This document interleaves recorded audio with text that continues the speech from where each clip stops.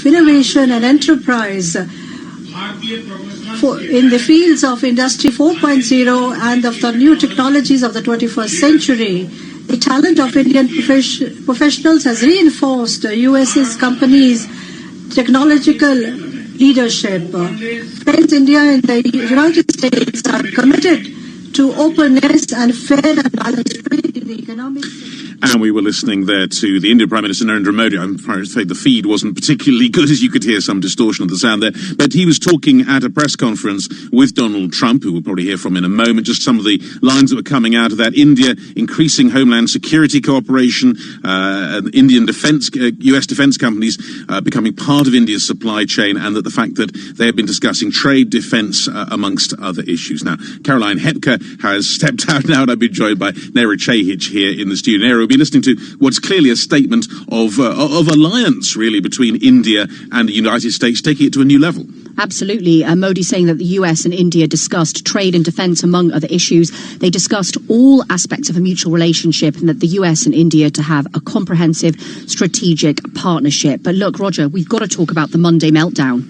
Well, indeed, it has been an extraordinary day. An extraordinary day again now, because there seems to be a great deal more green on the screen this morning. Look, yesterday we saw one of the biggest drawdowns in global equities in the past 10 years, a 3 standard deviation move for the MSCI All Country World Index. The gains in global equities wiped out for 2020. The S&P 500 had its worst day since February 2018. More than $1 trillion in value wiped out from the US stock benchmark. But to give you context, $6 trillion was added in 2019. So we start to ask the question, what led to such a drawdown, to such broad risk off? Because, of course, the 10-year yield went towards a record low. The 30-year yield touched a record low and stays below a 190 handle. And there seem to be two things that have come up. One is that perhaps it was investor concerns about the spread of coronavirus outside of China, not only outside of China, but outside of Asia. But then I asked the question this morning, is it just that the equity market has woken up to what the bond market has been pricing pretty much all along? And if it has, is that actually going to continue, or is this drawdown just a blip in what's otherwise going to be resilience in global equities? Yeah, a sense perhaps that what is the market looking for here? They've had the reports from the WHO, the World Health Organization, saying it isn't necessarily a pandemic, at least not yet, but also suggestions that there may be certain drugs out there that could act against the virus. Lots of, I think, straws in the wind that perhaps the markets are clutching at. Yeah, absolutely. And volatility, oof, what a spike in the VIX. It reminds one of Volmageddon, even if we didn't quite get there. Having a look then at what markets are doing now as we open up the equity market, almost 4 minutes into the equity market open here in Europe. The Stock 600 up 0.6%. So there is green on the screen. Yesterday we closed down by 3.8%. Taking a look across industry groups, what you're seeing is all of them in the green, led by commodity producers, tech and retail. Regional equity benchmarks posting some gains as well. The FTSE 100 up 0.5%, CAC 40 up by the same, the DAX up 0.6%, the IBEX edges into the green up 0.1%, FTSE MIB up 0.6%. US futures also pointing to a higher open. Dow and S&P futures up about 8 or 9/10%. Nasdaq futures leading the gains up 1.3%. But even if we do see these gains, it's going to be a fraction of the losses that we saw yesterday. In terms of the bond markets, here you're also seeing a little bit of a reversal. So the 10-year yield stays just below 140, but we're up 2 basis points. Of course, the record low is around 131 that was hit in 2016. The 30-year yield up 2 basis points on a 185 handle. As I say, we hit that fresh record low yesterday. The 10-year bund yield steady at -48. The 10-year gilt yield edges up 1.5 basis points. In FX, yesterday the yen had its best day in 6 months, which is interesting because actually one thing we've said through all this is the yen hasn't really acted as a safe haven. Dollar yen is fairly steady in today's session. In terms of G10, you're seeing the pound outperforming. And just a quick check on commodities, Roger, they were rocked yesterday. Oil in the green and gold retreats. Right, let's go straight over to Delhi, where Donald Trump is now speaking at that press conference. Let's hear from him. The Indian people will always remember the magnificent welcome the citizens of your home state showed us upon arrival. It was a profound expression of strength and of real love. Really, it was love.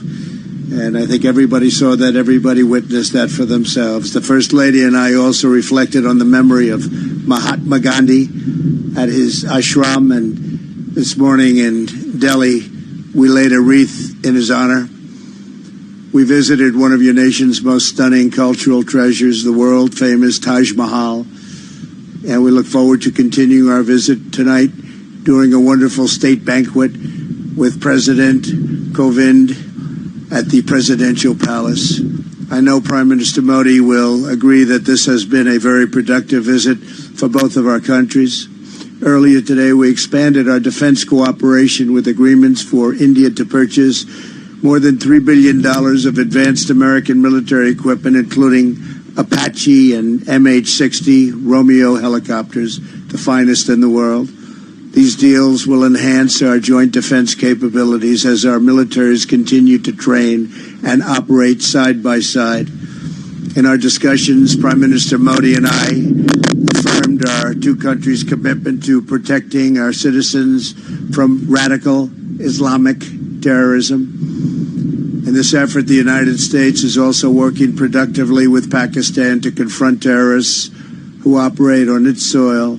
Together, the Prime Minister and I are revitalizing the Quad initiative with the United States, India, Australia, and Japan. Since I took office, we have held the first Quad ministerial meeting. I guess you would call it a meeting, but it seems like so much more than that, an expanded cooperation on counterterrorism, cybersecurity, and maritime security to ensure a free and open Indo-Pacific.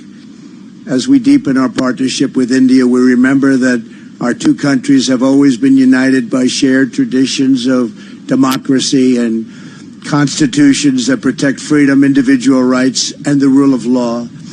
During our visit, we discussed the importance of a secure 5G wireless network and the need for this emerging technology to be a tool for freedom, progress, prosperity, not to do anything where it could be even conceived as a conduit for suppression and censorship. To guarantee that the infrastructure of the future is built in a safe, transparent, and accountable manner, the United States is working with a range of partners, including Australia and Japan, to create the Blue Dot Network, a major initiative to ensure countries around the world to have access to private sector-led, sustainable, and trustworthy options for high-quality infrastructure development, and that's what's happening. Another major focus of my discussions with Prime Minister Modi is forging bilateral economic relationships that is fair and reciprocal. Our teams have made tremendous progress on a comprehensive trade agreement, and I'm optimistic we can reach a deal that will be of great importance to both countries. Since I took office, U.S. exports to India are up nearly 60%, and exports of high-quality American energy have grown by, thank you very much, 500%. That's great. As India grows, so do its energy needs. Yesterday, ExxonMobil signed a deal to improve India's natural gas distribution network so that the U.S. can export even more LNG to India. We are pleased to be joined by the chairman of ExxonMobil LNG Market Development, Alex Volkov. Thank you, Alex, wherever you may be. Where is Alex? Is here someplace? Alex, thank you very much. Thank you very much, Alex. And the CEO of Chart Energy and Chemicals, Jillian Ivanko. Thank you very much. Thank you both. Thank you, Jillian. Thank you very much. That's a big deal, Alex, right? Can you handle it? I think so, right? It's great. To further strengthen our economic ties, the United States is pleased to announce that the U.S. International Development Finance Corporation will be establishing a permanent presence right here. America is especially committed to working with India to improve development and empower women entrepreneurs.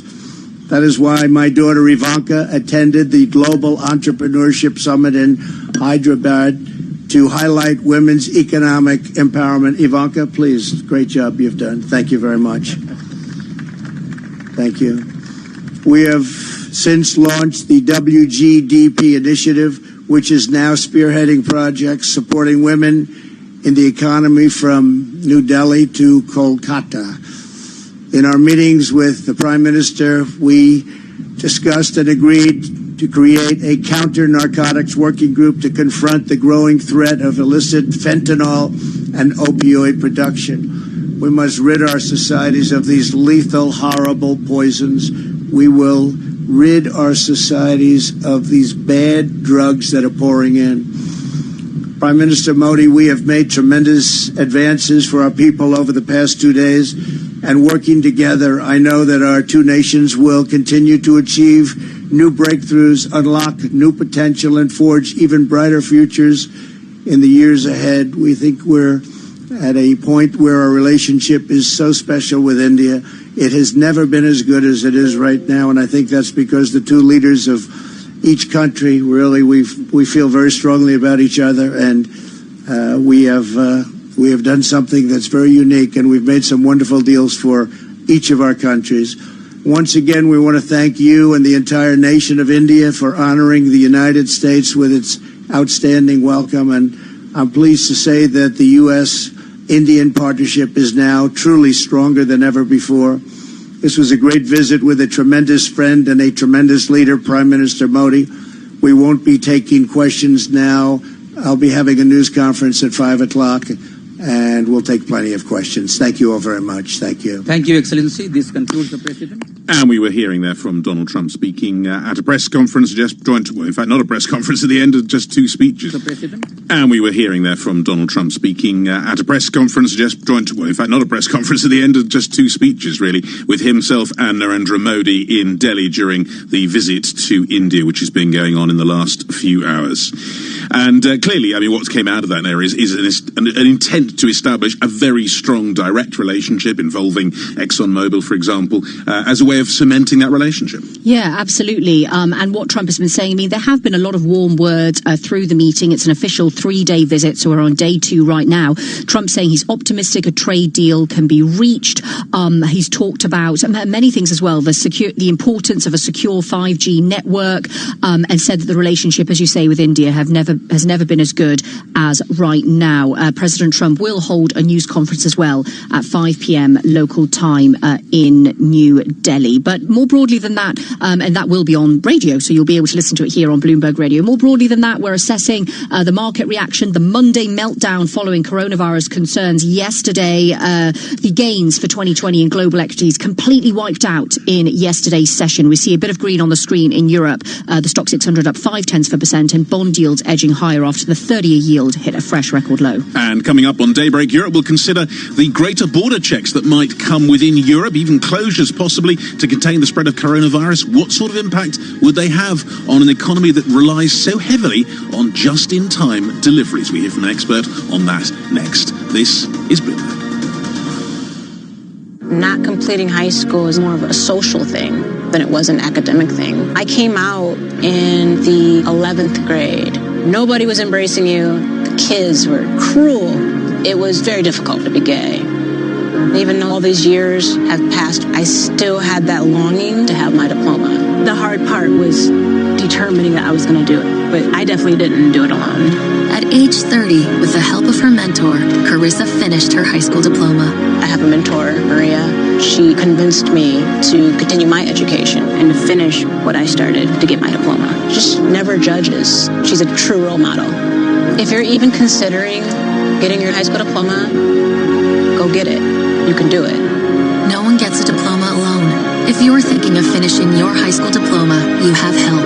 Find free adult education classes near you at finishyourdiploma.org. That's finishyourdiploma.org. Brought to you by the Dollar General Literacy Foundation and the Ad Council. You knew the risks when you decided to drive drunk. There could be a crash. People could get hurt or killed. But that didn't stop you, did it? You knew you could get arrested. You could incur huge legal expenses, and you could possibly even lose your job. You were well aware of the consequences of driving drunk. But one thing's for sure. You were wrong when you said it was no big deal. Drive sober or get pulled over. This message brought to you by NHTSA.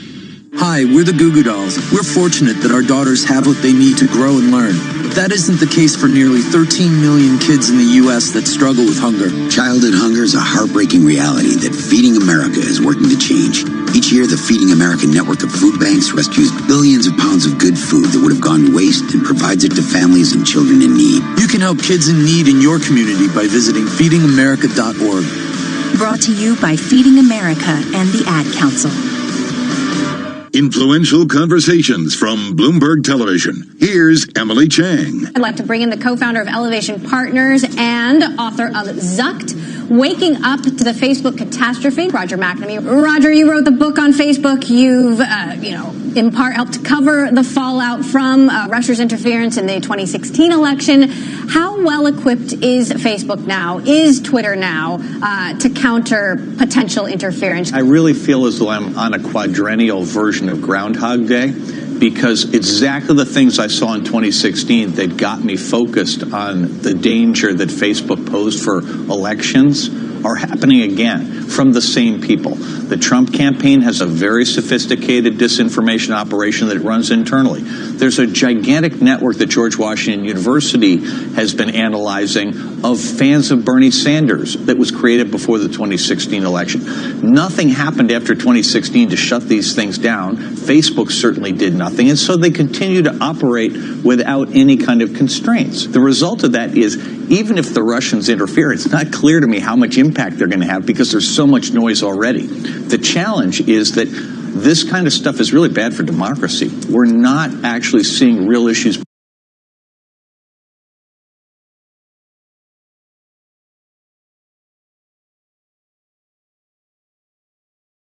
being debated at a point in time when it really matters. Hear more interviews like this one on Bloomberg Television, streaming live on Bloomberg.com and on the Bloomberg mobile app, or check your local cable listings.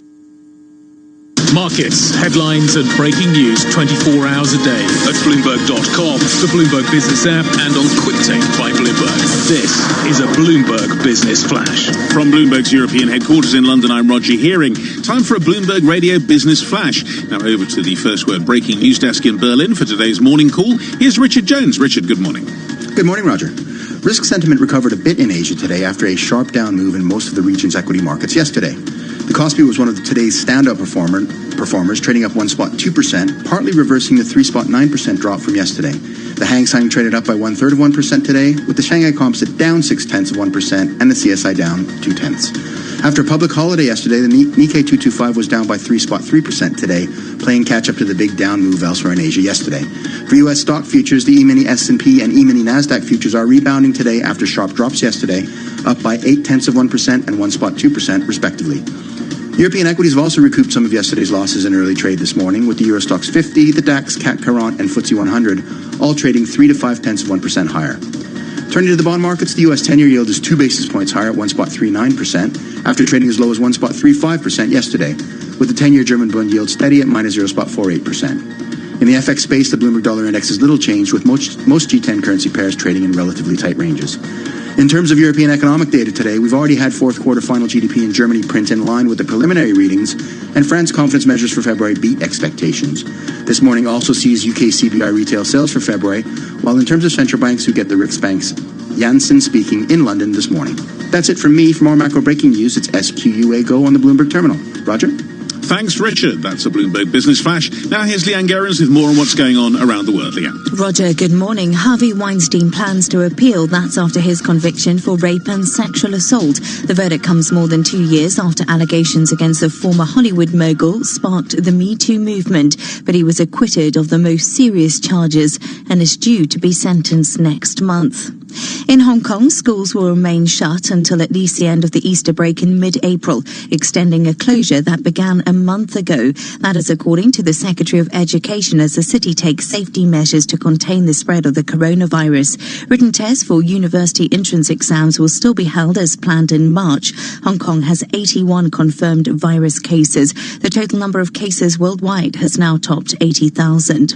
And parts of the UK are preparing for more bad weather today, with warnings for snow and ice in force across northern England and Scotland. The Environment Agency is warning some areas will be threatened with serious flooding for several days due to swollen rivers.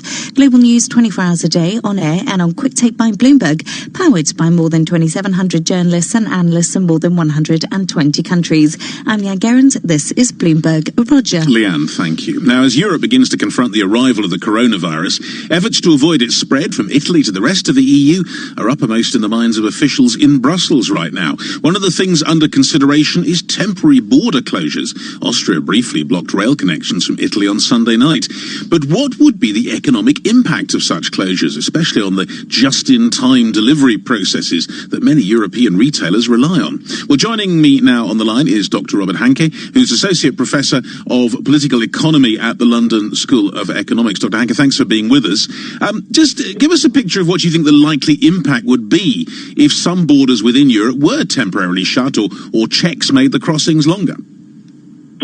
Well, in general, there would be a cost, but in practice, it would be relatively small. And the main reason, there are basically two reasons. One is that the coronavirus doesn't really live on crankshafts or gearboxes that are transported from one border to the other. It travels in human beings and other animate objects. And so, in a way, it would be taking a very big bomb for a very small problem if you were to close all the borders and thereby also stop the flow of goods and parts within the European economy. The second reason is that Schengen is fundamentally a different thing than freedom of movement of goods. It's about passport-free travel. That, you know, you spot that when you travel from Germany to France in an airplane. You no longer have to show your passport at passport control. You need to show who you are when you get on the plane. You don't need to do anything else. So it's a very different type of problem that Schengen is trying to resolve, as opposed to what we talk about here, with these very intricate supply chains where, you know, parts that are made in one part of Europe are easily transported to another part of Europe. So my overall assessment at the moment, unless there's a massive backlash against the coronavirus, is that it's going to be relatively small. But, Dr. Hanke, great to have you with us. Does that mean, given what you've just said, that actually the service sector in Europe stands to be worse hit than the manufacturing sector? That's a very good question. Because the service sector, of course, consists of people who are walking back and forth between countries, but most of them are already in a place, and so unless a part of their job is to move between borders all the time and actually go relatively deep into heavily infected areas, which we don't have yet in Europe, never forget that. Again, the overall effect is going to be reasonably small. I mean, maybe some business travel from very infected areas, you know, in a few weeks, maybe, I don't know, okay, but perhaps northern Italy will have a few more cases, and that there will be some questions, you know, in the way that we do now with people who come from Asia. You know, what have you done? Could you take a test and stuff like that might occur, but it would not be a very big thing, I don't think. But Dr. Hanke, if they did just close the borders, if they took that kind of decision, what would be the sector's first hit? Because there is this just-in-time process that would be immediately hit, wouldn't it? There would be very little, because if you think of it, so you have, say, 1,000 gearboxes on a truck and one driver. So unless the driver is got contaminated, it would be a very big you know, hammer that you use to smash a very small nail. I don't think the fundamental issue at heart here is that the single European market, which produces the freedom of movement of goods, is something that is sacrosanct. We see that each time when we talk about Brexit. It's sacrosanct in the EU sort of vocabulary. So before we even get to that stage, a lot of things will have to happen. Dr. Hanke, very briefly then, will a monetary or fiscal response for Europe be necessary? Not at the time. I think what we're looking at here is a relatively, you know, it looks big from this end, but it's a relatively small blip in Europe's GDP. You know, there may be some aid necessary for particular areas, but I don't think it will require anything big at a pan-European level. Any response might have to do with health, but not with money. Dr. Hanke, thank you so much for joining us there. Dr. Robert Hanke there, Associate Professor of Political Economy at the London School of Economics, talking about the possible effect or possible lack of effect of the measures being considered in Brussels at the moment to deal with the coronavirus outbreak in Italy. This is Bloomberg. This is a Bloomberg Money Minute. Coronavirus fears continue to hang over the market as a growing number of countries report their first cases. Stocks began the week with their worst sell-off in about 2 years, turning the Dow and S&P 500 lower for the year. United Airlines cites uncertainty related to the coronavirus for its decision to withdraw its 2020 forecast. The airline, which has suspended service on a number of China routes, says demand on those that remain in operation has dropped to near zero. MasterCard blames the coronavirus impact for a cut in its first quarter growth outlook. It now sees a revenue gain in the high single digits. That's 2 to 3 percentage points lower than previously forecast. HP is stepping up its efforts to fend off a hostile takeover by Xerox. The computer and printer maker is boosting share buybacks. It also plans to reach out to Xerox to discuss a merger on its own terms. Larry Kofsky, Bloomberg Radio. The market's in focus every business day. The P&L Podcast with Paul Sweeney and Lisa Abramowitz. Are there some sectors that you want to have more or less exposure to? What's behind this engine of gains? Analysis of the day's Wall Street action. The U.S. market looks relatively safe. From Bloomberg Intelligence, Bloomberg Opinion, and influential newsmakers. Ward McCarthy joins us right now. P&L with Paul Sweeney and Lisa Abramowitz. Listen today on Bloomberg.com, the Bloomberg Business app, or subscribe on Apple Podcasts. Family properties and investments have been passed to the next generation, but while the business has evolved, has your accountant stayed behind? Burden Accountants and Advisors examines the latest business trends, market conditions, and industry issues to maximize your tax advantages and meet your financial goals. Let Burden use their insight to create innovative tax solutions for your family and your business. Visit burdenllp.com to get started. BERDONLLP.com. Burden Accountants and Advisors. We listen, we solve, we do. Whatever job you're searching for, you can find it on LinkedIn. First jobs, flexible jobs, work from home on a Friday jobs, advertising jobs, accounting jobs, HR, PR, even ER jobs, Soho jobs, Shoreditch jobs. Keep me away from the central line jobs. Banking jobs, building jobs, never ever boring jobs. Small jobs, big jobs, lunch in Borough Market jobs, or even voiceover jobs, which is how I ended up recording this ad. Search millions of jobs on LinkedIn and find one meant for you. Let's get this right, sir. You didn't see three men dressed as clowns take off in a van with a Renaissance painting because you were distracted by, and I quote, a sporty red compact SUV with a bold mesh grille, a sculpted bonnet with sweeping roofline on diamond-cut alloys. And beautiful rear haunches. So, you saw a Jaguar E-Pace. But what about the clowns? What clowns? Jaguar E-Pace, designed to steal attention. Search Jaguar E-Pace. Will your summer sound like this? My train is delayed. Or this? Evening, everybody. This? Assistant required. Or this? This? Or this? Make it a summer of Amex and do more with American Express experiences. With exclusive pre-sale tickets for Somerset House Summer Series, Wimbledon and British Summertime in Hyde Park. Search Why Amex. Subject to availability, terms apply. Jim from Nuneaton writes, you were everything I desired. Perfection. I only had eyes for you, but before I really knew it, you were gone, leaving just an empty box behind. I just want you back. Your two juicy patties, crisp lettuce, gherkins, onions, cheese, and my favorite Big Mac sauce. You can now spend even longer with the taste you love with the Grand Big Mac, but only until the 24th of March. Served after 11 a.m, subject to availability, participating restaurants only. Can I have chemo at home? It's only suitable for a couple of types of cancer.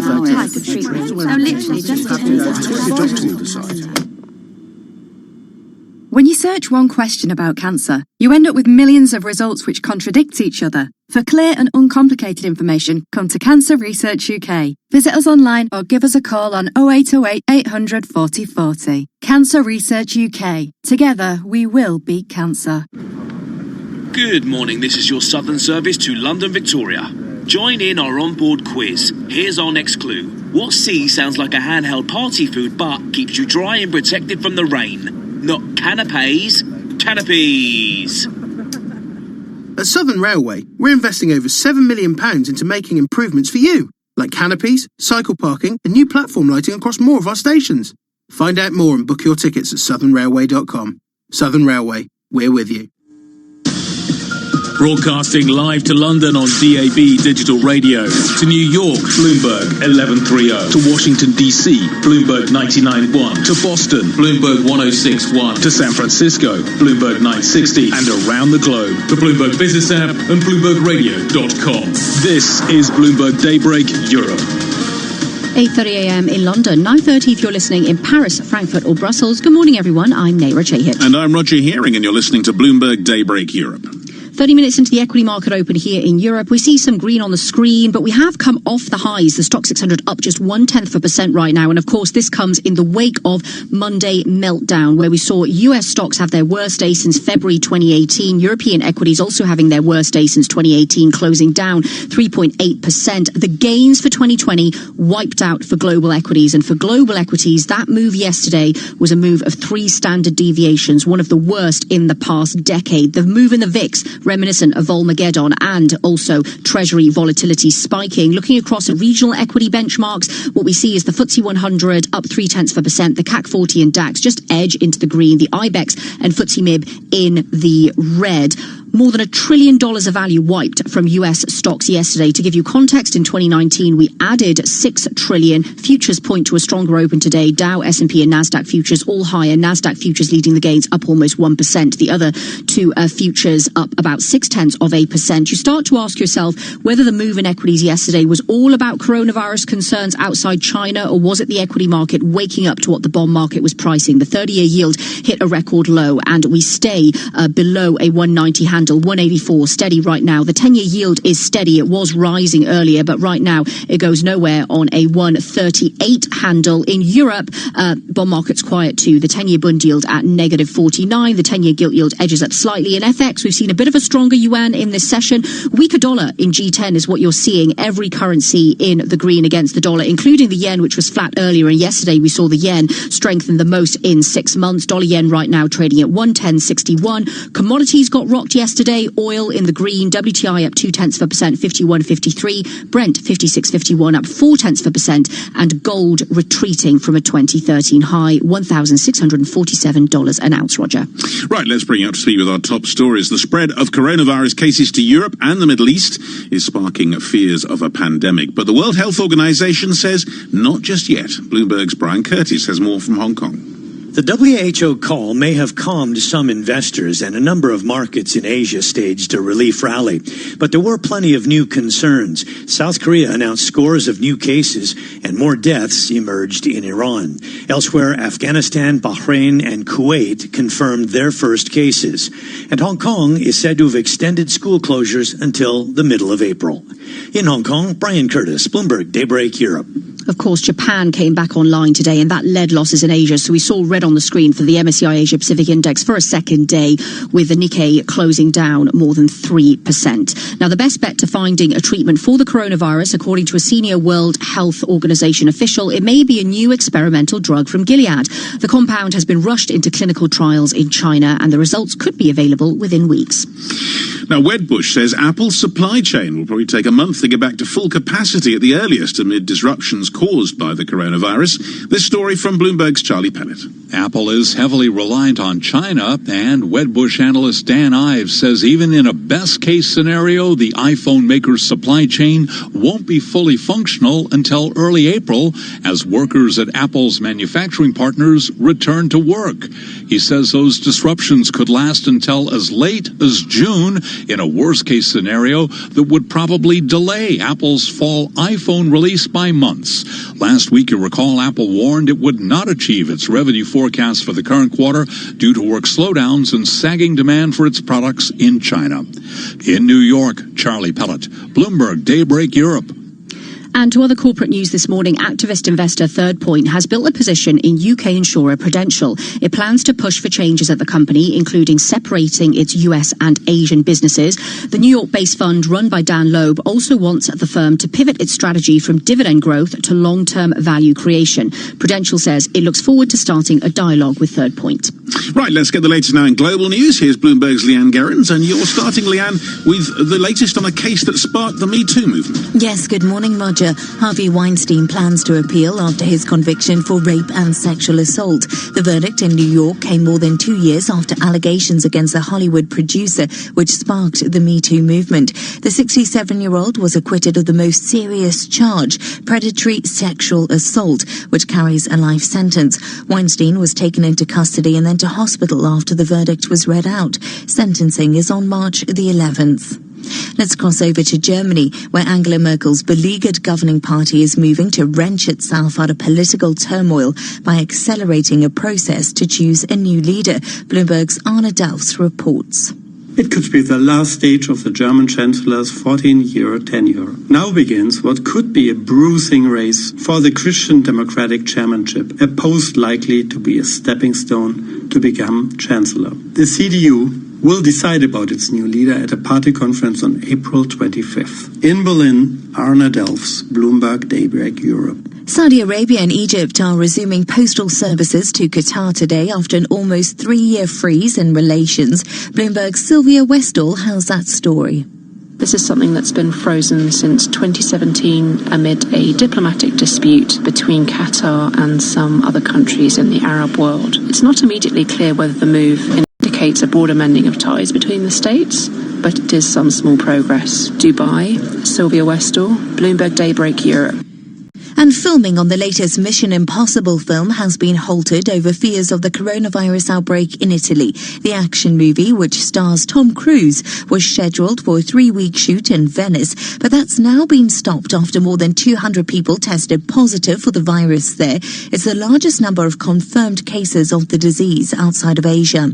Global news 24 hours a day, on air and on Quick Take by Bloomberg, powered by more than 2,700 journalists and analysts in more than 120 countries. I'm Leanne Gerrans. This is Bloomberg Naira. Leanne, thank you so much. Let's stick with our top story. And the number of coronavirus infections worldwide has topped 80,000. The head of the World Health Organization called the new cases deeply concerning, but said the outbreak isn't yet a pandemic. Meanwhile, the Trump administration has asked Congress for $2.5 billion to battle the spread of the coronavirus. For more, let's go live to Hong Kong, where Bloomberg's Stephen Engel is standing by. Stephen, great to have you with us. So we saw a meltdown in global markets in risk assets yesterday, partly driven by concerns about the spread of coronavirus outside of China. But if we look at the numbers in China and in Hubei province particularly, are there actually signs of containment right now and an inflection point in cases and mortalities? Well, there could be, but again, over the last 2 weeks, we've had different methodologies or changes in the methodologies of the reporting of confirmed cases. So we have to take some of these numbers with a little bit of a grain of salt. But on the surface of things, with the data that we are getting, it looks as though the rate of infection and confirmed cases has been slowing. So we have 77,658 confirmed cases in China now. That's an additional 508 from yesterday. So we're not in the thousands per day like we were a few weeks ago or even just a week ago. But again, 499 of those 508 were from Hubei. And the same thing with the death rate. We have 2,663 deaths in China, 71 increase from yesterday, 68 of those in Hubei. But the World Health Organization is coming out and saying, as some would call them, the draconian steps that China has taken to pretty much seal off tens of millions of people actually was a good thing. Now, Stephen, what about the regional picture? Because South Korea seems to have been perhaps the next worst hit. We had news this morning that Cathay Pacific is suspending flights to South Korea and that the Americans are advising against travel there. I mean, how bad is it in South Korea now? Yeah, it seems pretty bad right now because they reported another 60 cases, 893 in total now. That is the second most outside of China. I'm even seeing from the South China Morning Post, which is the local paper here, they have an even higher number. I'm not sure where they're quoting those numbers. Maybe they've just been updated in the last couple of minutes, but they're saying 977 cases, so almost 1,000, including 10 deaths. Our number is 9 deaths, but it's a problem because it's in Daegu, is was the epicenter there. It started what many people say was in a religious cult, but it spread to the military and elsewhere. So yes, a number of countries, including the United States, Japan, also here in Hong Kong, they've issued travel warnings for South Korea, and the infectious disease alert has been raised to the highest level. And Korean Air also saying one flight crew has been confirmed to be infected.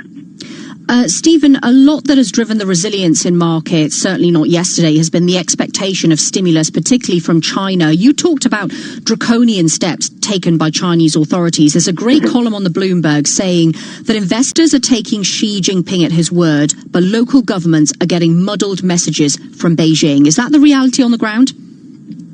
Yeah, that probably is. I mean, this is a problem with how local officials have to carry out the marching orders. And since this epidemic broke out, there have been different marching orders coming from the central government to the various provincial governments and municipal governments. But there's no doubt that the containment effort, while helping reduce the number of confirmed cases or the rate of growth of confirmed cases, it is definitely hurting the growth rates in various municipalities and provinces. The latest survey from the Bloomberg terminal is the first quarter growth could be slower than initially thought, around 4% in the first quarter. All right, Stephen, thank you so much. Stephen Engel there, live on the line from Hong Kong. With the very latest and coming up on Bloomberg Daybreak Europe, we'll talk about the economic implications of all this with Simon French of Panmure Gordon. This is Bloomberg. Hope you enjoyed your meal. And I just want to say, he's lucky to have a brother like you. Lucky? Caring for my brother is far from easy. But he's a part of me, like my arms and legs, so I'll be his. No time for tired. Nothing can disable this love. He needs me, but I'm the lucky one, even though I need help now and then. If you're caring for a loved one, visit aarp.org/caregiving for care guides and community. Support for your strength. Brought to you by AARP and the Ad Council. Something remarkable happens when just the right elements come together. Ideas with technology. Data with inspiration, investors with solutions. This is what Invesco does every day, because they believe the possibilities of life and investing are greater when we come together. Invesco. Let's invest in greater possibilities together. To learn more, visit Invesco.com/together. Invesco Distributors Incorporated. Why is delivering the best client experience a top priority at BNY Mellon's Pershing? Michelle Feinstein, Director of Client Engagement, explains. Today's investors want a financial relationship that's on demand, customized, and leverages the latest digital technology. At BNY Mellon's Pershing, helping advisory firms and broker-dealers create great experiences for their clients is our priority.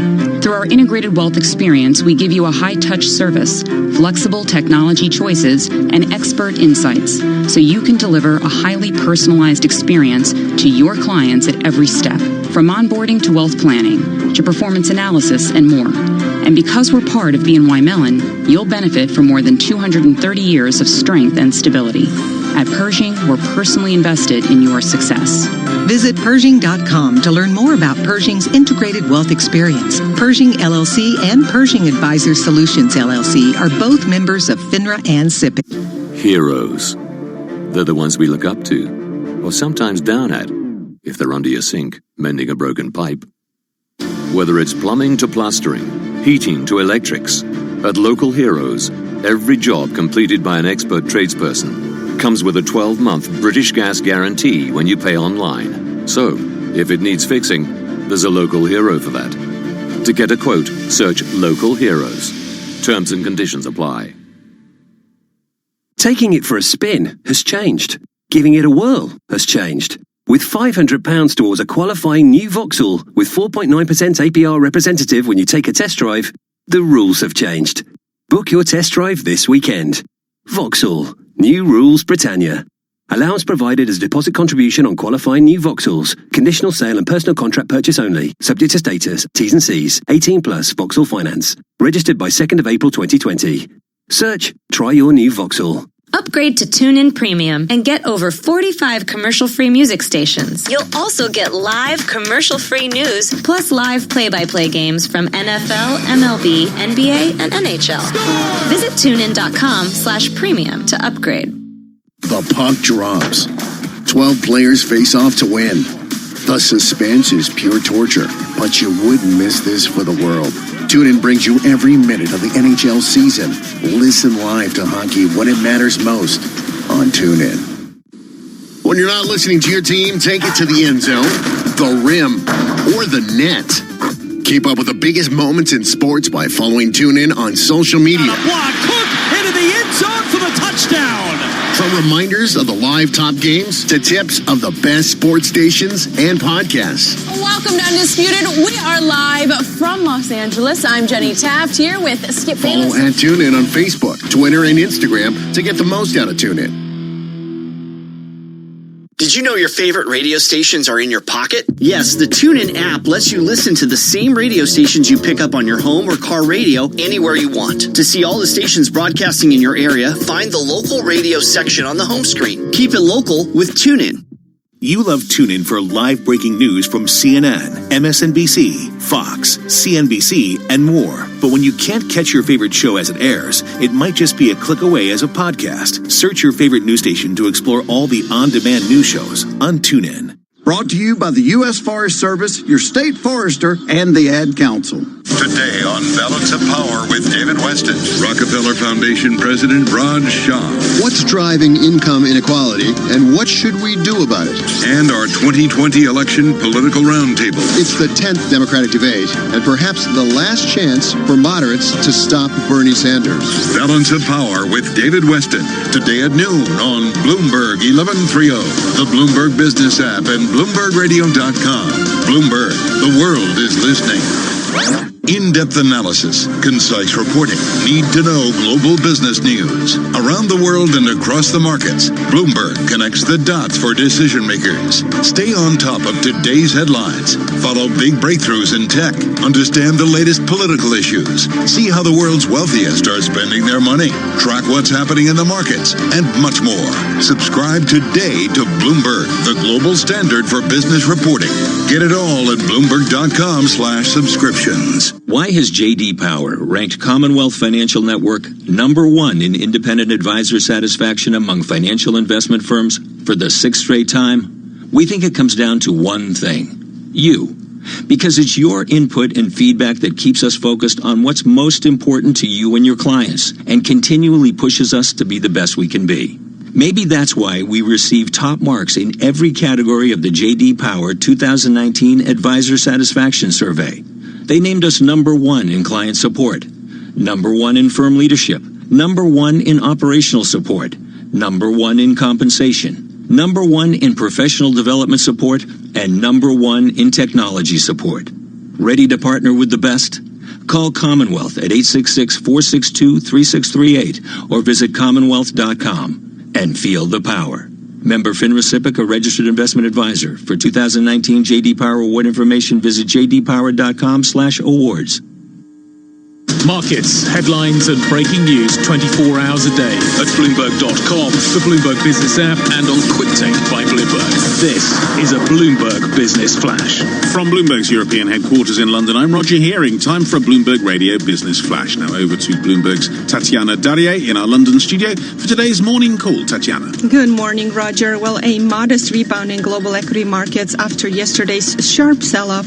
Most major averages in Europe are trading up about 0.1 to 0.2%, but have been pairing gains since the start of the session. Markets in Asia were mixed, with the Nikkei coming under pressure while Korean and Hong Kong shares rallied. And turning to the U.S., seeing some green on the screen, with Dow futures up 120 points, S&P's up 23, and NASDAQ futures up 91. The U.S. 10-year yield is at 1.37%, while German bond yields are steady at negative 0.49%. In FX, the dollar is slightly weaker this morning, while the British pound is outperforming G10 peers. On the economic front, Germany's final reading for 4Q GDP came in line with expectations, and France confidence measures beat estimates. Up ahead, UK CBI retail sales for February, and the Swedish Central Bank Deputy Governor speaks in London. That's it for me. For more breaking news, just type SQUA on your terminal. Roger. Thanks, Tatiana. That's a Bloomberg Business Flash. Now here's Leanne Gerrans with more on what's going on around the world. Leanne. Leanne. Roger, good morning. We start with some breaking news this hour. Germany's health minister Jens Spahn says he will not run for the CDU leader. He also says that the ruling party needs clarity quickly following political turmoil in the country. Spahn says he will support Laschet for CDU chairman. The two men are speaking at a news conference now. That's in Berlin. We'll give you more on that as we get it throughout the morning. Kobe Bryant's widow is suing the owner of the helicopter that crashed in California last month, killing the basketball star, their 13-year-old daughter, and 7 others. Vanessa Bryant is seeking damages from Island Express Helicopter for negligence. The lawsuit claims the pilot was not licensed to fly in cloudy conditions. Reduced visibility is thought to have contributed to the crash. And finally, boxer Deontay Wilder says the heavy outfit he wore to his ring walk ahead of Sunday's world title fight with Tyson Fury was to blame for his defeat. The American claims the costume, which weighed 40 pounds, made his legs give way during the fight. Global news 24 hours a day, on air and on Quick Take by Bloomberg, powered by more than 2,700 journalists and analysts in more than 120 countries. I'm Leanne Gerrans. This is Bloomberg Naira. I blame the heavy headphones we have to wear in the studio for any mistakes I make on air. But costume is so important in boxing. I mean, it is. It's crucial. And if you actually look at this costume, it's unbelievable. Why wear it then? Well, I think it was a lot of it to do with, honouring Black National History Week in America. So he wore one of these very heavy costumes. I haven't even seen it. Okay. Yes, and it's encrusted with diamonds, and it had a really heavy head mask. But I also think maybe it's just an excuse for the fact that Tyson Fury was on form. If you watch the boxing match. Yes. Okay. He didn't wear anything like that. No, he didn't. But he sung American Pie because, as you know, he's a really good singer and he likes to serenade the crowd. He's got a great voice. Leanne Gerrans, thank you so much with the world news. Let's get back to our top story, and Simon French is with us in the studio from Panmure Gordon, chief economist there. Simon, great to have you with us. Monday meltdown yesterday. We've gone through all the superlatives. The gains in equity markets wiped out for 2020 with that move yesterday. S&P 500 had its worst day since February 2018. Vol spiked in equities and treasuries. Was this drawdown the equity market waking up to what bond markets have been signalling for a while? The 30-year yield hit a fresh record low. Of course, the 3-month 10-year yield is inverted. I think there were two. It's a really good introduction. I think there are two aspects to yesterday's sell-off which I draw attention to. The first one was the rational reaction. This is getting now closer to pandemic status rather than just epidemic in China, and therefore the level of economic disruption which will pare back, probably be destructive for top line growth across a fair suite of industries, certainly in the first half of the year, may well pass over into the second half of the year as well. That's just a rational reaction to less returns to shareholders, less dividends, less reduced profit margins. There was the second aspect, far less rational, far less easy to quantify, but was very much in evidence, which was a extension of what the bond market has been saying for a while, which is amid a uncertain evolution from here, and we still are not fully clear on a symptomatic transfer of the coronavirus, and therefore the potential for this to spread to much greater number of jurisdictions. Amidst that, there was just a flight to safety, just seeking to sit this one out while more data becomes available. But I'm interested to pick up on that, Sam, because you talk about rationality in this, and there is such a wealth of uncertainty. We just really do not know, not how it spreads, not even really the extent that it exists in China or anywhere else. Yeah. So at this point, what is an investor's best call? Because a lot of people say, well, buy the dips. That's the obvious way forward. but where do you put yourself in this environment? Well, I think it's always worthy of starting with there is lots of information we don't know, and therefore you cannot price this perfectly. I mean, we got into a real muddle ahead of the financial crisis more than a decade ago of pretending that we can price everything based on quantifying risk. We can't. There is uncertainty, in this case quite radical uncertainty, to use a phrase beloved by ex-Bank of England Governor Mervyn King. It is radical uncertainty. We can't price it precisely, and therefore there is a combination of the stuff that we do know. There is a significant closure of the industrial base in China, the port system, that will disrupt supply chains, increase costs, reduce profit margin. That element is rational, but how that scales from here, we do not know, and therefore the investor's best play from here is to pare back on risk exposure, but also pivot into their portfolio something to give them downside protection should it deteriorate from here to a level that we certainly didn't see in the case of SARS and Ebola, where the market reaction was approximately a quarter from the moment it became a public health emergency to the bottom out of both the MSCI World and MSCI Emerging, and then began to rebound. Now, that's the playbook from history, but history never repeats perfectly.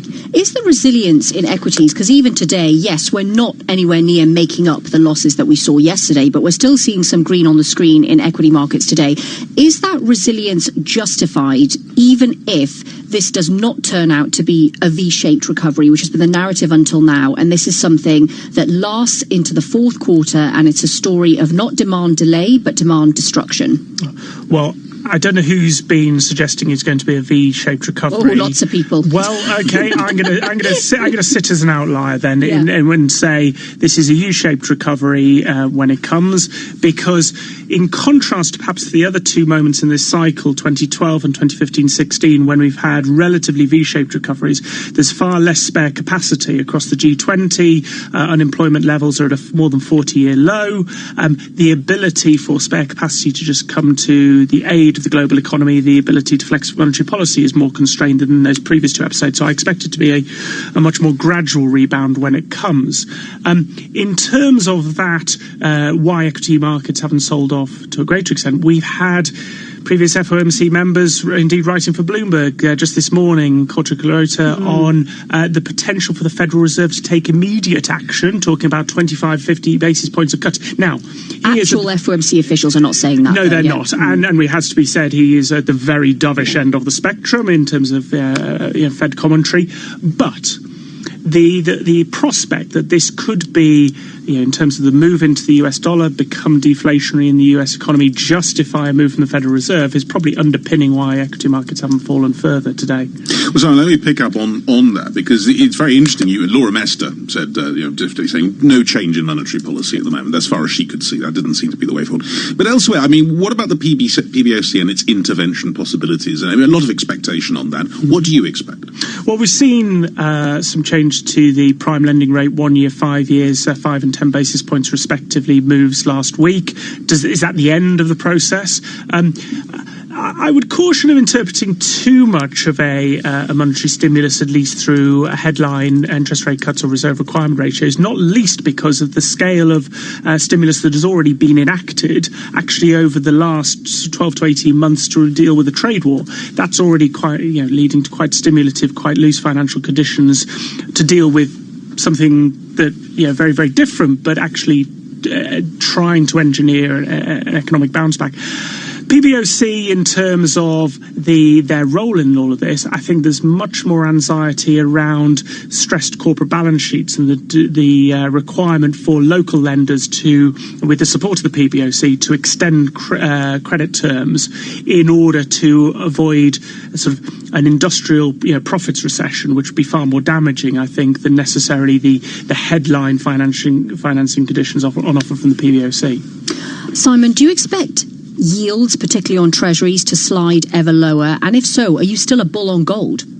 Oh, we're still a bull on gold. We have been a bull on gold. I've been writing on this, gold specifically, every quarter for the last 3 years, and it's nice when the gold price moves in the way that it has. Answer two parts of the question. I'll answer the second part first, which is on gold. Yes, we're still constructive there. I think in an environment where you cannot price this precisely, definitely. Yields, difficult one, because we don't know what the inflationary impulse is. And in an environment where it could be supply constrained, could see a spike in inflation, that could be an environment where you see nominal yields pushing a bit higher. All right, Simon, thanks very much indeed. Simon French there, Panmure Gordon, Chief Economist, joining us live in the London studio. And coming up, Matt Miller and Anna Edwards take over the next hour. They'll be speaking to Martin Marshall of the Royal College of GPs Chair, and Salman Ahmed, Chief Investment Strategist at Lombard Odier Asset Management. And European equities have given up their gains, edging into the red now. This is Bloomberg. If you're going to have NHS dental treatment, don't assume you can claim it for free. Not all benefits entitle you to free treatment.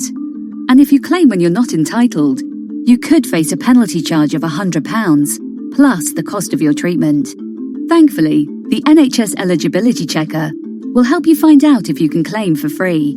Then next time you're at the dentist, you'll know exactly which box to tick.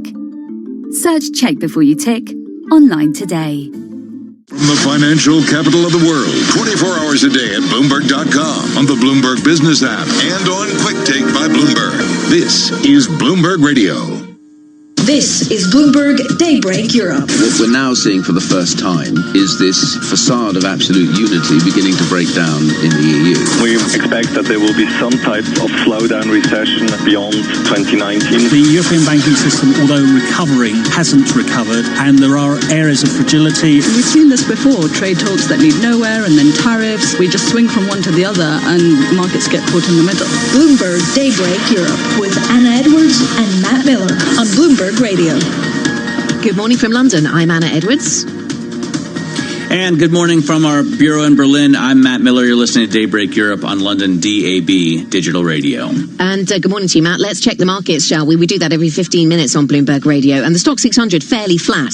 That might not sound like much of an achievement, but given the sell-off we saw yesterday, European stocks down by more than 4% in yesterday's session. Euro stocks down by around that much. The Italian markets, the Greek markets heavily sold off as a result of ongoing and increasing concerns around coronavirus, certainly in the context of Italy in Europe. The WHO has said this is not yet a pandemic, and there's lots of talk about what Gilead can do, what others might be able to do in the world of vaccines. We'll talk about that shortly, but suffice to say the markets are pretty obsessed with what's going on with coronavirus at this point. After yesterday's sell-off in Europe, we saw a sell-off in the US, and now we see US futures point higher as well. So Dow futures pointing up by around 0.5%, NASDAQ futures pointing up by around 0.9%. So we're not expecting to make up all the ground that was lost yesterday, but certainly there is a sense of buying that dip, or at least pausing for thought here. Oil prices rebound just a little as well, in line with that thought. So up around 0.5% on the Brent price at 56.55. A little bit of a sell-off in the dollar after yesterday's gains in the dollar. That haven currency, of course, to the dollar down by 0.2%. So that's the market manifestation of the twists and turns of the coronavirus story, I suppose, Matt. Yeah, a lot going on in terms of, frankly, the drops, I think, are not the greatest signal, because you do expect some kind of dead cat bounce at the very least after such big losses, the likes of which we saw yesterday. So it'll be interesting to see how this plays out when we see U.S. markets open a little bit later, if they really take their cue from what goes on here in Europe, or if, as usual, they rise once the European markets close. Let's get over to Professor Martin Marshall. He's the chair of the Royal College of GPs, and he will talk to us a little bit more about the actual virus and the sickness, and not about obviously the markets. Professor, appreciate your time this morning. I wonder, what should someone do if you think you have the coronavirus? And I'm only asking this because I've heard a lot of people at A&Es, at emergency rooms, have been told to go home right away. If you think you have the coronavirus, do you go to your doctor, or do you just, call? It's a really interesting question. So if you think you have coronavirus, the chances are that you don't have, because it's much more likely that you've got the common cold or you've got the flu. What we're saying to our patients in the UK is, if you have symptoms, which are fever, breathlessness and cough,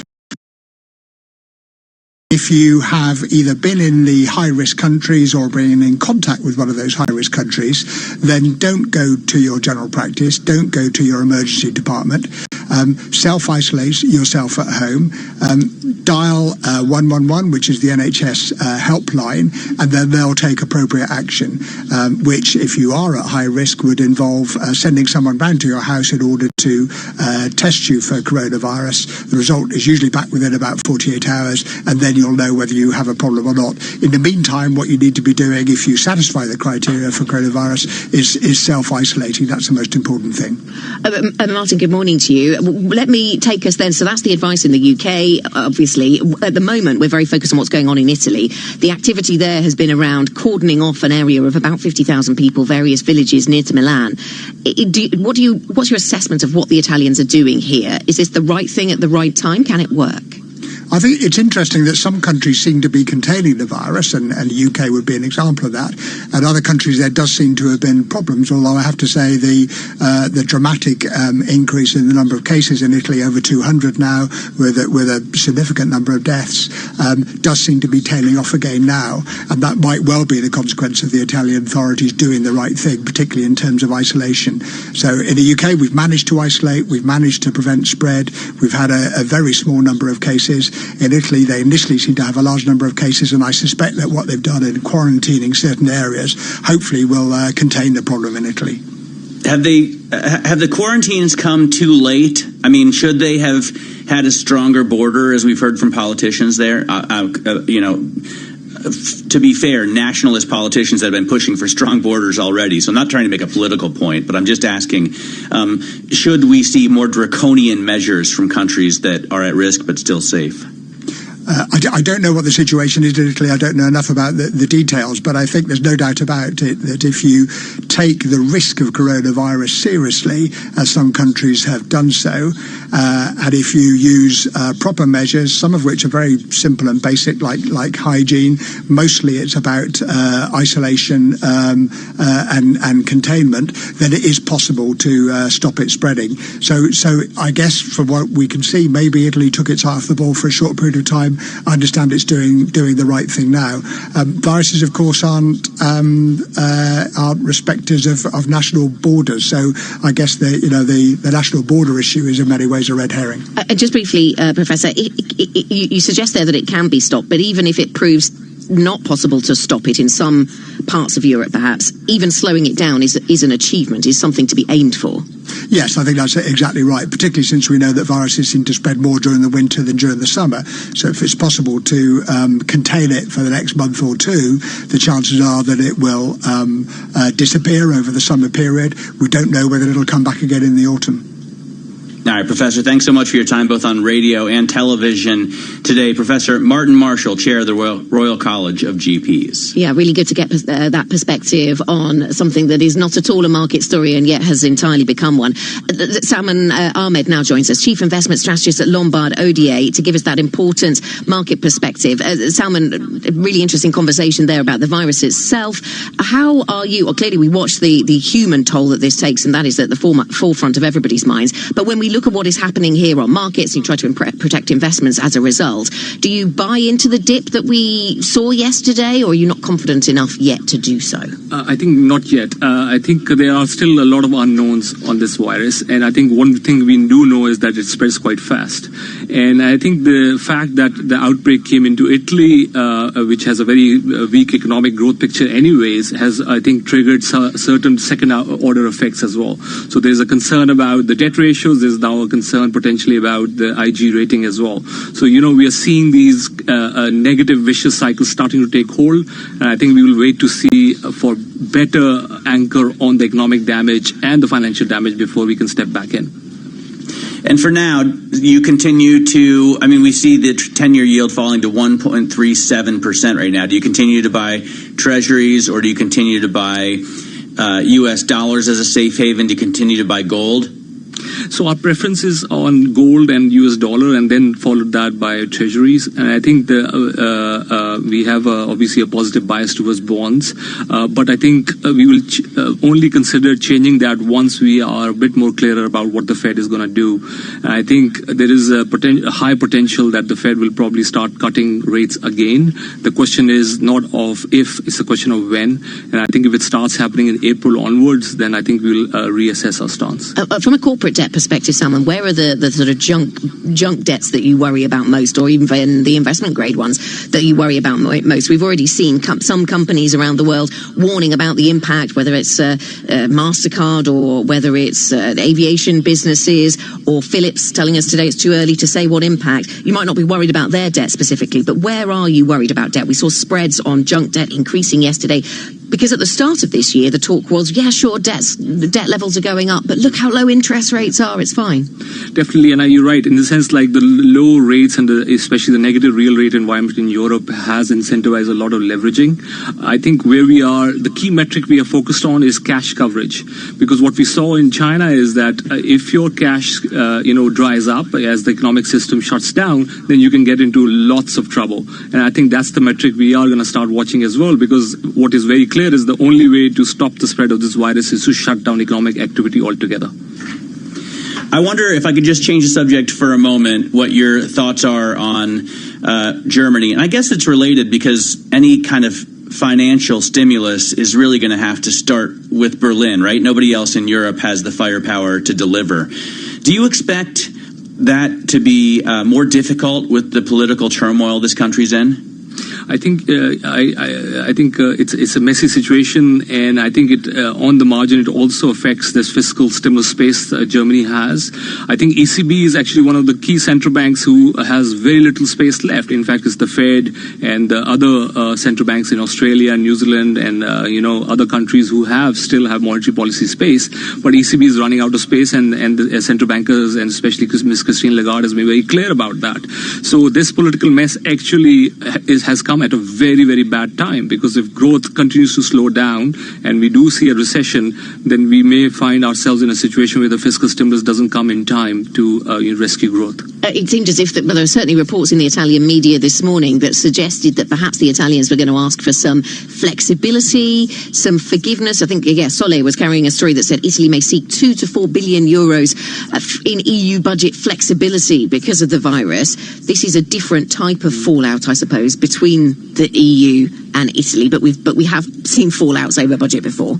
Definitely. I think, of course, these numbers are a drop in the ocean at the moment. It will obviously depend on how, the exact damage comes through. But yes, if Italy goes into a proper recession, which is, a result of a pure exogenous shock, then you would expect more flexibility coming from the EU. If we don't, then unfortunately, the markets will not be very benign towards EU. Salman, thank you very much. Thanks for your time. Salman Ahmed, Chief Investment Strategist at Lombard Odier. Now let's get over to Leanne Gerrans with your global news headlines. Leanne? Matt, good morning. Harvey Weinstein plans to appeal. That's after his conviction for rape and sexual assault. The verdict comes more than 2 years after allegations against the former Hollywood mogul sparked the Me Too movement. But he was acquitted of the most serious charges and is due to be sentenced next month. Let's hear from Donna Rutano, Weinstein's attorney. It's a bittersweet day. We're disappointed. We knew we came in and we were down 35-0 the day that we started this trial. The jurors came in knowing everything that they could know about this case. We couldn't find a juror that never heard of Harvey Weinstein. Here in the UK, Prime Minister Boris Johnson is facing complaints of bad faith ahead of trade talks with the EU. The two sides are increasingly at odds, both accusing the other of backing away from past promises. Johnson's spokesman says that regaining political independence from the EU will take priority over securing a trade deal. Saudi Arabia and Egypt are resuming postal services to Qatar today after nearly 3.5-year freeze in relations. Bloomberg's Sylvia Westall has the story. This is something that's been frozen since 2017 amid a diplomatic dispute between Qatar and some other countries in the Arab world. It's not immediately clear whether the move indicates a broader mending of ties between the states, but it is some small progress. Dubai, Sylvia Westall, Bloomberg Daybreak Europe. And finally, fashion weeks in New York, London, Milan and Paris are taking a hit from precautions to stem the spread of the coronavirus. Some luxury brands had to cancel shows because of quarantine measures. Designers who went ahead did so without the usual number of Chinese models, buyers and celebrities. Shoppers from China accounted for more than a third of luxury purchases and 2/3 of the industry's growth in recent years. Global news 24 hours a day on air and on Quick Take by Bloomberg, powered by more than 2,700 journalists and analysts in more than 120 countries. I'm Leanne Gerrans. This is Bloomberg Matt. Leanne, thanks very much for that. Now, still ahead on Bloomberg Daybreak Europe, the coronavirus upsurge has turned Italy into Europe's worst hit nation, with Prime Minister Giuseppe Conte battling more than 200 cases and at least 7 deaths. Next, we discuss what the outbreak means for the ECB. And you can listen back to a selection of our interviews on BloombergRadio.com or on your Bloomberg Business app. This is Bloomberg. Asset managers who seize change to launch new strategies, add distribution channels, or exploit new technology to re-engineer the investor experience are often rewarded. However, in an industry paralyzed with complexity, few act with agility or decisively. Few run their businesses strategically, yet the most competitive managers in the market know with the right partner and a flexible operating system, you can. Go boldly toward change with SEI Investment Manager Services. Determination and operational strength are both essential factors for growth in asset management. I'm Steve Meyer, President and Head of SEI's Investment Manager Services Division. We know that disruptive forces create opportunities around the world. If you see potential in change, our industry specialists will maximize SEI's integrated platform of data and risk management, global investment operations, compliance support, and investor services to position your asset management business for success. Come grow with us. With SEI Investment Manager Services, you lead the charge in a competitive marketplace. Learn more at seic.com/seize change. Today, nearly all business is international business. The same goes for business disputes. That's why the International Center for Dispute Resolution provides a faster, more efficient approach to dispute resolution across borders. Backed by the American Arbitration Association, the ICDR is the world's leading provider of dispute resolution services. Find out why global expertise matters. Visit ICDR.org. To buy your home, you became a house hunting ace, learned about loans, scoured neighborhoods, and asked the right questions. Now you're queen of your castle. If you manage that, you can get your retirement plan on track. Visiting aceyourretirement.org can help. With 401k tips and smart saving strategies, you'll feel empowered to own your retirement like you own your home. Go to aceyourretirement.org. Because when it comes to clearing financial hurdles, you're an ace. Brought to you by AARP and the Ad Council.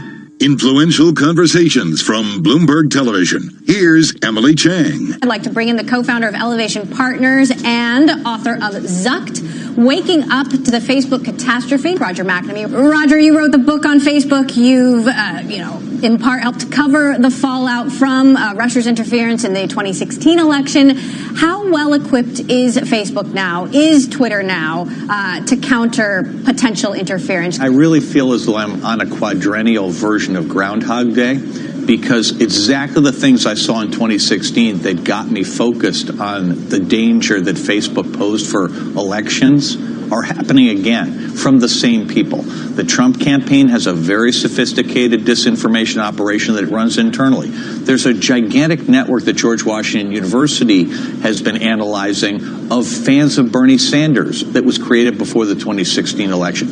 Nothing happened after 2016 to shut these things down. Facebook certainly did nothing, and so they continue to operate without any kind of constraints. The result of that is, even if the Russians interfere, it's not clear to me how much impact they're going to have because there's so much noise already.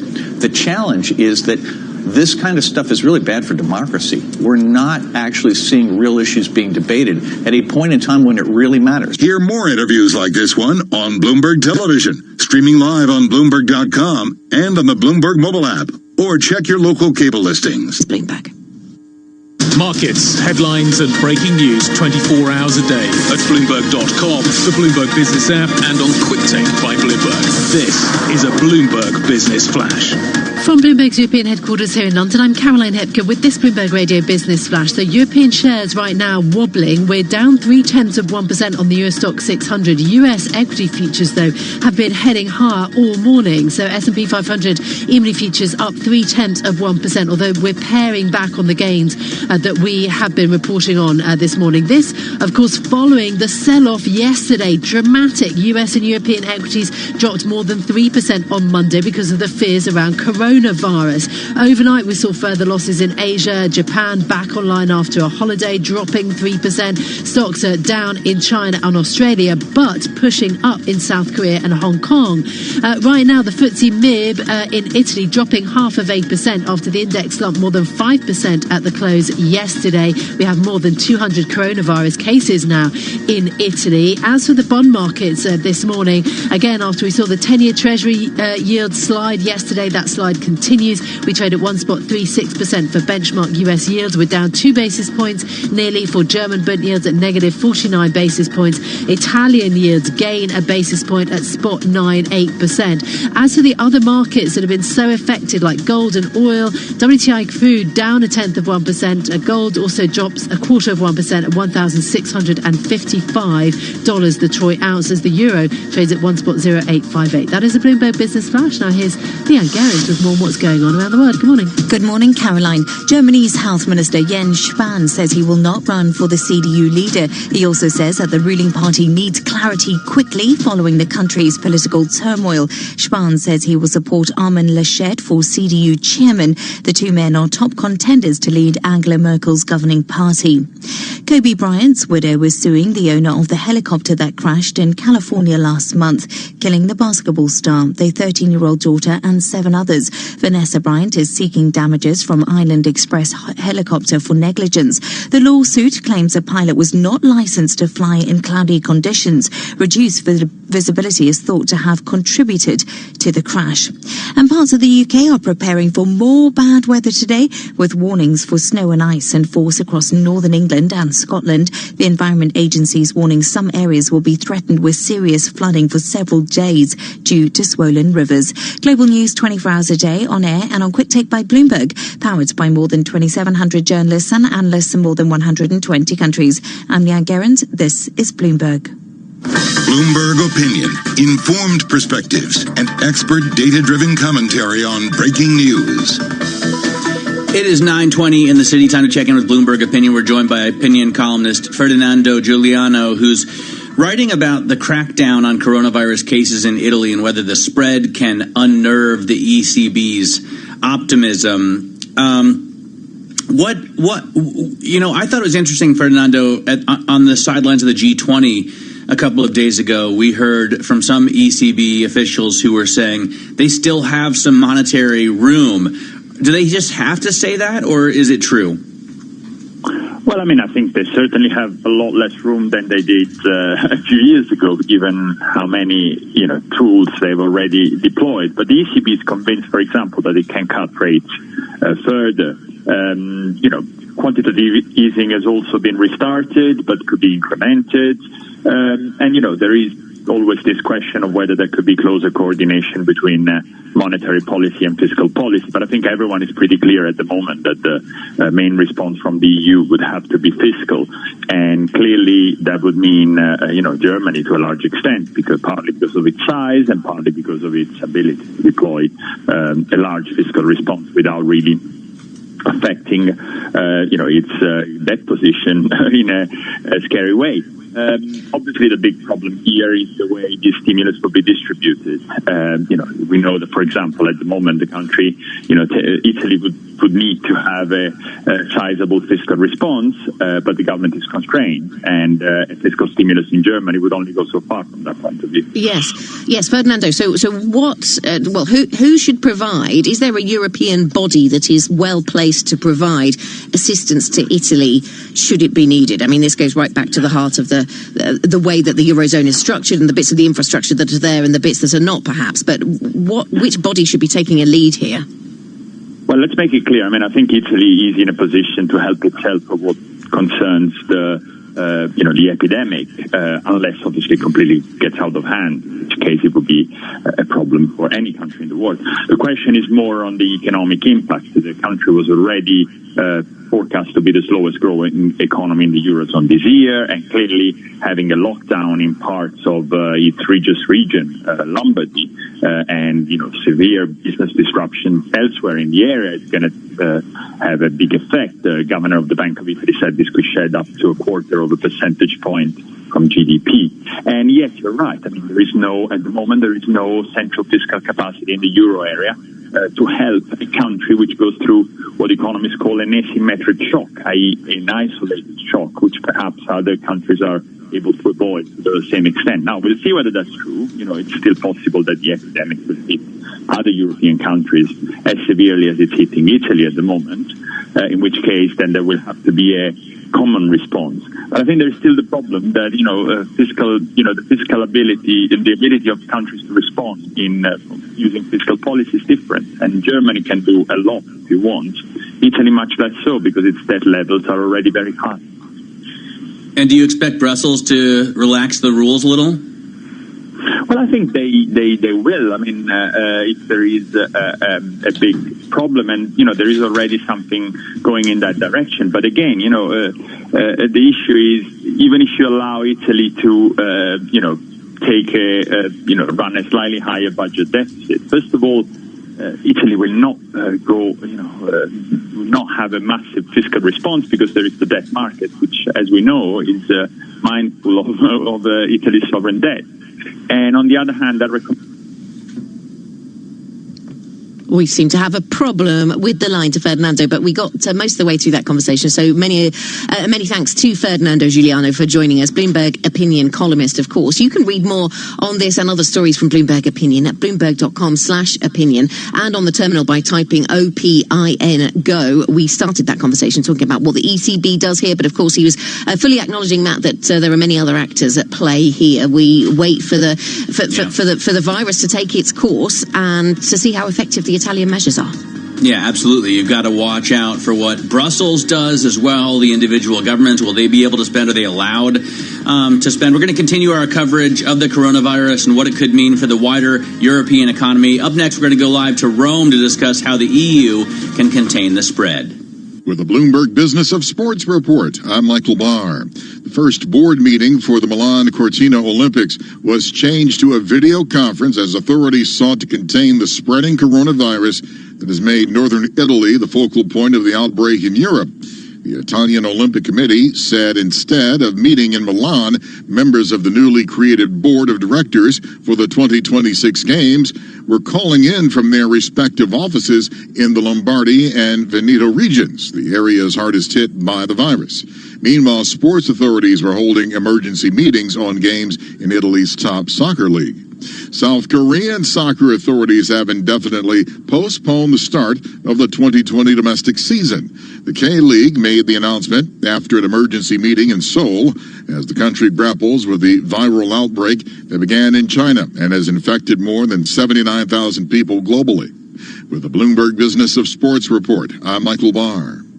What if you could keep the top economic experts in a conference room next to your office without having to feed them? Do we need better optics? Do we need some substance? Do CEOs care about ESG? We have seen quite a lot of stimulus pumped into the system already. It's the biggest warning yet about the financial risks of climate change. Now there are more ways to hear us. Bloomberg Radio, the Bloomberg Business, Radio.com and iHeartRadio apps, and at BloombergRadio.com. Bloomberg, the world is listening.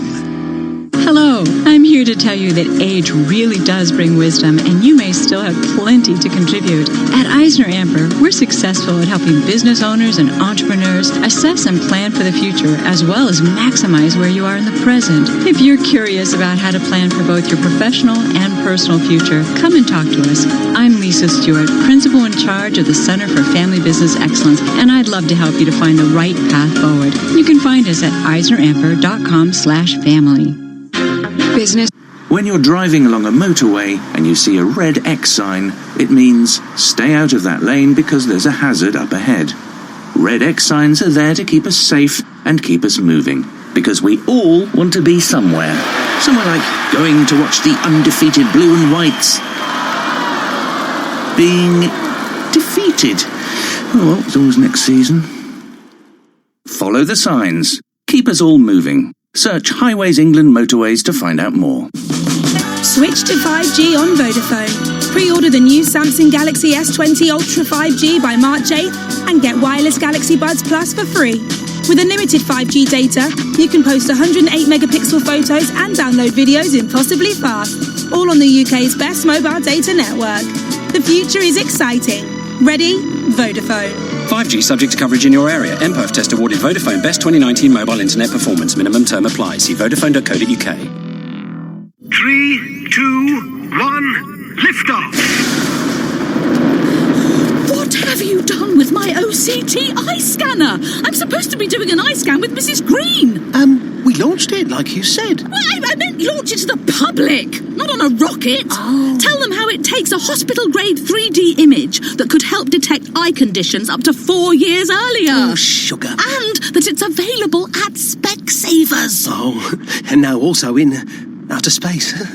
Introducing our most advanced eye exam with OCT scans. Search Specsavers OCT to find out more. Charge applies. OCT available at selected stores. The rules say you can't have a big 4x4 SUV that combines power with fuel efficiency. But the new Vauxhall Grandland X Hybrid 4 breaks all the rules. The smart petrol-electric hybrid engine combines 300 horsepower with up to 204 mpg. That's right, 204. Search Grandland X Hybrid and test drive now at your local Vauxhall retailer. Vauxhall. New rules Britannia. Official WLTP Grandland X Hybrid 4 test figures. For comparison purposes only, obtained using combined battery power and fuel. Real-world figures may vary.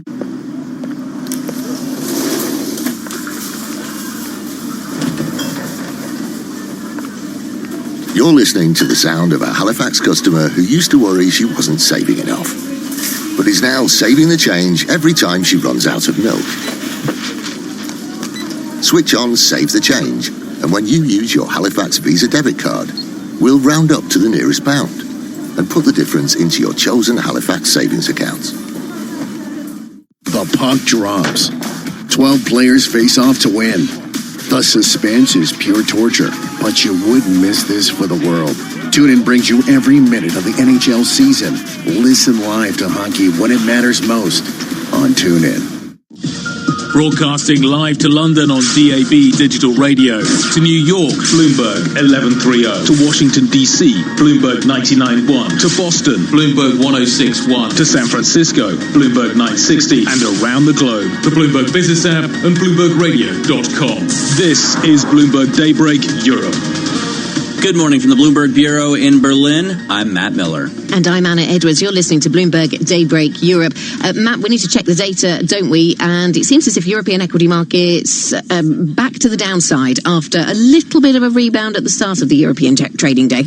Yeah, absolutely. Buy the dip has not been the strategy, or has not panned out in today's equity indexes. We can see that they are all down across the board. We're looking at the FTSE losing about 20 points right now, or 0.3%. The CAC losing about 22 points, or 0.4%. So the size of the drops is nothing compared to what we saw yesterday when equity indexes were down 3 to 4%. The same was true in the U.S. We had the biggest drops on equity indexes, U.S. and European equity indexes, in years. We also saw big drops like that in Asia overnight, in Japan, specifically more than 3%. And then you see, of course, investors running into safe haven assets. So, for example, U.S. 10-year treasuries are now yielding less than 1.37%. The exact quote is one spot, 3.638%. The U.S. dollar is even losing a little bit of ground against the yen. Although the dollar has been the safe haven play and the yen hasn't. Right now, you can buy 110.447 yen for your dollar.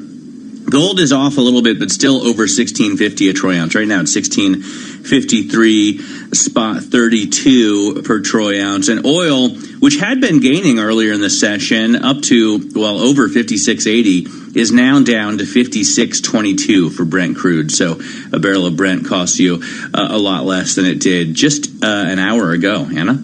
Yeah, really interesting to see that when investors have to choose between the havens of dollar and yen in this particular situation, under these conditions, they picked the dollar yesterday, didn't they?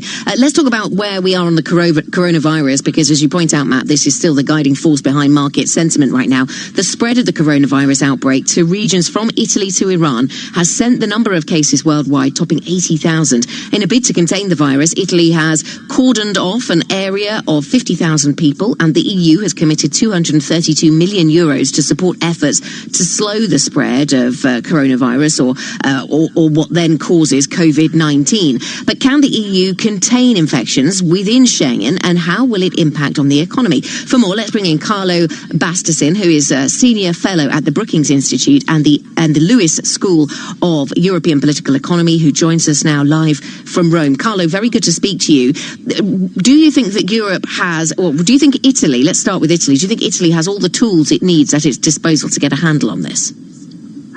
Well, no nobody can answer. The real knowledge of the impact of this medical emergency is still unknown. So we don't know whether the tools are sufficient as yet. We don't know how long it will last. If we can consider as a precedent what happened with the SARS, which is a relatively temporary crisis that lasted 8 months, we may think that we're suffering a non-permanent shock on the health system and on the economy as well. So we don't know exactly.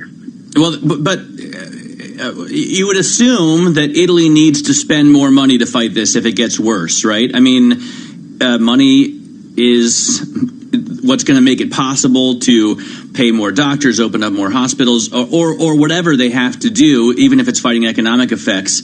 They don't really have any money, right? And they already are spending at the limit of EU rules. So it would seem that they're at a bit of a loss. Well, the government is planning additional spending and tax reductions on the ground of what we call exceptional circumstances, which is a specific category in what you mentioned as European rules and so on. For once, this request of fiscal flexibility is legitimate because obviously we've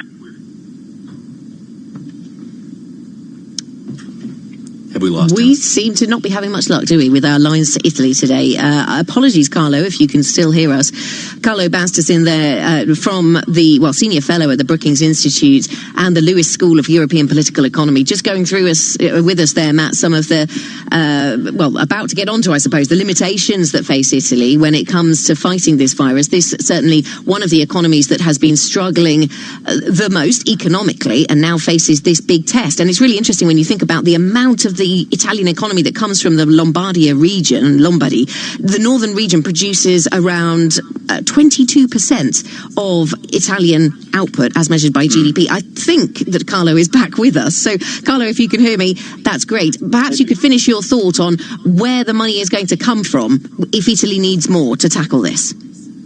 Well, as I said, the government is indeed planning additional spending and tax reductions to support the economy. It's not the big problem does not come from the spending on the health structures or hospitals. In fact, the health systems in the Lombardy and Venetian regions are pretty efficient. Even the administrative machines in those regions are considered efficient. The point is that the economy is taking a hard blow. It all depends, as I said, from the persistence of this crisis, and we cannot judge how long it will last. But the impact on the economy is surely negative. And as said, we will have more additional spending and tax reductions that will bring up the deficit in the country.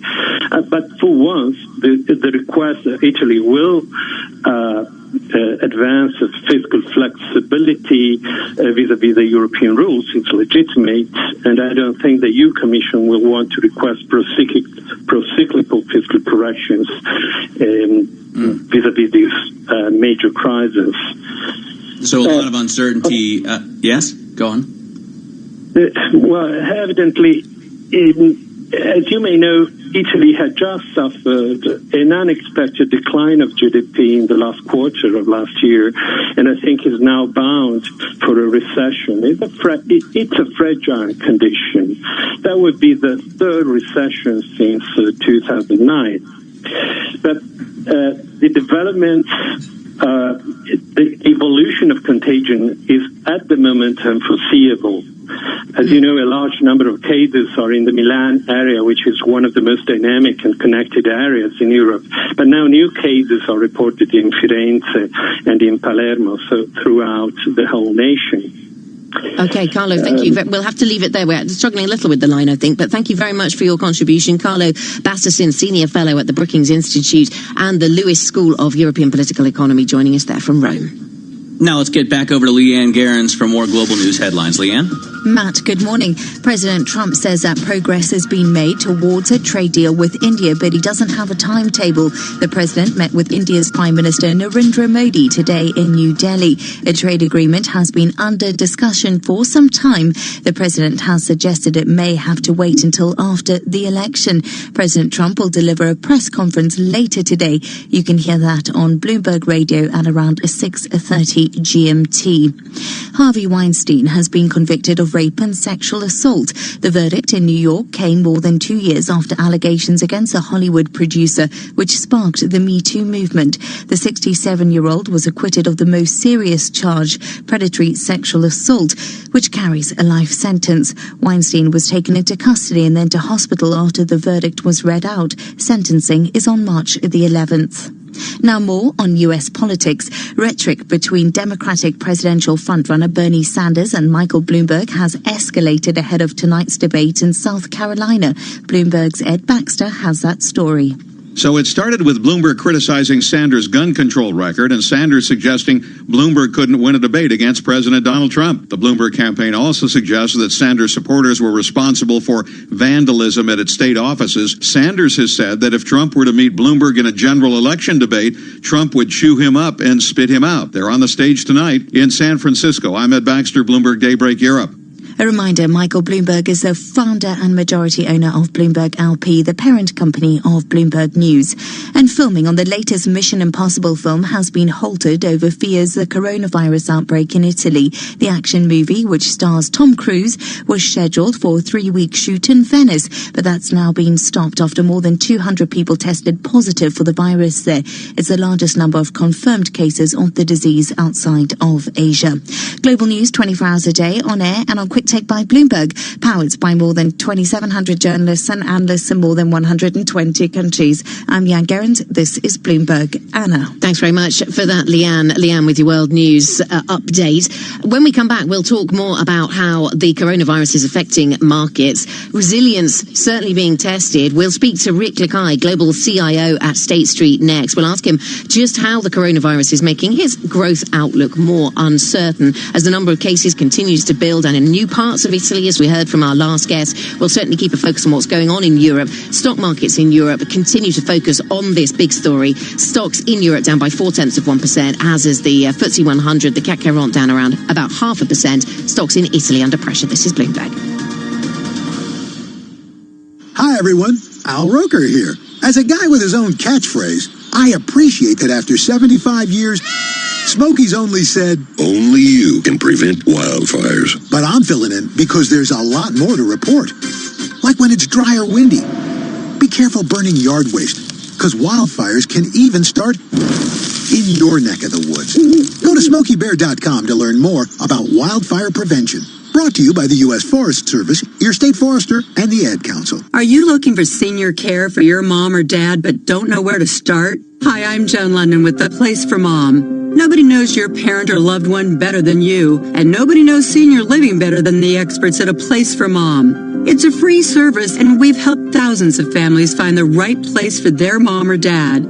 There's a place for answers, A Place for Mom. Call today. Call A Place for Mom at 1-800-391-1755. That's 1-800-391-1755. Why do hedge funds and other alternative managers rely on Pershing for a highly personalized experience? Mark Alderati, Managing Director at BNY Mellon's Pershing and Head of Prime Services, explains. In today's fast-paced environment, where the only constants are change and volatility, you need a prime broker who's both steady and agile, focused on supporting your needs so that you can focus on growing your business and producing results.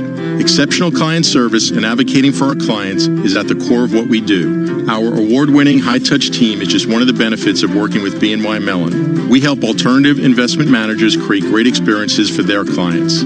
Whether it's customized financing, securities lending solutions, platform access, or outsourced trading, BNY Mellon's Pershing is a prime broker who's committed to this business and dedicated to meeting your evolving demands. To learn more about the unique and industry-leading solutions for hedge funds and other alternative managers, visit Pershing.com. Pershing LLC. Member FINRA, NYSE, SIPC. A change is coming. Millions of people across the UK are realising that if their broadband's out of contract, they could be out of pocket. So it's time to switch and save with Vodafone Superfast Broadband for £21.95 a month. Join the Great British Broadband switch today. The future's exciting. Ready? Vodafone.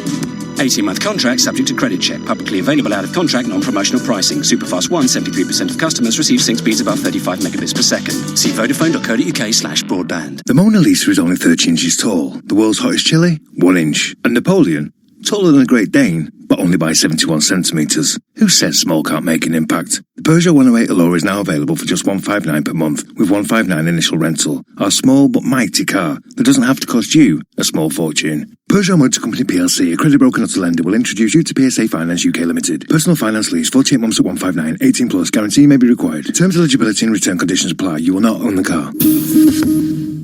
Here you go. Thanks, Dave. Dave just made Lucy a cup of tea, which is odd because he's not really a morning person. In fact, he only ever makes tea for Mrs. Stones, his wife, on her birthday. But this morning, Dave got a free vehicle safety check at QuickFit. Tyres, brakes, batteries, the works. Hey, Sandeep. Like the tie. So today, it would seem, Dave is a morning person. Book your free vehicle safety check at quickfit.com or visit your local QuickFit today and drive away happy. Can I have chemo at home? It's only suitable for a couple of types of cancer.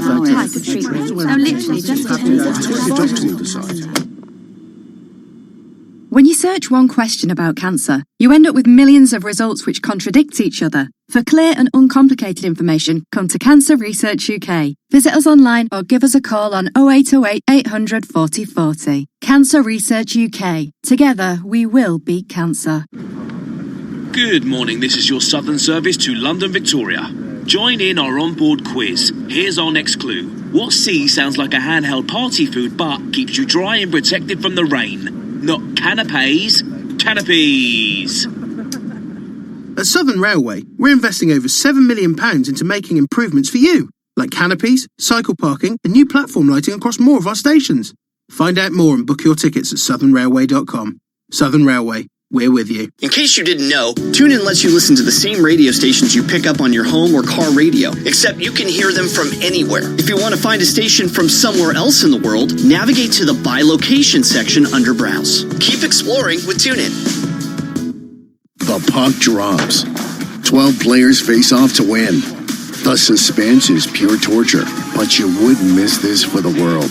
TuneIn brings you every minute of the NHL season. Listen live to hockey when it matters most on TuneIn. When you're not listening to your team, take it to the end zone, the rim, or the net. Keep up with the biggest moments in sports by following TuneIn on social media. Block, Cook into the end zone for the touchdown. From reminders of the live top games to tips of the best sports stations and podcasts. Welcome to Undisputed. We are live from Los Angeles. I'm Jenny Taft here with Skip Bayless. Follow and tune in on Facebook, Twitter, and Instagram to get the most out of TuneIn. You love TuneIn for live breaking news from CNN, MSNBC, Fox, CNBC, and more. But when you can't catch your favorite show as it airs, it might just be a click away as a podcast. Search your favorite news station to explore all the on-demand news shows on TuneIn. This is not a commercial. This is a reminder. With TuneIn Premium, you could be listening to more music commercial-free. Get over 45 commercial-free music stations. Visit TuneIn.com/premium to upgrade. Wobbling this morning after yesterday's sell-off. We're down 0.25% on the US stock 600. Car parts and automakers at the bottom of the heap, plus financial stocks are the most battered in terms of the industry groups. Having said that, US equity futures are actually gaining this morning, up by almost 0.4% on the S&P 500. Italy, though, how strong a position is the country really in to withstand the coronavirus? GDP already suffered a shock contraction of 0.3% in the fourth quarter of 2019. Now, one of its key regions that makes up a third of GDP output is in lockdown, or at least a part of it is. The FTSE MIB dropping at the moment down 0.6% for Italian stocks at the moment. The Xetra DAX in Germany is also weaker, 0.2%. The CAC 0.3%. After we had a mixed trading session in Asia with big declines in Japan back from a holiday, and also in Australia, the ASX 200, but then gains for South Korea, for Hong Kong, for the Shenzhen Comp, for example. In the bond markets this morning, also after significant moves yesterday, the US 10-year Treasury yield at 1.37%, negative 49 basis points, dropping 1.5 basis points for benchmark German yields. Elsewhere, Bloomberg Dollar Spot Index weak at 0.1%. The pound surges 0.5% this euro, as the euro is flat at 1.08. The WTI crude futures flat at the moment. Gold down 0.6% at 1,649. That is a Bloomberg Business Flash. Now here's Leanne Gerrans with more what's going on around the world. Good morning. Caroline, thank you. UK Prime Minister Boris Johnson is facing complaints of bad faith ahead of trade talks with the EU. The two sides are increasingly at odds, both accusing the other of backing away from past promises. Johnson's spokesman says that regaining political independence from the EU will take priority over securing a trade deal. As the number of coronavirus cases surge in South Korea, it has emerged that a Korean air cabin crew member has tested positive for the disease. The statement from the airline doesn't give details on the crew member's travel history. And finally, boxer Deontay Wilder says the heavy outfit he wore to his ring walk ahead of Sunday's world title fight with Tyson Fury was to blame for his defeat. The American claims the costume weighed 40 pounds and it meant he didn't have the legs to withstand his opponent's punches. Wilder also says he plans to trigger a rematch clause with the British fighter. Global news 24 hours a day, on air and on Quick Take by Bloomberg, powered by more than 2,700 journalists and analysts in more than 120 countries. I'm Leanne Gerrans. This is Bloomberg. Matt. You know, that fight would finally unify the World Heavyweight Championship for the first time since I don't know when, in like a decade. Which fight? The rematch or the fight that just happened?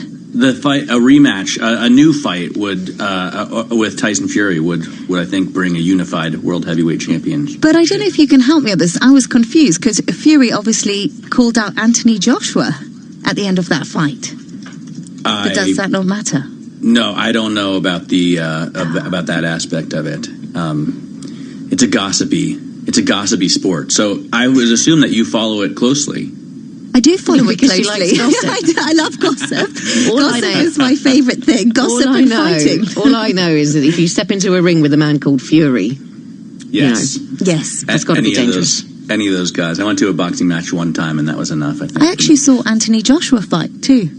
She knows more than we think about boxing. So brutal. All right, Leanne, thank you very much for that. Let's get over to Nathan Hager right now, who's about to anchor Daybreak America. Nathan, what do you got? Well, we're continuing our global team coverage of the fight against coronavirus and its spread outside of China. After yesterday's sharp sell-off on Wall Street, futures are pointing to a bit of dip buying, even as equities continue to slide in Europe. We're going to take a look at what is being done to contain the outbreak in Italy. We've also heard from a number of Fed speakers, so we'll hear what they have to say on the policy front as the U.S. looks at its own ways of combating the outbreak. And we are looking ahead to the fight night in South Carolina this evening with the Democratic presidential moderates looking to blunt Bernie Sanders' momentum after his big win in Nevada. We're going to get a pre-debate analysis this morning from Greg Vallier at AGF Investments, and we will check in with Bloomberg's Kevin Cirilli live the morning before the debate in Charleston. Hope you'll join me and Karen Moscow for all that coming up on Bloomberg Daybreak. Matt. Absolutely looking forward to it. So Nathan Hager and Karen Moscow coming up on Bloomberg Daybreak. If you're listening on Sirius XM, if you're listening on London DAB digital radio, you'll hear Bloomberg Surveillance. Matt, let's get another investor perspective on what's happened in the markets over the last 48 hours. It's been a busy time. Rick Nakai joins us, Global CIO at State Street. Rick, good morning to you. So European stocks on 4% yesterday, bounced at the start of trade this morning, now down 0.3% as we wait to see what happens with US trade. US futures point just a fraction higher. Do you have confidence to buy this dip, or is it just too soon to say? Well, I think we're debating how deep a V it looks, or whether it's a kind of swoosh rather than a V. But actually, the risk conditions that we see at the moment, the valuations we see, put us still overweight in equity. So we're not necessarily a buyer, but we're certainly comfortable with an overweight position on the grounds that this is going to be a temporary but deep problem. So in that case, do you think that the safe haven assets still have room to run? Well, we think that some of the safe havens, particularly in fixed income, are overvalued. So in fixed income markets, long-dated fixed income has run its course to some extent. Now, that's not to say there won't be more pressure because as news unfolds, there'll always be a desire for safer haven assets. But we really prefer risk assets at the moment, a balanced risk portfolio, including things like REITs, which have some defensive characteristics. And so does that mean you've got no havens, or are there any that you would be drawn to? Because we're just interested in the answers, in I guess, assessments, I suppose, as to whether the valuations are the things putting them off, or whether they don't see the need to be in those havens. Yeah, I think there's always a need to have balance in a portfolio. So we like gold, we like some of the safe havens like REITs, as I mentioned, that offer very strong income-producing characteristics. So it's never a simple answer or a risk-on portfolio where you disregard all issues. The question is, what safe havens are cheap? And can you find a way that's going to be attractive from a correlation perspective at total portfolio level? And if you're not going to have some of those safe havens, what are you going to have? So in fixed income, we prefer, for example, emerging market debt, particularly local currency debt. We prefer high yield to investment grade credit, for example, again, for income producing purposes. That's really interesting. Sorry, just to jump in there, Matt. You say you prefer high yield in the corporate debt space. Yesterday we saw a bit of a reassessment around corporate debt and spreads widening as a market that had been comforted by low interest rates suddenly realised, oh, hang on a second, there might be a different challenge here coming in the shape of challenges to cash flow from coronavirus. Are you concerned about the corporate debt space, that coronavirus, without assistance from banks or governments, becomes difficult for some companies to manage? Well, I think that's the key point that you mentioned, without the assistance of banks or governments. So the fact is, certainly in China, there's been a promise of a lot of, if not forgiveness of debt, then certainly prolongation of issues with companies. I think that you'll see a tendency for looser policy to start to unfold elsewhere as well. It just hasn't really, from the reporting that I've seen, it hasn't covered it yet. For example, small businesses in China, I think only 5 to 7% of them have actually been serviced by those promises, which means the rest of them only have a few weeks to live. I wonder what kind of risk that would trigger a spread of defaults throughout China. Well, if you had a spread of defaults in China, or you had concerns in other directions, which would, for example, hit the foreign exchange market, then I think that would be problematic. But I think those are all kind of conditional statements. I think that the leadership in China is clearly focused on this in in a number of ways. One is containing it, but also containing the problems.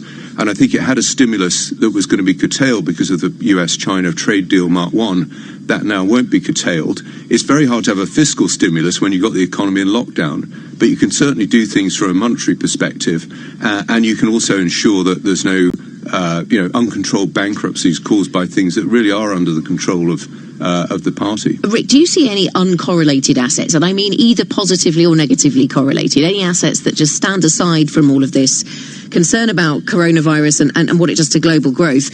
Because yesterday we saw a flight out of so many risk assets, and then in, of course, to havens. But both of those are correlated with the same thing. Is there any way you can go for something that isn't? Is it a sort of very domestic US growth story you need to focus on for that? Yeah, it sounds like a kind of third way in politics. Certainly there are places that are a little safer. US domestic economy still has very strong consumption characteristics, and I think that's fueling, again, a continuation of strong earnings growth.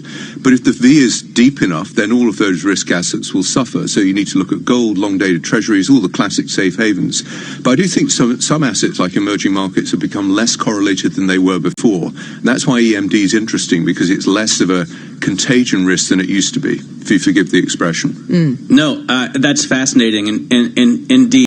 Rick, you're going to go on, I believe, Bloomberg Surveillance next. So our listeners will be able to get more from Rick Lakai. He's the global CIO at State Street. Well, you can flip on the TV. You'll see them there with Tom Keene and Francine Lacroix. Or if you're listening on London DAB digital radio, we will broadcast that surveillance to you, and you'll hear more from Rick after this break. If you're tuned in on Sirius XM, or if you're listening on your mobile device anywhere around the world, you will hear Daybreak Americas with Nathan Hager and Karen Moscow. And it's an interesting and important day to watch these markets. Will we bounce back from the 3.5% losses that we had yesterday? It doesn't look like it. Hey, have you heard? The Mayor of London has launched his latest van scrappage scheme to help tackle London's toxic air. Small businesses or sole traders like me with a polluting van could now get £7,000, which you could use to trade up to a Euro 6 vehicle. And you could get an extra £2,500 towards running costs if you go electric. The scheme is now even easier to qualify for, and it's open to any businesses with up to 50 employees, like mine. So, I'm going to search TfL scrappage to see if I'm eligible and apply. You should do the same. To the Mayor of London and TfL, every journey matters. A change is coming. Millions of people across the UK are realising that if their broadband's out of contract, they could be out of pocket. So it's time to switch and save with Vodafone Superfast Broadband for £21.95 a month. Join the Great British Broadband switch today. The future's exciting. Ready? Vodafone. 18-month contract subject to credit check. Publicly available out of contract non-promotional pricing. Superfast 1, 73% of customers receive sync speeds above 35 megabits per second. See vodafone.co.uk/broadband. Good morning, this is your Southern service to London Victoria. Join in our onboard quiz. Here's our next clue. What C sounds like a handheld party food but keeps you dry and protected from the rain? Not canapes, canopies. At Southern Railway, we're investing over £7 million into making improvements for you, like canopies, cycle parking and new platform lighting across more of our stations. Find out more and book your tickets at southernrailway.com. Southern Railway, we're with you. Capital of the world, 24 hours a day at Bloomberg.com, on the Bloomberg Business app, and on Quick Take by Bloomberg. This is Bloomberg Radio. Live from the Bloomberg Interactive Broker Studios, this is Bloomberg Daybreak for Tuesday, February 25th, 2020. Coming up this hour. U.S. futures stabilize after yesterday's dramatic sell-off. Still, coronavirus fears remain as global cases top 80,000. Infections spread in South Korea while Italy attempts to contain the outbreak. And the World Health Organization holds off on labeling the virus a pandemic. Final preparations take place for tonight's Democratic debate in South Carolina. Plus, President Trump is on the final day of his trip to India. I'm Michael Barr. More ahead. I'm John Staff, Shower in Sports. The Knicks lost in Houston. The Nets beaten by Orlando. And new Yankee ace Garrett Cole is on the mound in Tampa. That's all straight ahead on Bloomberg Daybreak. On Bloomberg 1130 New York. Bloomberg 99.1 Washington, D.C. Bloomberg 106.1 Boston. Bloomberg 960 San Francisco. Sirius XM 119. And around the world on BloombergRadio.com and via the Bloomberg Business app.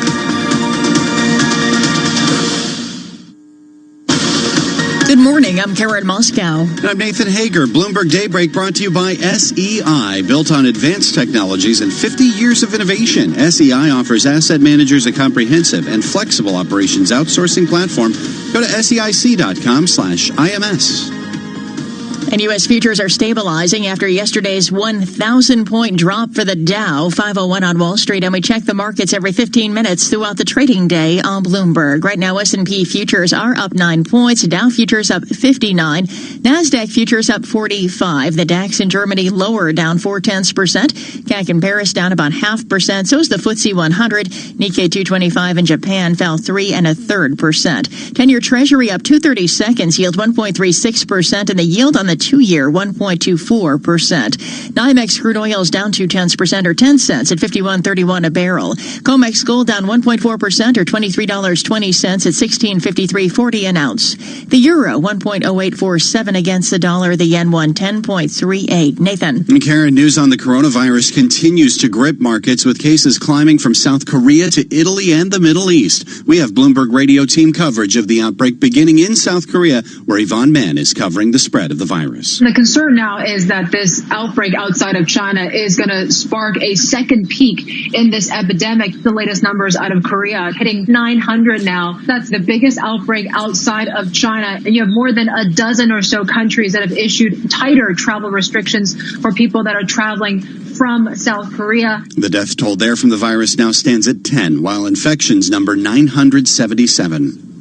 Meantime, in Italy, a lockdown continues in the country's financial center and industrial heartland, where infections number more than 200. We get the very latest from Bloomberg's Victoria Dendrinou. The number of cases really have taken the Italian government by surprise, and now you have the entire north of the country, which is really the backbone of Italy's industry, not entirely shut down, but of course with big implications because they're the focus point of the virus. And you do see villages that have been shut, and maybe you could see export restrictions and so on. So this is 40% of the country's GDP. Economists are saying that if this goes on for too long, you could actually end up seeing the country in a recession by the end of the year. The question is just how long is this going to take? Analysts at Citigroup say the hit to Italy's economy this quarter could be big, even if containment lasts for only a week. In China, cases of the virus are still on the rise, though the pace appears to be stabilizing. We continue our Bloomberg Radio team coverage with Tom McKenzie in Beijing. 508 new cases out of China today. So you're looking at a total now in terms of infection rates here in China at 77,658. In terms of the death rate, you're looking at 2,663 people have now died in total in China throughout the course of this virus. Now let's zero in on those additional cases. 508 for today. That compares to 409 for yesterday. So an increase in the numbers, but still it does continue to suggest that there is a moderation now in terms of the infection rate in China, at least if you do believe the data coming out of the government. China says it will continue to ban flights to and from Hubei and will keep strict control measures in place for the province. The spread of the virus is a major concern for global health officials, but it's too soon to call a pandemic. That's according to the Director General of the World Health Organization. The sudden increase in new cases is certainly very concerning. I have spoken consistently about the need for facts, not fear. Using the word pandemic now does not fit the facts. The WHO says an experimental drug from Gilead Sciences may be the best bet to fight the virus. China releases clinical trial results of the drug in late April. So far this month, shares of Gilead have gained 15%. Stocks in Asia took another leg lower overnight. Equities in Japan led declines as traders played catch-up to yesterday's sell-off. Bloomberg's Juliette Sally joins us now from Singapore with details. Good morning, Juliette. Good morning, Nathan and Karen. The Nikkei 225 index fell 3.3%, its biggest one-day drop since December 2018. Fujifilm shares, though, rose and at one point were up 9% after the health minister indicated Japan plans to recommend its Avigan drug to treat the coronavirus. Turnover in Chinese equities topped 1.4 trillion yuan, the most since August 2015. The CSI 300 closing lower by 0.2%. In Seoul, the Kospi recovered some of Monday's losses, rising 1.2%, while data showed an increase in coronavirus cases in the country has dented confidence. In Singapore, I'm Juliette Saleh, Bloomberg Daybreak. Juliette, thank you. Back here in the U.S., the outbreak is increasing bets the Federal Reserve will ease policy, but members of the central bank appear hesitant to commit to the move. Bloomberg's John Tucker joins us live with the details. Good morning, John. And good morning, Karen. Cleveland Fed President Loretta Mester says the virus represents a threat to the U.S. economy, but not one that yet justifies any change in policy. At this point, it's difficult to assess the magnitude of the economic effects, but this new source of uncertainty is something I will be carefully monitoring. Former Minneapolis Fed President and current Bloomberg opinion columnist Ariana Kanchalakota is urging an immediate cut of at least 25 basis points. The coronavirus is a fear factor shock for the economy. The baseline case is simply there's more of a risk of a shock, and the Fed should respond to that. Policymakers next to gather March 17th. Fed funds futures contracts show investors expecting 2 quarter-point cuts this year. Bloomberg customers can access that data by typing WIRP GO on their terminal. I'm John Tucker, Bloomberg Daybreak. All right, John, thank you. And Bloomberg customers can also access the latest on the coronavirus outbreak by typing VRUS GO. Futures this morning again higher. S&P futures up 9 points. Dow futures up 60. NASDAQ futures up 46. And the 10-year Treasury up 230 seconds, yield 1.36%. Straight ahead, the latest world and national news. This is Bloomberg. All right, Karen, thank you. It's 5:07 on Wall Street. And let's bring in Michael Barr to get a check of what else is going on around the world. Good morning, Michael. Good morning, Nathan. President Donald Trump lavished praise on Indian Prime Minister Narendra Modi, saying the Indian people love him, and that's a good thing.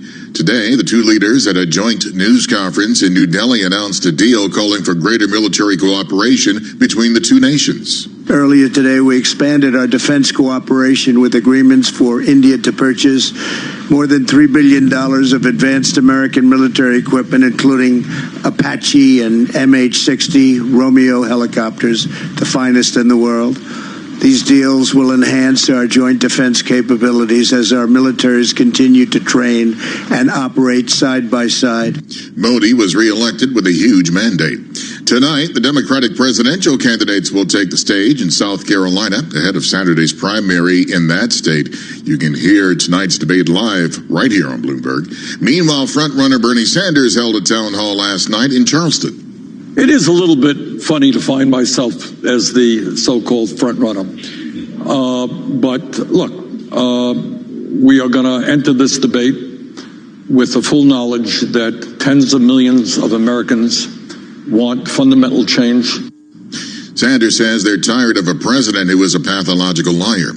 The Trump administration says it has asked Congress for $2.5 billion to fight the spread of the coronavirus. More than $1 billion of the money would be dedicated to creating a vaccine, according to a person familiar with the matter. He was led from the courtroom in handcuffs, but Harvey Weinstein's legal team is preparing to appeal his rape and sexual assault conviction. In the meantime, they're hoping he'll be set free. Bloomberg's Bob Moon reports. The judge sent the disgraced movie producer straight to jail, and Weinstein's attorney, Arthur Aidala, said he seemed to be doing okay with that. Still, they'll try to win his freedom. If this judge this week allows it, Mr. Weinstein will be allowed to stay at home while the appeal process takes place, which is over a year. And if at first they don't succeed, he says they'll try again after his sentencing March 11th. Make no mistake about how hard District Attorney Cyrus Vance is likely to fight that move. Weinstein is a vicious, serial sexual predator. His lawyers said he was initially being sent to an infirmary unit at the Rikers Island Correctional Facility, but he reportedly was rerouted to Bellevue Hospital as a precaution. Bob Moon, Bloomberg Daybreak. Global news 24 hours a day, on air and on Quick Take by Bloomberg, powered by more than 2,700 journalists and analysts, more than 120 countries. I'm Michael Barr. This is Bloomberg, Nathan. Thanks, Michael. It's 5:09 on Wall Street. Time for the Bloomberg NBC Sports Update. Here's John Stashauer. Nathan, Garrett Cole's official Yankee debut figures to be next month, opening day in Baltimore. Last night in Tampa, his first spring training outing, and the new Yankee ace hit 98 in the gun, 2 strikeouts in 1 scoreless inning. The Yanks and Pirates a 3-3 tie. Nets and Knicks both lost. The Nets at Barclays, where they had won their last 5. They led most of the way, but back came Orlando to pull it out. 115-113. Aaron Gordon, 27 points for the Magic. Had a big block shot at the end. The Knicks fell in Houston, 123-112. James Harden scored 37, all but 6 of the first half. R.J. Barrett's 21 for New York. Harden, one of several NBA stars who were in L.A. earlier in the day for the Kobe Bryant celebration, where Michael Jordan delivered perhaps the most poignant speech. When Kobe Bryant died, a piece of me died. And as I look in this arena and across the globe, a piece of you died, or else you wouldn't be here. Those are the memories that we have to live with and we learn from. I promise you, from this day forward, I will live with the memories of knowing that I had a little brother that I tried to help in every way I could. Please, rest in peace, little brother. Jordan revealed that he and Bryant would often text each other late at night. NHL trade deadline came and went. The Rangers did not trade Chris Kreider. Instead, they signed him to a new 7-year, $45 million contract. They did trade Brady Shea to Carolina. Islanders acquired J.G. Pageau from Ottawa. A bigger deal that would have landed the Isles. Zach Parise from Minnesota fell through at the end. The Bloomberg NBC Sports Update. I'm John Stashauer. Nathan. And John, the sports world is feeling the effects of the coronavirus. Italy is moving toward having its soccer matches played behind closed doors because of the outbreak. Thursday's Europa League match between Inter Milan and Ludogorets will be played in an empty stadium. In South Korea, local soccer authorities indefinitely postponed the start of the 2020 season. And also in Asia, Japan's Hockey Federation canceled its national women's team's games against North America's top players because of the virus. Futures pointing to a slightly higher open this morning on Wall Street. You're listening to Bloomberg Daybreak. Asset managers who seize change to launch new strategies, add distribution channels, or exploit new technology to re-engineer the investor experience are often rewarded. However, in an industry paralyzed with complexity, few act with agility or decisively. Few run their business strategically. Yet, the most competitive managers in the market know, with the right partner and a flexible operating platform, you can. Go boldly toward change with SEI Investment Manager Services. I'm Steve Meyer, president of SEI's Investment Manager Services. At SEI, we understand the emerging forces that will define success for asset managers and what firms will need to compete tomorrow. That's why we continually optimize SEI's global operating platform. If your business requires greater agility, our advanced technology, integrated best-in-class systems, and multi-asset expertise can be your catalyst for business transformation. With SEI Investment Manager Services, you lead the charge in a competitive marketplace. Learn more at SEIC.com/seize change. Business is constantly evolving. Is your financial printer evolving to keep ahead of the curve? At Command Financial, we are redefining financial printing by providing industry-leading expertise, leveraging technology, and honing processes and best practices. Every day, Command helps SEC registrants, as well as members of their working groups, including securities attorneys and investment bankers, prepare, file, and disseminate regulatory and disclosure documents, such as registration statements, M&A documents, and mutual fund prospectuses and reports. Command provides a full range of services to help you effectively complete your deal, meet your disclosure requirements, and achieve your shareholder communications objectives. Visit our website at commandfinancial.com and learn how we're evolving, not only with the times, but also with your business requirements. Command Financial, redefining financial printing. Deleted by EasyJet fly to a wide range of ski destinations from London. So whether you want to go all out on a classic Alps experience or fancy something a little more low-key, it's smoother than ever, and you'll be there, well, you'll be there before you know it. Book now at easyjet.com. At the Bank of Santander, they've created Stan, a smart bot that can predict the future of remortgaging. All right, Stan, will my mortgage rate go up? 1955 was the last time Newcastle won the cup. No, try not to mumble. Playing, let's get ready to rumble. Oh. Meanwhile, at Santander, they can't predict your future, but they'll help secure it with great mortgage rates fixed for up to 10 years. See what's possible at Santander. Early repayment charges apply. Lending subject to status and criteria. Your home may be repossessed if you do not keep up repayments on your mortgage. I am a force for good. I am a force for courage. And for calm. I am a force for safety. For fairness. For leadership. I am a force for the future. For compassion. For my community. I am a police officer. And I am a force for all. Be one of the 20,000 new police officers and be a force for all that you believe in. Search Join the Police. Pancake Day is flipping fun. Pancake Day is Stella. This day will be a yummy one. 'Cause pancakes love Nutella. Gather friends and family to enjoy some delicious pancakes today. And don't forget, pancakes love Nutella. Ah, good book. Refreshing drink. 6 degrees outside. 35 in here. This really is the life. Could the gentleman in aisle 2 please remove himself from the hot tub? So much for try before you buy. Well, at Ford, you can. Test drive and purchase any new Ford car or commercial vehicle this February, and we'll give you an additional £500 off the recommended retail price. Search Ford Test Drive Promotion. Retail and small business customers only. Contract and register by 29th of February 2020 at participating Ford dealers. Excludes Ford scrappage. Conversations from Bloomberg Television. Here's Emily Chang. I'd like to bring in the co-founder of Elevation Partners and author of Zucked, Waking Up to the Facebook Catastrophe, Roger McNamee. Roger, you wrote the book on Facebook. You've, in part helped cover the fallout from Russia's interference in the 2016 election. How well equipped is Facebook now, is Twitter now, to counter potential interference? I really feel as though I'm on a quadrennial version of Groundhog Day. because exactly the things I saw in 2016 that got me focused on the danger that Facebook posed for elections are happening again from the same people. The Trump campaign has a very sophisticated disinformation operation that it runs internally. There's a gigantic network that George Washington University has been analyzing of fans of Bernie Sanders that was created before the 2016 election. Nothing happened after 2016 to shut these things down. Facebook certainly did nothing, and so they continue to operate without any kind of constraints. The result of that is, even if the Russians interfere, it's not clear to me how much impact they're going to have because there's so much noise already. The challenge is that this kind of stuff is really bad for democracy. We're not actually seeing real issues being debated at a point in time when it really matters. Hear more interviews like this one on Bloomberg Television, streaming live on Bloomberg.com and on the Bloomberg mobile app. Or check your local cable listings. Markets, headlines, and breaking news 24 hours a day at Bloomberg.com, the Bloomberg Business app, and on Quick Take by Bloomberg. This is a Bloomberg Business Flash. And I'm Karen Moscow. U.S. stock index futures on the rise, while European shares are fluctuating, mostly lower, as the sell-off that wiped out this year's gains in global stocks shows signs of easing. Treasuries are steady with the dollar slipping, and we check the markets every 15 minutes throughout the trading day on Bloomberg. S&P futures are up 6 points, Dow futures up 35, NASDAQ futures up about 36. The DAX in Germany is down 0.5%, while the CAC in Paris and FTSE 100 both down 0.6%.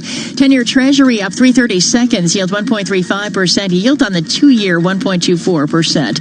NYMEX crude oil is little changed at $51.40 a barrel. COMEX gold down 1.3% or $21.90 at $16.5480 an ounce. The euro 1.0845 against the dollar, British pound 1.2982, and the yen is at 110.38. Today we get a couple reports on home prices out at 9 o'clock Wall Street time. Then at 10 it's consumer confidence, and we'll be watching from earnings from companies including Home Depot this morning. That's a Bloomberg Business Flash. Now here's Michael Barr with more on what's going on around the world. Michael, good morning. Good morning, Karen. 7 Democratic presidential candidates will take the stage tonight in South Carolina. Bloomberg will carry tonight's debate live in New York, Boston, and Washington, D.C. The widow of Kobe Bryant called her late husband the MVP of girl dads. Vanessa Bryant spoke before thousands of fans and family members who gathered at the Staples Center in Los Angeles to celebrate the lives of Kobe Bryant and his 13-year-old daughter, Gianna. May you both rest in peace and have fun in heaven until we meet again one day. We love you both and miss you forever and always. Mommy. The NBA legend, his daughter, and 7 others were killed in a helicopter crash last month. As for NBA games Monday, the Knicks and Nets lost along with the Wizards. Global news 24 hours a day, on air and on Quick Take by Bloomberg, powered by more than 2,700 journalists and analysts in more than 120 countries. I'm Michael Barr. This is Bloomberg, Nathan. Okay, Michael, thank you. It is 5:19 on Wall Street, live from the Bloomberg Interactive Brokers Studios. This is Bloomberg Daybreak, and we're joined now by Greg Vallier, Chief U.S. Policy Strategist at AGF Investments, ahead of tonight's 10th Democratic presidential debate in Charleston, South Carolina. Always good talking with you, Greg. Is it safe to say that after Bernie Sanders' surprise win in the Nevada caucuses last weekend that he's going to be the target tonight? Absolutely, Nathan. Good morning. I think that it's a little premature to say that Bernie Sanders has the nomination wrapped up. I think we may circle this date in the calendar, February 25th, 2020, as the date when the pushback begins. And it's going to be a savage one, focusing on Sanders' support for Castro or Daniel Ortega or his visits to Russia, and also focusing on the fact that Sanders cannot remotely detail how he'd pay for all of his programs. It's going to be, I think, the beginning of a little bit of a turnaround in the consensus. Is it a little bit late for that turnaround in this cycle of the Democratic presidential race when we have Super Tuesday, a week from today? Yeah, you're right. And I think what you would have to see is the James Clyburn endorsement in South Carolina, he's a very well-respected House member, having an impact allowing Joe Biden to win on Saturday in South Carolina. Maybe Sanders doesn't finish quite as well as he had hoped, but, there's not a lot of time going into Super Tuesday, and I do think Sanders will win in California.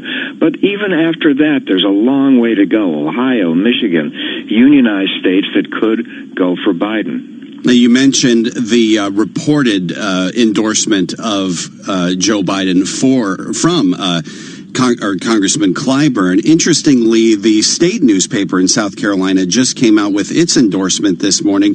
It's getting behind Pete Buttigieg, saying that the Democrats need a nominee who would bring Americans together based on broad common ground, not divide them along narrow interests. What impact does a newspaper endorsement in South Carolina have on this race for Buttigieg? It might help at the margin. Maybe it would give Buttigieg an inflated view of how long he could last in this race. I think a really important key, if Sanders is to be denied, is to have Buttigieg drop out, Amy Klobuchar drop out, Steyer drop out.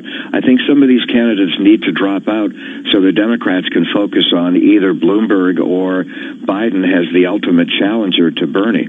Well, that's the argument that the Bloomberg campaign has been making since last week, even before the Nevada caucuses. Is there much incentive, though, for some of these lower polling candidates to drop out, particularly Buttigieg, who still has a fair amount of delegates in the early count here? And he's got some money, Nathan, and I think that might keep him in as well. Klobuchar does not have a lot of money, and I think she has to see the polls and realize she's not going to be the nominee, but she could be the vice presidential nominee, and I think that might be an inducement for her to drop out in the next week or two. What is the hurdle for Michael Bloomberg to overcome after his debate performance last week? Does he need to retool? Well, yes, he does, and he's got a juicy target. He's got so many things he can hit Sanders with. Guns, which Bloomberg inexplicably didn't focus on in the last debate. Again, the lavish Sanders agenda, the Sanders, in friendship with Ortega. I mean, there's a lot of stuff that Bloomberg can hit Sanders with. I just don't think Bloomberg is as weak a debater as he showed last week. I think a surprise tonight will be how well he will do. Are you expecting that he could continue to take fire from the likes of Elizabeth Warren, who hasn't really given much indication that she plans to back off?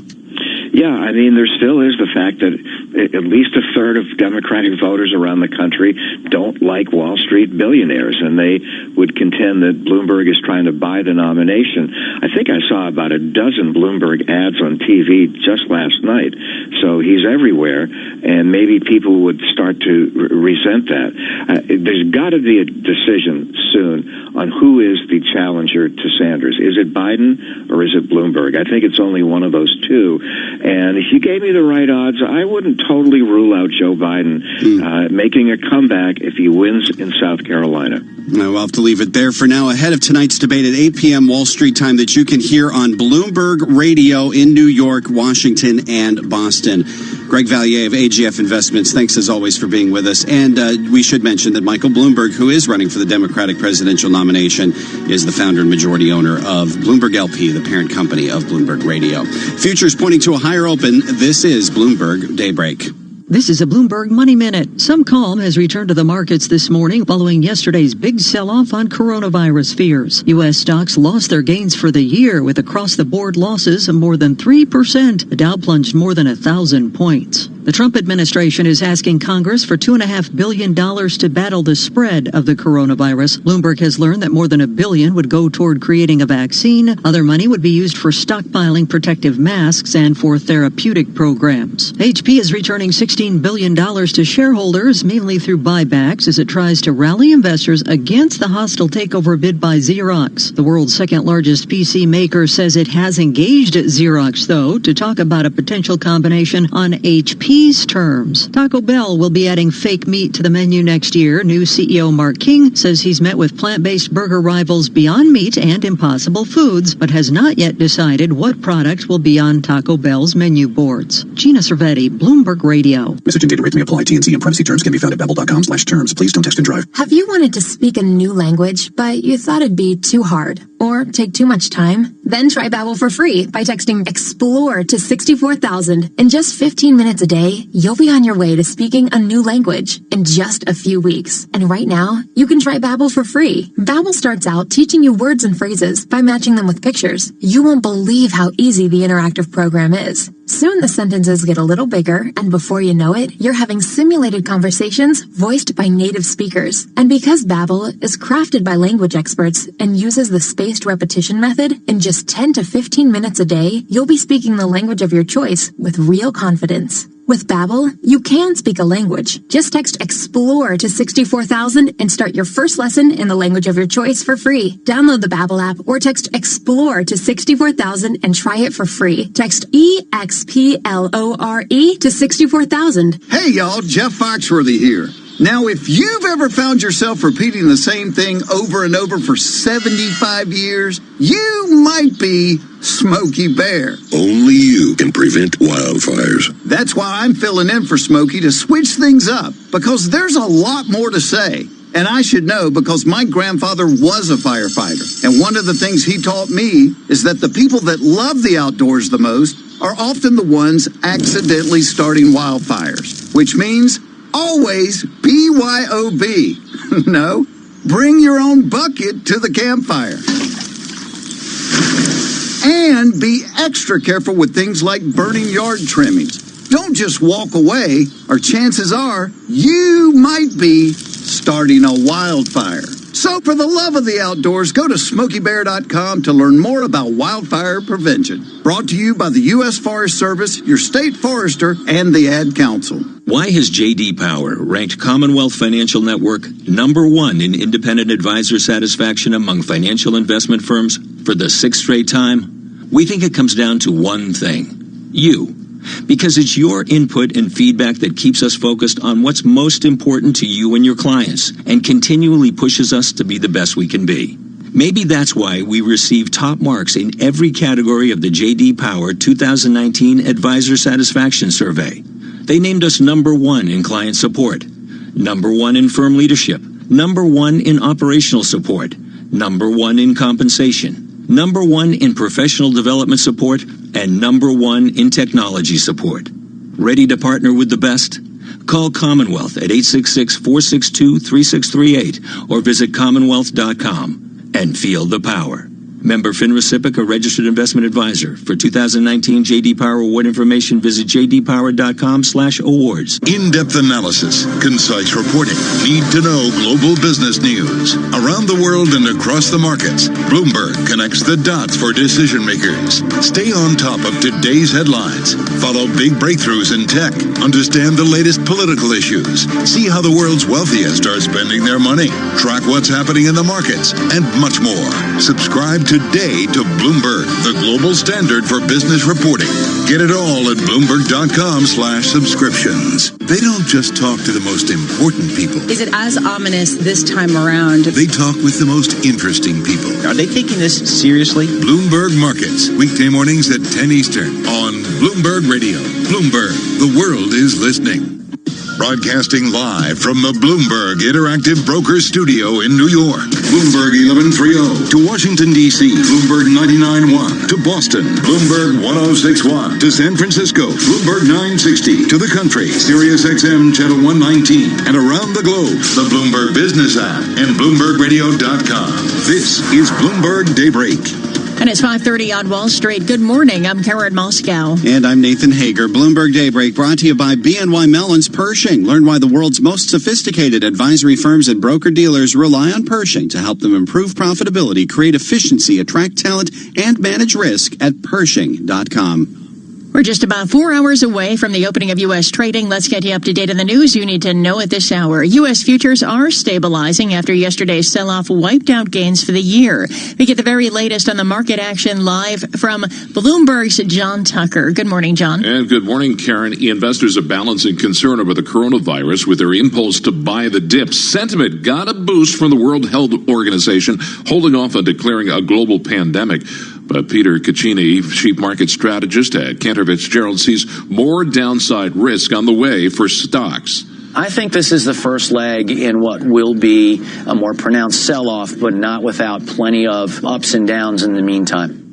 Right now, S&P E-mini futures are up just 3 points, and we have the Stoxx 600 index lower by 0.7%. John Tucker, Bloomberg Daybreak. All right, John, thank you. In Italy, a lockdown continues in the country's financial center and industrial heartland, where infections number more than 200. We get the very latest from Bloomberg's Victoria Dendrenou. Cases have now really rocketed in the space of 7 days. There's still issues in terms of trying to find out how this virus was able to spread so quickly, and we don't know what it's going to do to the Italian economy. Now, you could argue if Italy does fall into a recession, this is going to have implications on everyone else, and you could see the European economy taking a much bigger hit than expected. Analysts at Citigroup say the hit to Italy's economy this quarter could be big, even if containment lasts for only a week. Infections continue to spread in the Middle East and Asia. We get the latest now from Bloomberg Daybreak Asia anchor Brian Curtis in Hong Kong. South Korea announced scores of new cases and more deaths emerged in Iran. Elsewhere, Afghanistan, Bahrain, and Kuwait confirmed their first cases. And Hong Kong is said to have extended school closures until the middle of April. In Hong Kong, Brian Curtis, Bloomberg Daybreak. Brian, thank you. Cases in South Korea now number 977, making it the biggest outbreak outside of China. Bloomberg customers can get the latest on the coronavirus outbreak by typing VRUS Go on their terminal. And futures are giving up some of their gains this morning. S&P futures that'll changed up a point. Dow futures are now down 12. The NASDAQ futures are up about 10. The DAX in Germany is down 1%. 10-year Treasury up 6/30 seconds, yield 1.34%, and the yield on the 2-year 1.24%. And straight ahead, we have the latest world and national news, and this is Bloomberg. All right, Karen, thank you. It is 5:33 on Wall Street. Here's Michael Barr with a check of what else is going on around the world. Good morning, Michael. Good morning, Nathan. The caucuses and primaries are supposed to narrow the field of presidential candidates, but tonight in South Carolina, 7 Democrats will be on the debate stage. A week after 6 took part in the Las Vegas debate. Senator Bernie Sanders comes into Charleston fresh off his caucus victory in Nevada. During a CNN town hall event in Charleston, he rejected that his ideas are too extreme. Is raising the minimum wage to $15 an hour a radical idea? No. Is making sure that all of our kids have the opportunity to get a higher education, regardless of their income, because we're going to make public colleges and universities tuition free? Is that a radical idea? No. This is a scientific poll. You hearing this? You can hear tonight's debate live on Bloomberg. Democratic presidential candidate Pete Buttigieg proposed that the $10,000 cap on state and local tax deductions be lifted. The proposal is likely to play well in high-tax states such as New York, New Jersey, and California, Democratic strongholds where local leaders have said the cap hurts residents whose incomes and property values tend to be higher. President Trump met with India's Prime Minister Narendra Modi today for the second and final day of his India trip. The president says the two nations will revive the Quad initiative with Australia and Japan to enhance regional security. Expanded cooperation on counterterrorism, cybersecurity, and maritime security to ensure a free and open Indo-Pacific. Trump said that he hopes to reach a trade agreement with India and praised Modi. The Trump administration said it has asked Congress for $2.5 billion to battle the spread of the coronavirus. The announcement came on the same day that the global financial markets were shaken over reports that the illness had spread to Italy and South Korea. Speaking on the issue on Capitol Hill, Senate Minority Leader and New York Democrat Chuck Schumer says that we have a crisis of coronavirus and President Trump has no plan, no urgency, no understanding of the facts or how to coordinate a response. Amazingly, at a time when we know that these pandemics can spread, This administration cut the CDC, the agency in charge of fighting these global viruses, with a 16% senseless cut to its budget.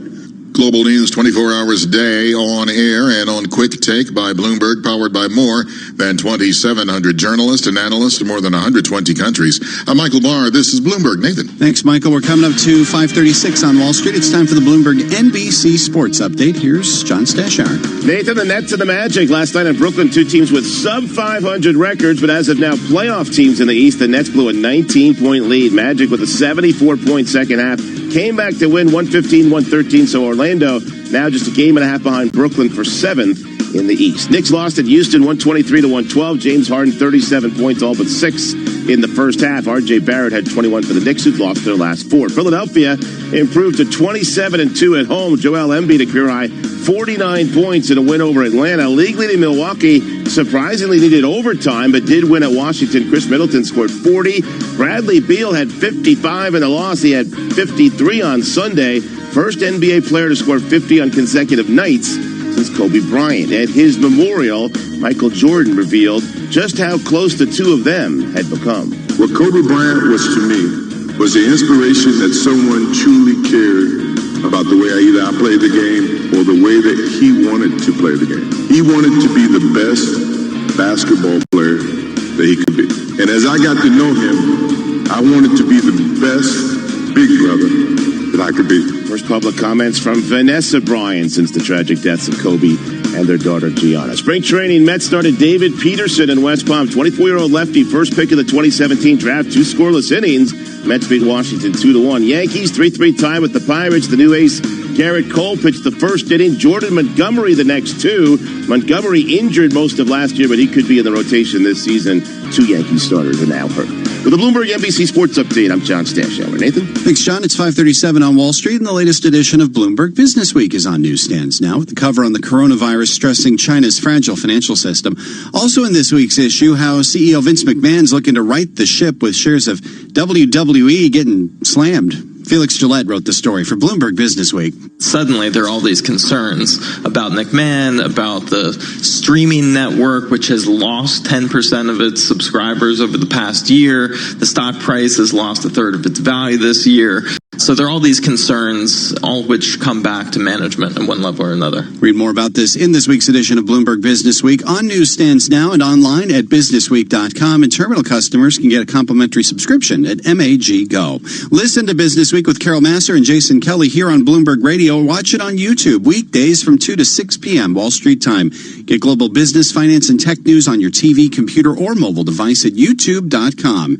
Search Bloomberg Global News. 5:38 on Wall Street. Time for the Tri-State Business Report with Bloomberg's Ed Corey. Good morning, Ed. Morning, Nathan. New York's shuttered Waldorf Astoria will reemerge this week as a condo building.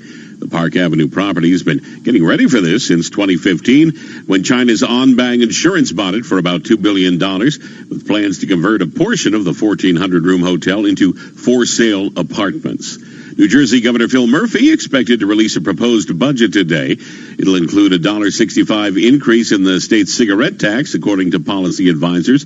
If approved, that tax on each pack would rise to the nation's highest level statewide of $4.35. Well, he pulled the plug on his truck tolling plan last week. Now Connecticut's Governor Ned Lamont is moving ahead with a $625 million bond package.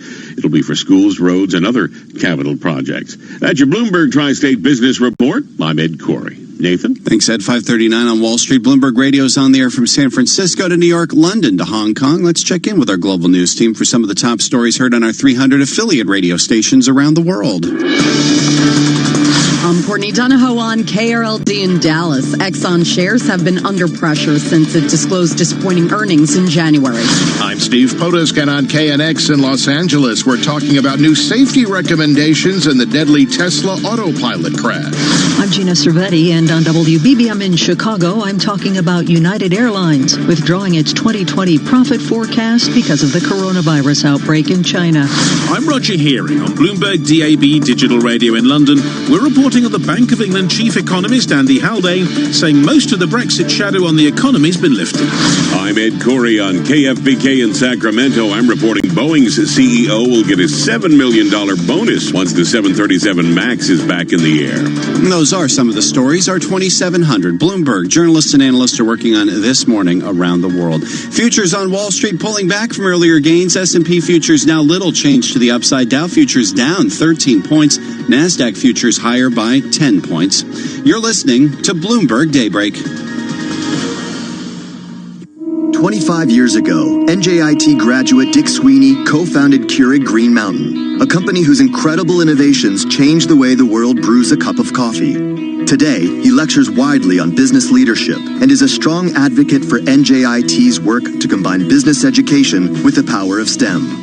NJIT is definitely fostering innovative thinking for budding entrepreneurs simply because that's the world we live in. NJIT is producing students that have been trained, educated, and given the business acumen to be a contributor to a company. The distinct mission is to develop great STEM scholars. The attributes I've always looked for in team members are heart, smarts, guts, and luck. So we want people with passion, intelligence, courage, and never discount luck. The student coming out of NJIT has experienced all of that. NJIT, New Jersey Institute of Technology.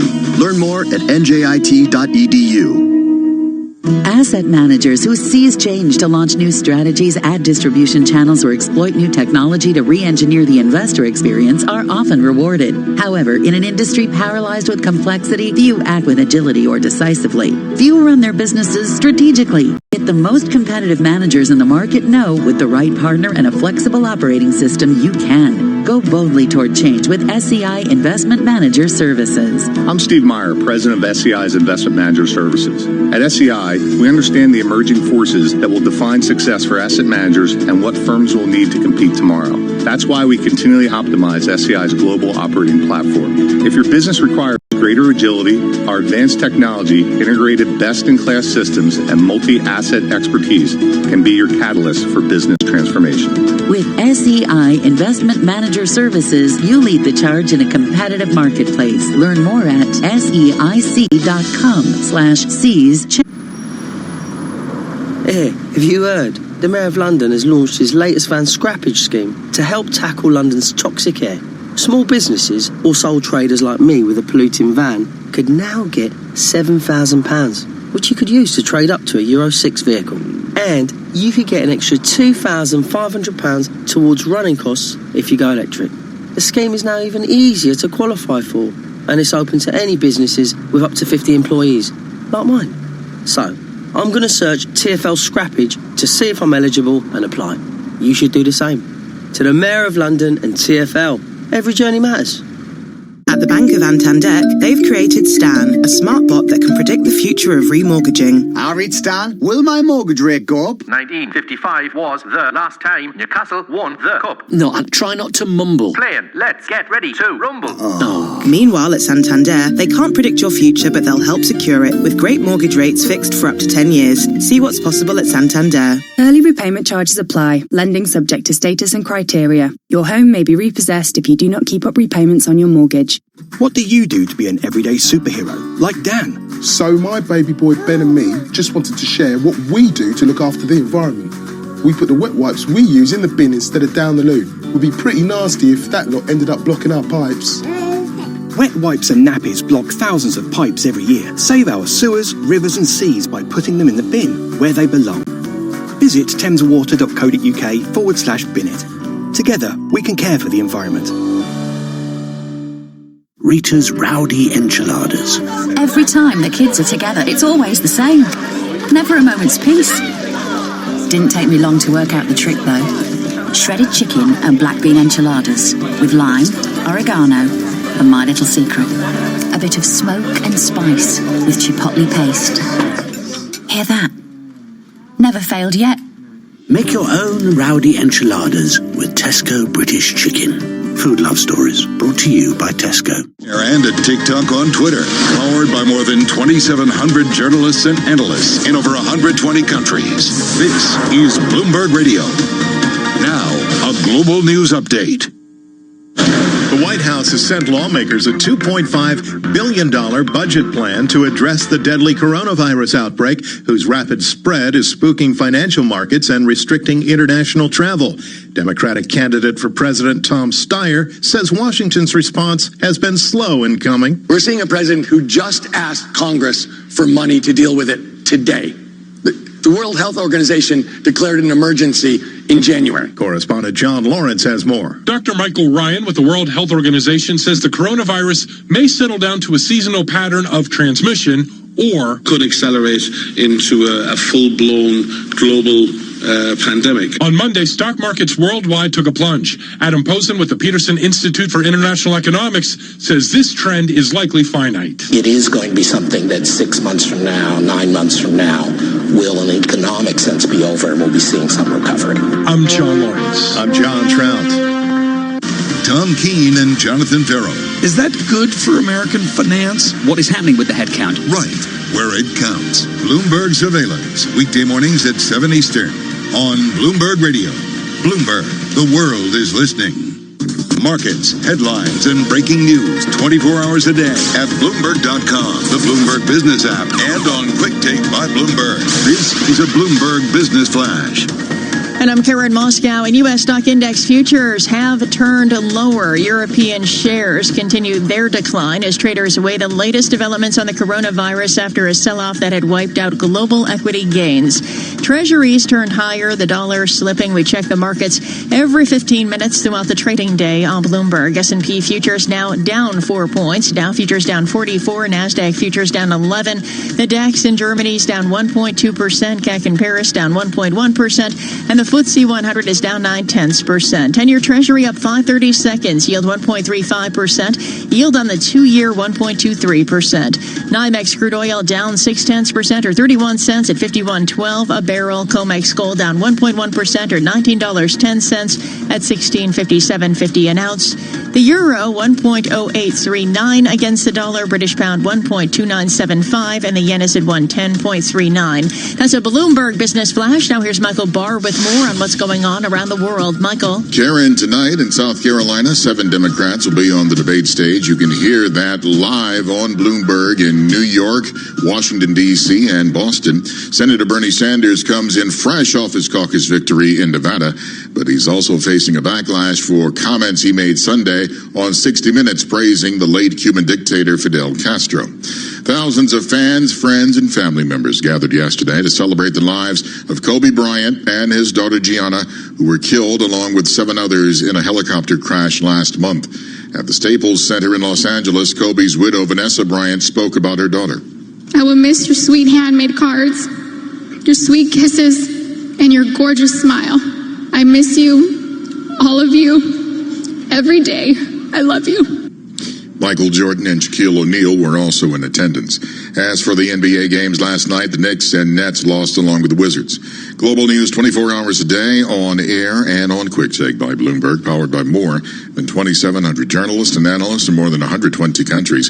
I'm Michael Barr. This is Bloomberg, Nathan. All right, Michael, thanks a lot. It's 5:49 on Wall Street, live from the Bloomberg Interactive Brokers Studios. This is Bloomberg Daybreak. Now we want to get the latest on our top story, the widening spread of the coronavirus. Bloomberg's Sophie Kamarudin joins us on the line from Hong Kong with the very latest. And Sophie, it does look like South Korea is emerging as the biggest hotspot outside of China. What's the latest on the peninsula? Nathan, in terms of the pace of infection and the mortality rate, South Korea is certainly becoming a hotspot outside of China. The country reporting a total of 977 infections. And so the central bank given another reason to cut rates on Thursday, as we also got data this Tuesday showing consumer confidence in South Korea plunged by the most since June 2015. That was when the MERS epidemic hit the economy. And without rising cases in South Korea, we have the U.S., Japan, Hong Kong, and Taiwan issuing travel warnings foreigners to the country, and Singapore has now banned visitors from the 2 Korean regions that have been at the center of the country's outbreak. Now, elsewhere, flight restrictions are also now in place for Iran by the UAE and Turkish Airlines. Just want to mention that to show you how we're seeing this outbreak increase anxiety across the world. And some Chinese cities have also started to curb travel from other countries, such as South Korea, as authorities seek to avoid another spike in infections. We just had moments ago lines from China's customs officials saying it will strengthen border checks. Apart from travel restrictions, are we seeing any steps that South Korea is taking at this point to try to stem the outbreak in their part of the world? We have the Korean government monitoring the clusters that have emerged in some of these cities, conducting tests to ensure that they're limiting the rate of transmission. And there is a push, we understand, by President Moon Jae-in to seek extra spending within the budget. This is probably going to be on the scale that we saw for previous outbreaks that have hurt the economy, because South Korea has been hoping to push through an economic rebound, but this outbreak certainly weighing on the prospects for that. Now, obviously, China remains the epicenter of the vast majority of infections and fatalities from the coronavirus. What are we seeing as far as the latest there in China?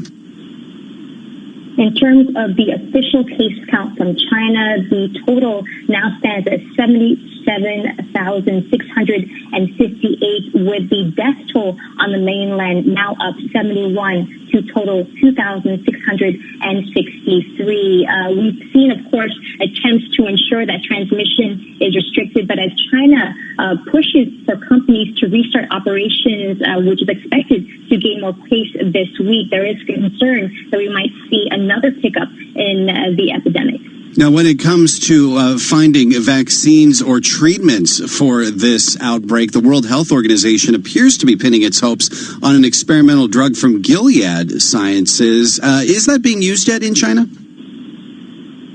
We have seen clinical trials, more than 100 launched in China to study potential candidates, including a drug by Gilead. So China is set to release results of this drug at the end of April, with the clinical trials conducted on 761 patients in Wuhan. But aside from Gilead, the race to develop treatments and vaccines is certainly on, with others potentially in the works. Japan, for example, reportedly planning on recommending an anti-influenza drug from Fujifilm, while GlaxoSmithKline and Sanofi are also developing vaccines. And finally, can you get us up to speed on how the virus is spreading outside Asia, particularly in Italy and the Middle East? Well, the big picture here, Nathan, global cases topping 80,000, with Iran reporting the most fatalities outside of China. And we have more countries seeking extra budgets to provide for relief spending, including Italy, which is Europe's worst nation, as the case count there rises to more than 200, with at least 7 deaths. Now, this outbreak in Italy, that has been traced back to a 38-year-old man who had not been to China recently. So direct transmission, certainly a worry there. And when it comes to the economy, Bloomberg Economics expects that Italy could be thrown into a technical recession as soon as this quarter, given the impact of the outbreak, which has seen parts of the country virtually shut down, Nathan. Bloomberg's Sophie Kamarudin with us from Hong Kong this morning. Thanks for the update, Sophie. Much appreciated. And Bloomberg customers can stay on top of developments on the coronavirus. VRUS Go is the function on the Bloomberg terminal. Karen. All right, Nathan, thank you. It is 5:54 on Wall Street. It's time for the Bloomberg Law Report. It's brought to you by American Arbitration Association. International trade or business dispute resolved faster with the International Center for Dispute Resolution, the leader in alternative dispute resolution around the world, ICDR.org. Let's get to the legal stories we're watching this morning from Bloomberg's Jeff Bellinger. The Trump administration will be allowed to restrict what taxpayer-funded family planning clinics can tell clients about abortion. The Ninth Circuit vacated orders by federal courts in 3 states that blocked the rule's enforcement. Securities and Exchange Commission records show that commissioners were divided over a penalty they gave to Wells Fargo as part of the bank's $3 billion settlement to resolve federal probes into customer abuses. In Virginia, a bill to impose penalties on companies that treat employees as contractors is awaiting the governor's signature. Bloomberg Law. Everything you need on one legal research platform.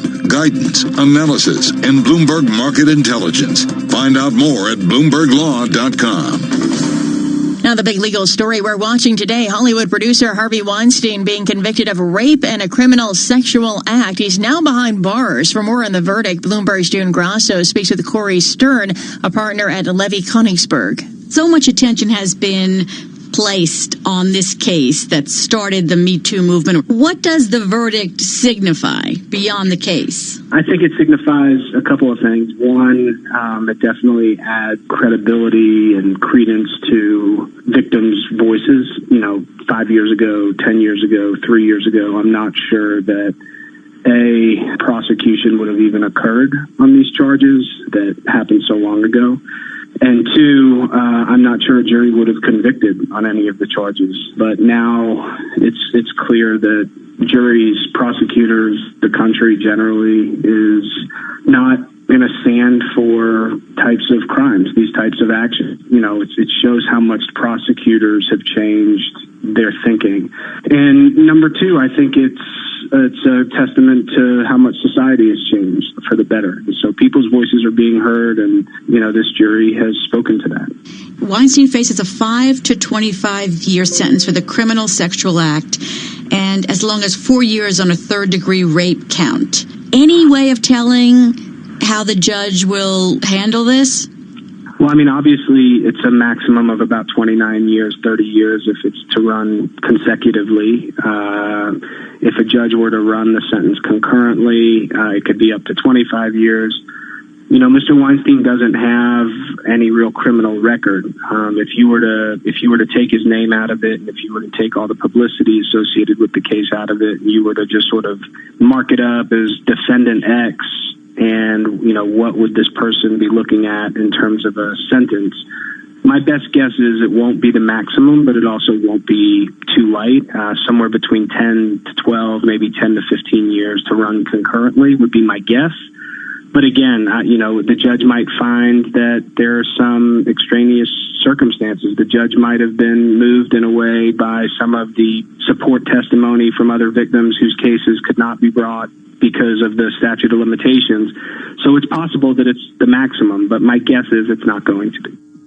And that's Corey Stern, a partner at Levy Konigsberg, speaking with Bloomberg's June Grasso. Catch more of that interview, plus analysis of the latest legal news, by subscribing to the Bloomberg Law podcast or downloading the show at Bloomberg.com/podcasts. And attorneys can find exceptional legal research and business development tools at BloombergLaw.com.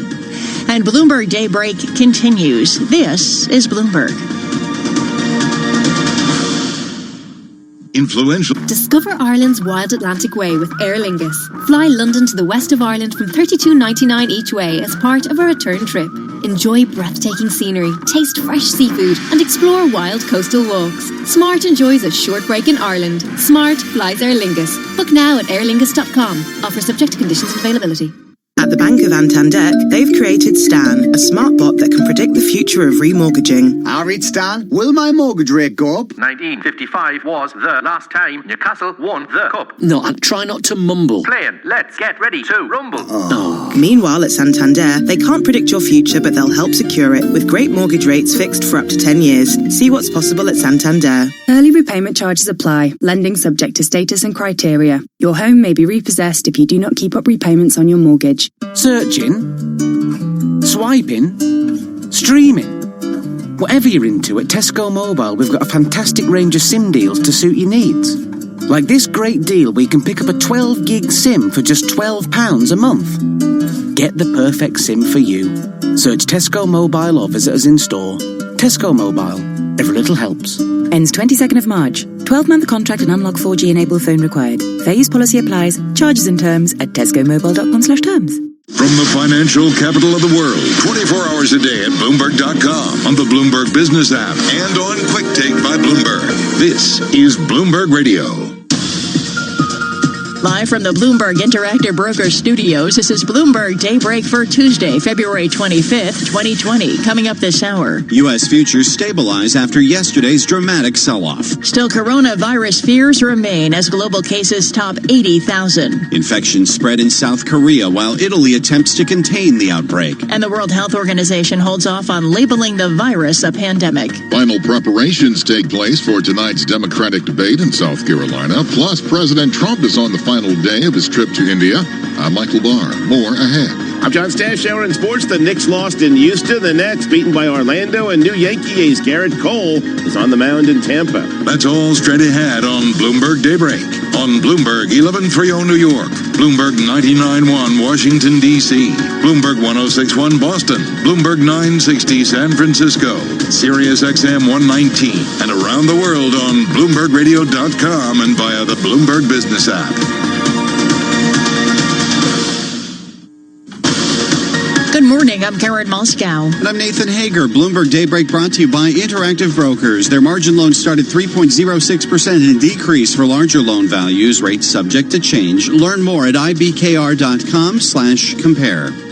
And U.S. futures are little change this morning, 6:01 on Wall Street, and we check the markets every 15 minutes throughout the trading day on Bloomberg. We are seeing a little green here with U.S. futures. S&P futures up 2.5 points now. Dow futures up 20. NASDAQ futures up 9.5. The DAX in Germany's down 1%. CAC in Paris down 0.9%. And the FTSE 100 is down 0.8%. Nikkei 225 in Japan fell 3.33%. 10-year Treasury up 4/32, yield 1.35%. Yield on the 2-year, 1.24%. NYMEX crude oil is down 0.6% or 31 cents at $51.13 a barrel. COMEX gold is down 1.3% or $21.40 at $16.55.30 an ounce. The euro, 1.0841 against the dollar, and the yen is at 110.46. Nathan. Karen, news on the coronavirus continues to grip markets with cases climbing from South Korea to Italy and the Middle East. We have Bloomberg Radio team coverage of the outbreak. We'll begin in South Korea and get the very latest there from Bloomberg's Yvonne Mann. The concern now is that this outbreak outside of China is going to spark a second peak in this epidemic. The latest numbers out of Korea hitting 900 now. That's the biggest outbreak outside of China. And you have more than a dozen or so countries that have issued tighter travel restrictions for people that are traveling from South Korea. The death toll there from the virus now stands at 10, while infections numbered 977. Meantime, in Italy, a lockdown continues in the country's financial center and industrial heartland, where infections number more than 200. We get the very latest from Bloomberg's Victoria Dendrenou. The number of cases really have taken the Italian government by surprise, and now you have the entire north of the country, which is really the backbone of Italy's industry, not entirely shut down, but of course with big implications because they're the focus point of the virus. And you do see villages that have been shut, and maybe you could see export restrictions and so on. So this is 40% of the country's GDP. Economists are saying that if this goes on for too long, you could actually end up seeing the country in a recession by the end of the year. The question is just how long is this going to take? Analysts at Citigroup say the hit to Italy's economy this quarter could be big, even if containment lasts for only a week. In China, cases continue to rise, though the pace appears to be stabilizing. We continue our Bloomberg Radio team coverage with Tom McKenzie in Beijing. 508 new cases out of China today. So you're looking at a total now in terms of infection rates here in China at 77,658. In terms of the death rate, you're looking at 2,663 people have now died in total in China throughout the course of this virus. Now let's zero in on those additional cases. 508 for today. That compares to 409 for yesterday. So an increase in the numbers, but still it does continue to suggest that there is a moderation now in terms of the infection rate in China, at least if you do believe the data coming out of the government. China says it will continue to ban flights to and from Hubei and will keep strict control measures in place for the province. The spread of the virus is a major concern for global health officials, but it's too soon to call it a pandemic. That's according to the Director General of the World Health Organization. The sudden increase in new cases is certainly very concerning. I have spoken consistently about the need for facts, not fear. Using the word pandemic now does not fit the facts. The WHO says an experimental drug from Gilead Sciences may be the best bet to fight the virus. China releases clinical trial results of the drug in late April. So far this month, shares of Gilead have gained 15%. Stocks in Asia took another leg lower overnight. Equities in Japan led declines as traders played catch-up to yesterday's sell-off. Bloomberg's Juliet Sally joins us now from Singapore with details. Good morning, Juliet. Good morning, Nathan and Karen. The Nikkei 225 index fell 3.3%, its biggest one-day drop since December 2018. Fujifilm shares, though, rose and at one point were up 9% after the health minister indicated Japan plans to recommend its Avigan drug to treat the coronavirus. Turnover in Chinese equities topped 1.4 trillion yuan, the most since August 2015. The CSI 300 closing lower by 0.2%. In Seoul, the Kospi recovered some of Monday's losses, rising 1.2%, while data showed an increase in coronavirus cases in the country has dented confidence. In Singapore, I'm Juliet Saleh, Bloomberg Daybreak.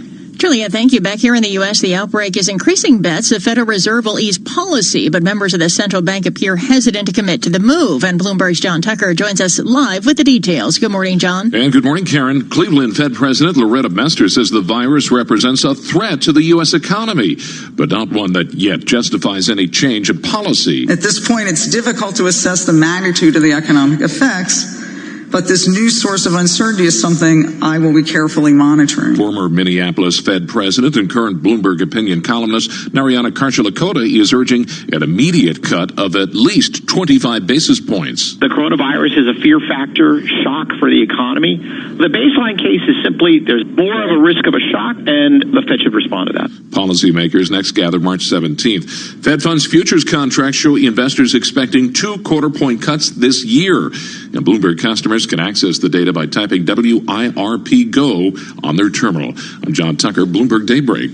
All right, John, thank you. And also on the terminal, Bloomberg customers can access the latest on the coronavirus outbreak by typing VRUS GO. And we have fourth quarter results from Home Depot crossing the Bloomberg terminal. Earnings topped estimates, as did comparable sales. Home Depot is also boosting its dividend by 10% and reaffirming its yearly guidance. Shares up 1.2% in the pre-market. Straight ahead, the latest world and national news. This is Bloomberg. And at 6:07 on Wall Street, we check in with Michael Barr for the latest on what's happening around the world. Good morning, Michael. Good morning, Nathan. President Donald Trump lavished praise on Indian Prime Minister Narendra Modi, saying the Indian people love him, and that's a good thing.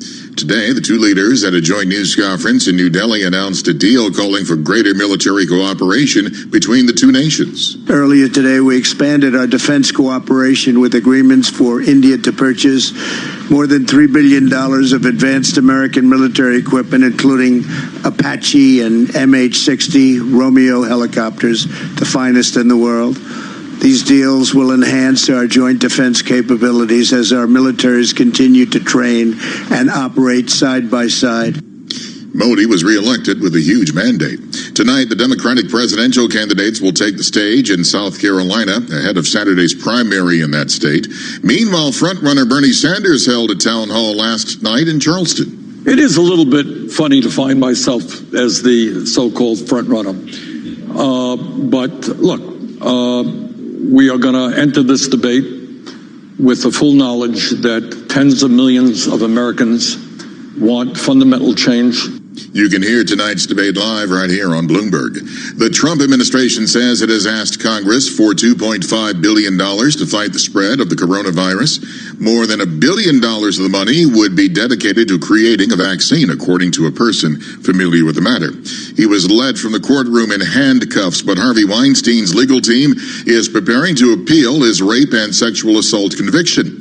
In the meantime, they're hoping he'll be set free. Bloomberg's Bob Moon reports. The judge sent the disgraced movie producer straight to jail, and Weinstein's attorney, Arthur Aidala, said he seemed to be doing okay with that. Still, they'll try to win his freedom. If this judge this week allows it, Mr. Weinstein will be allowed to stay at home while the appeal process takes place, which is over a year. And if at first they don't succeed, he says they'll try again after his sentencing March 11th. Make no mistake about how hard District Attorney Cyrus Vance is likely to fight that move. Weinstein is a vicious, serial sexual predator. His lawyers said he was initially being sent sent to an infirmary unit at the Rikers Island Correctional Facility, but he reportedly was rerouted to Bellevue Hospital as a precaution. Bob Moon, Bloomberg Daybreak. Global news 24 hours a day on air and on Quick Take by Bloomberg, powered by more than 2,700 journalists and analysts in more than 120 countries. I'm Michael Barr. This is Bloomberg, Nathan. Thanks, Michael. 6:09 on Wall Street. Time for the Bloomberg NBC Sports Update. Here's John Stashower. Nathan, Garrett Cole's official Yankee debut figures to be next month opening day in Baltimore. Last night in Tampa, his first spring training outing, and the new Yankee ace hit 98 in the gun, 2 strikeouts in 1 scoreless inning. Yanks and Pirates were a 3-3 tie. Nets and Knicks both lost. The Nets at Barclays, where they had won their last 5 all by double digits. They led by 19.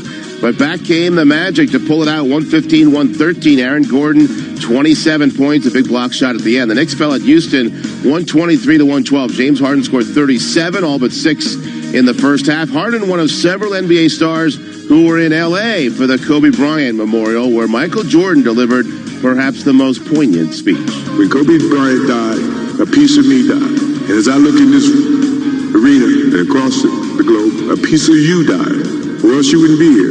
Those are the memories that we have to live with and we learn from. I promise you, from this day forward, I will live with the memories of knowing that I had a little brother and I tried to help in every way I could. Please, rest in peace, little brother. Jordan revealed he and Bryant would often text each other late at night. Rangers rookie goalie Igor Shesterkin was in a car accident Sunday night in Brooklyn, suffered injuries that'll keep him out of the lineup a few weeks. The Rangers did not trade Chris Kreider at the deadline. They signed him to a new 7-year contract. They did trade Brady Shea to Carolina. The Islanders acquired J.G. Pajot from Ottawa. A bigger deal that would have landed the Isles' Zach Parise from Minnesota fell through. With the Bloomberg NBC Sports Update, I'm John Stashower. Nathan? All right, John, thank you. And the coronavirus is having an effect on the sports world. Thursday's Europa League match in Italy between Inter Milan and Ludogorets will be played in an empty stadium due to the outbreak.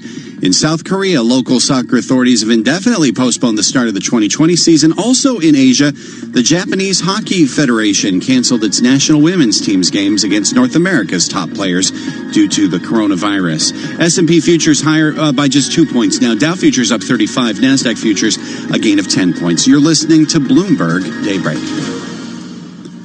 Imagine being denied an apartment because of your religion or your race, or because you have children or a disability. It's so wrong. Yes, but who has the power to stop this? You do. Each of us has the power. The law is on your side. It's illegal for landlords to discriminate because of race, color, religion, sex, national origin, disability, or familial status.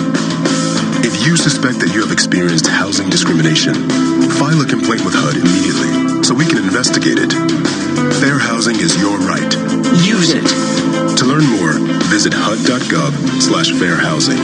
That's HUD.gov/fairhousing. Or call 1-800-669-9777. 1-800-669-9777.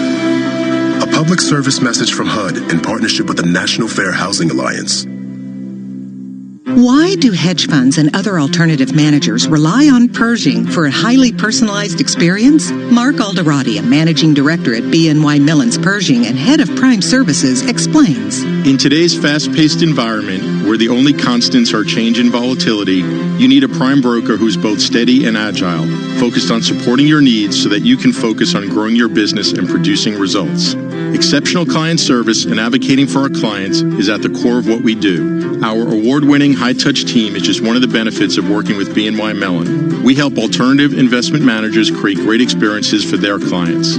Whether it's customized financing, securities lending solutions, platform access, or outsourced trading, BNY Mellon's Pershing is a prime broker who's committed to this business and dedicated to meeting your evolving demands.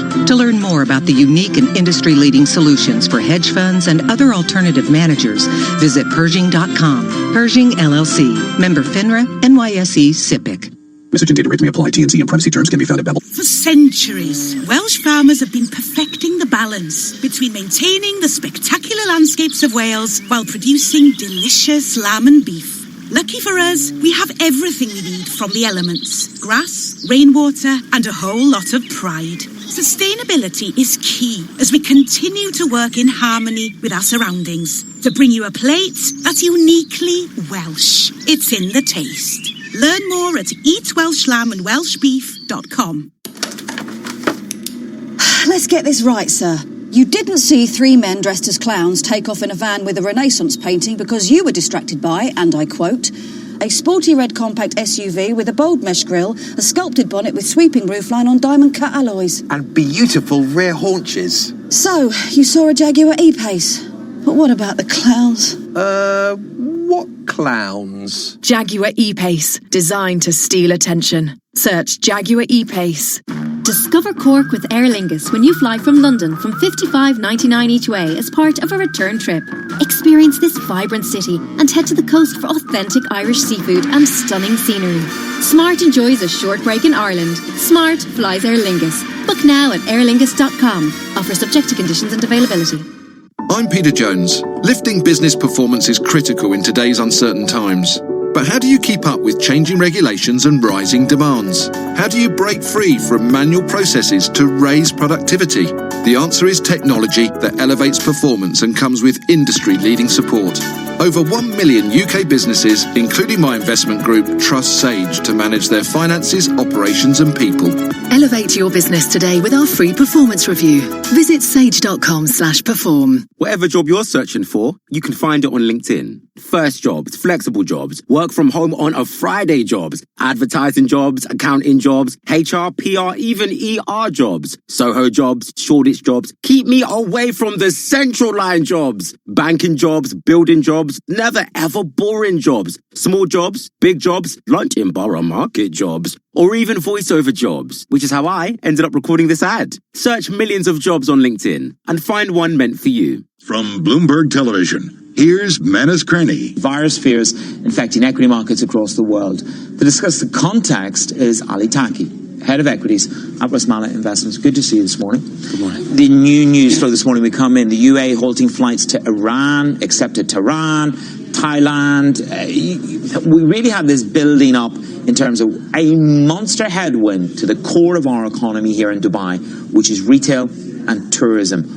What are the clients saying? Of course, this is a concern that had started more to be China-centric at the beginning, as we call it, the factor of the world, and the supply side of the equation was at risk. People were thinking at how to protect the supply chains that are heavily reliant on China, and even then it was a very difficult story. Now that it's spreading Europe to the extent, as we've seen, games being cancelled, fashion shows, etc. So it's now the demand side of the equation is also hurt. Looking more closely in the region, when you see places like Iran that are very close in proximity, and basically I think this is the right measure to take. Hear more interviews like this one on Bloomberg Television, streaming live on Bloomberg.com and on the Bloomberg mobile app. Or check your local cable listings, markets, headlines, and breaking news 24 hours a day at Bloomberg.com, the Bloomberg Business app, and on Quick Take by Bloomberg. This is a Bloomberg Business Flash. And I'm Karen Moscow. 6:17 on Wall Street on Bloomberg. Daybreak is out on customer terminals, bringing you all the news you need to start your day. Let's get a check of the latest headlines with Hannah George at the Bloomberg Daybreak desk. Good morning, Hannah. Good morning, Karen. Global cases of the coronavirus have topped 80,000, while the death toll is approaching 2,700. South Korea now has the largest outbreak outside of China, with infections surpassing 900. The World Health Organization says an experimental drug from Gilead Sciences may be the best bet to fight the virus. China releases clinical trial results of the drug in late April. Turning to politics, Bernie Sanders will come under attack for praising Fidel Castro's policies in tonight's Democratic debate.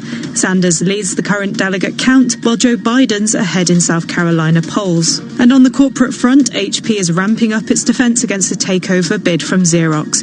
HP is announcing an expanded buyback program and deeper cost cuts. For all the news you need to start your day, check out Daybreak on your mobile phone on the Bloomberg Anywhere app. Karen. All right, Hannah, thank you. We are watching shares of Home Depot this morning up 2.7% in early trading after it reported fourth quarter profit and comp sales that beat analyst estimates. S&P futures little change this morning. Dow futures up 18, NASDAQ futures up 1. The DAX in Germany down 0.9%. And that's a Bloomberg Business Flash. Now here's Michael Barr with more on what's going on around the world. Michael. Karen, President Donald Trump says he's optimistic about the prospects of inking a trade deal with India. Trump is on the final day of his two-day visit to the country. The widow of Kobe Bryant called her late husband the MVP of girl dads.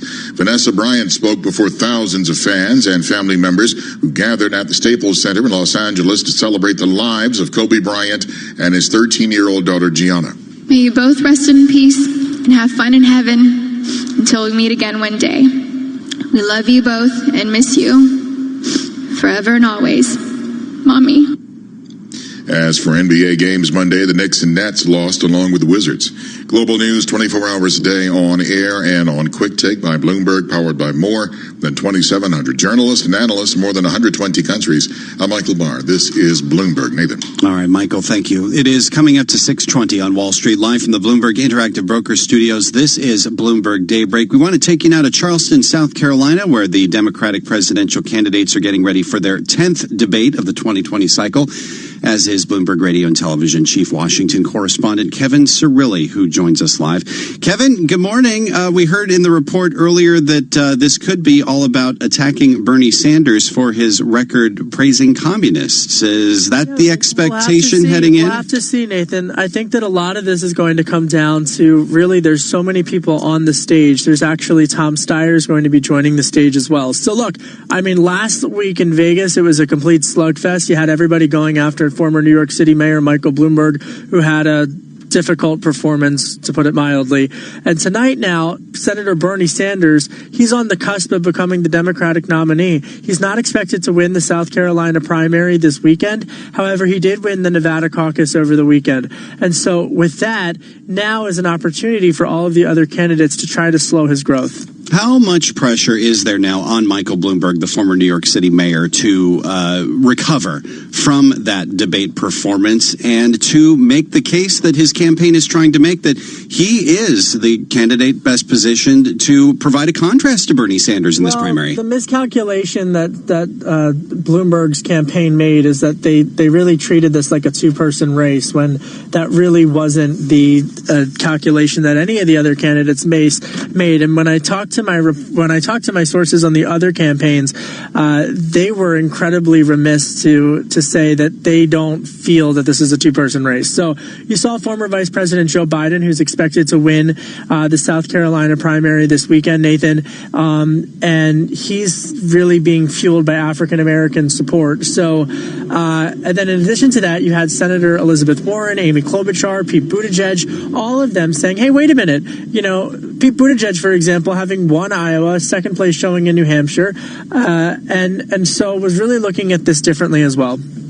We should note this morning that the state newspaper in South Carolina came out with its endorsement this morning for Pete Buttigieg, who, as you mentioned, isn't expected to win this thing. But what kind of impact, if any, does a newspaper endorsement like that have in South Carolina? Well, I think it might have somewhat of an effect. I think still and then unfortunately I have to go after this, Nathan, because I'm sitting in a security hold. But okay. I think it could have some of an impact, Nathan. I think that when you look at it, though, the expectation is that Joe Biden's going to win. Should Biden not win, that would be a devastating blow for his campaign, which is really banking on that to power him through Super Tuesday. I was struck by this yesterday, though. Senator Bernie Sanders speaking at a CNN town hall. What he had to say, Nathan, was that if he doesn't get the 1991 delegates, which are technically needed to clinch the nomination, that he would, but he gets a plurality of the delegates, that he feels that'll be enough to carry him through. All right, Bloomberg Radio and Television Chief Washington Correspondent Kevin Cirilli, thanks for joining us this morning ahead of the South Carolina debate, the 10th of the cycle in the Democratic presidential race, which you can hear live on Bloomberg Radio in New York, Boston, and Washington, D.C., beginning this evening at 8 p.m. Wall Street time, followed by post-debate coverage and analysis that you've come to expect here on Bloomberg Radio. And we should note that Michael Bloomberg, who who is competing for the Democratic presidential nomination, is the founder and majority owner of Bloomberg LP, the parent company of Bloomberg Radio. Now let's get a quick market check now from Karen Moscow. Karen? All right, Nathan, thank you. We continue to watch shares of Home Depot. The shares are up 2.6% in early trading. It rebounded from a string of disappointing results with a fourth quarter that topped analyst projections as the U.S. housing market heats up. Earnings per share of $2.28 topped the average prediction of $2.11, and the company forecasts comparable sales growth of 3.5% to 4% this year, implying an acceleration is likely. We're also watching futures this morning. They have been jumping around a bit. Right now, S&P futures little changed, up a point. Dow futures up 25. NASDAQ futures up 7.5. The DAX in Germany is lower, down 0.8%. So is the CAC in Paris, and the FTSE 100 down about the same. 10-year Treasury up 4.30 seconds, yield 1.35%. The yield on the 2-year, 1.24%. And the 30-year yield is at 1.82%. NYMEX crude oil down 0.4% or 21 cents at $51.21 a barrel. And COMEX gold down 1.4% or $23.40 at $16.5320 an ounce. The euro 1.0833 against the dollar. British pound 1.2964 and the yen at 110.47. And Bloomberg Daybreak continues. This is Bloomberg. This is a Bloomberg Money Minute. Some calm back in the markets this morning with Wall Street's early indicators little changed after the big sell-off on Wall Street yesterday over coronavirus fears. The Dow tumbled more than 1,000 points. Home Depot reported earnings this morning. Earnings per share and net sales in the latest quarter beat analyst estimates. The Trump administration is asking Congress for $2.5 billion to battle the spread of the coronavirus. Bloomberg has learned that more than $1 billion would go toward creating a vaccine. Other money would be used for stockpiling protective masks and for therapeutic programs. HP is returning $16 billion to its shareholders, mainly through buybacks, as it tries to rally investors against the hostile takeover bid by Xerox. The world's second-largest PC maker is also boosting cost cuts. Meanwhile, HP said supply chain disruptions tied to the coronavirus outbreak would hit adjusted profits in this quarter. Dow futures up 17 points. Gina Cervetti, Bloomberg Radio. Why has J.D. Power ranked Commonwealth Financial Network #1 in independent advisor satisfaction among financial investment firms for the 6th straight time? We think it comes down to one thing: you. Because it's your input and feedback that keeps us focused on what's most important to you and your clients and continually pushes us to be the best we can be. Maybe that's why we receive top marks in every category of the J.D. Power 2019 Advisor Satisfaction Survey.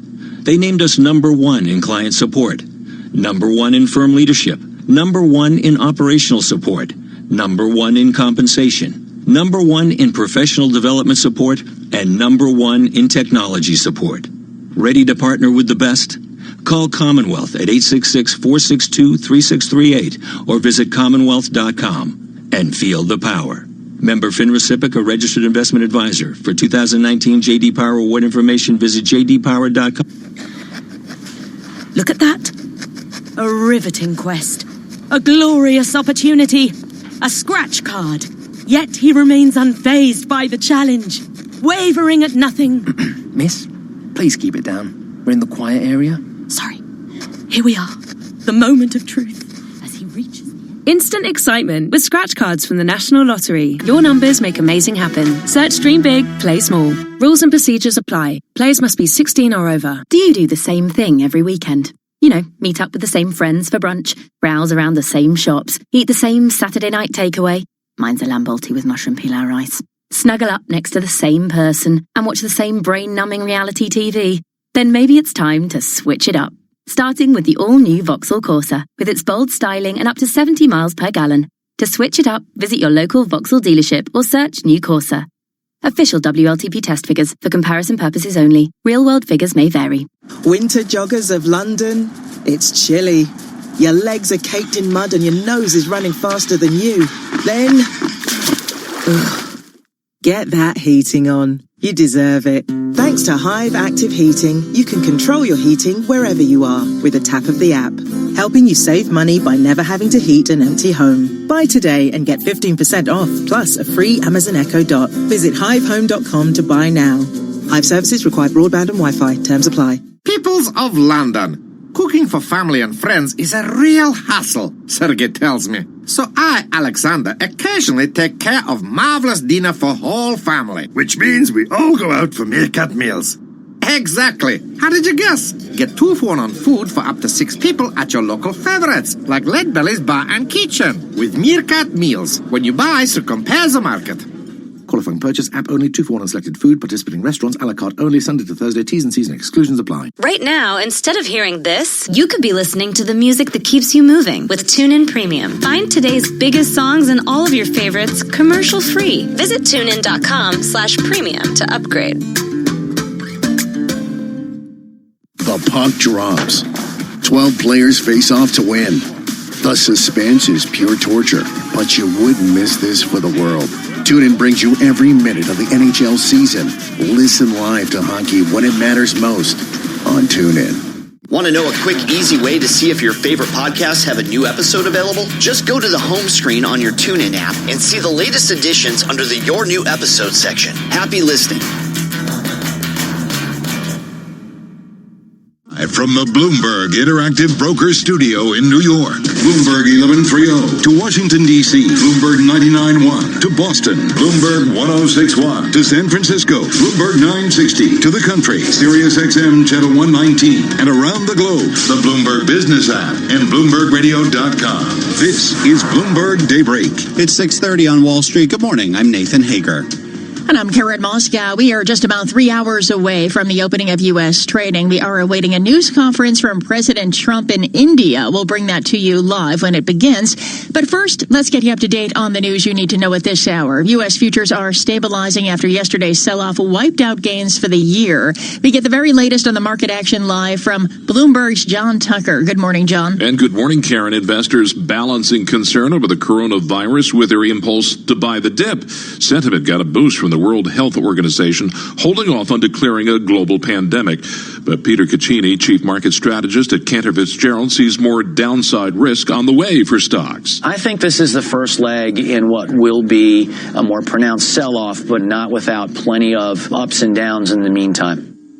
And right now, S&P futures are up 0.1%. Stocks in Europe in the red, with the Stocks 600 lower by 0.7%. John Tucker, Bloomberg Daybreak. All right, John, thanks. In Italy, a lockdown continues in the country's financial center and industrial heartland, where infections number more than 200. We get the very latest from Bloomberg's Victoria Dendrenou. Cases have now really rocketed in the space of 7 days. There's still issues in terms of trying to find out how this virus was able to spread so quickly, and we don't know what it's going to do to the Italian economy. Now, you could argue if Italy does fall into a recession, this is going to have implications on everyone else, and you could see the European economy taking a much bigger hit than expected. Analysts at Citigroup say the hit to Italy's economy this quarter could be big, even if containment lasts for only a week. Infections continue to spread in the Middle East and Asia. We get the very latest now from Bloomberg Daybreak Asia anchor Brian Curtis in Hong Kong. South Korea announced scores of new cases and more deaths emerged in Iran. Elsewhere, Afghanistan, Bahrain, and Kuwait confirmed their first cases. And Hong Kong is said to have extended school closures until the middle of April. In Hong Kong, Brian Curtis, Bloomberg Daybreak. And Brian, cases in South Korea now number 977. That makes it the biggest outbreak outside of China. Bloomberg customers can get the latest on the coronavirus outbreak by typing VRUSGO on the terminal. Now let's get you up to date on how stocks are faring. We check the markets every 15 minutes throughout the trading day on Bloomberg. S&P futures now up 5 points. Dow futures up 60. NASDAQ futures up 24. The DAX in Germany's down 0.6%. 10-year Treasury up 4/32, yield 1.35%, and the yield on the 2-year 1.24%. NYMEX crude oil is down 0.3% or 16 cents at $51.27 a barrel. COMEX gold is down 1.5% or $24.70 at $16.51.90 an ounce. And straight ahead, we have the latest world and national news, and this is Bloomberg.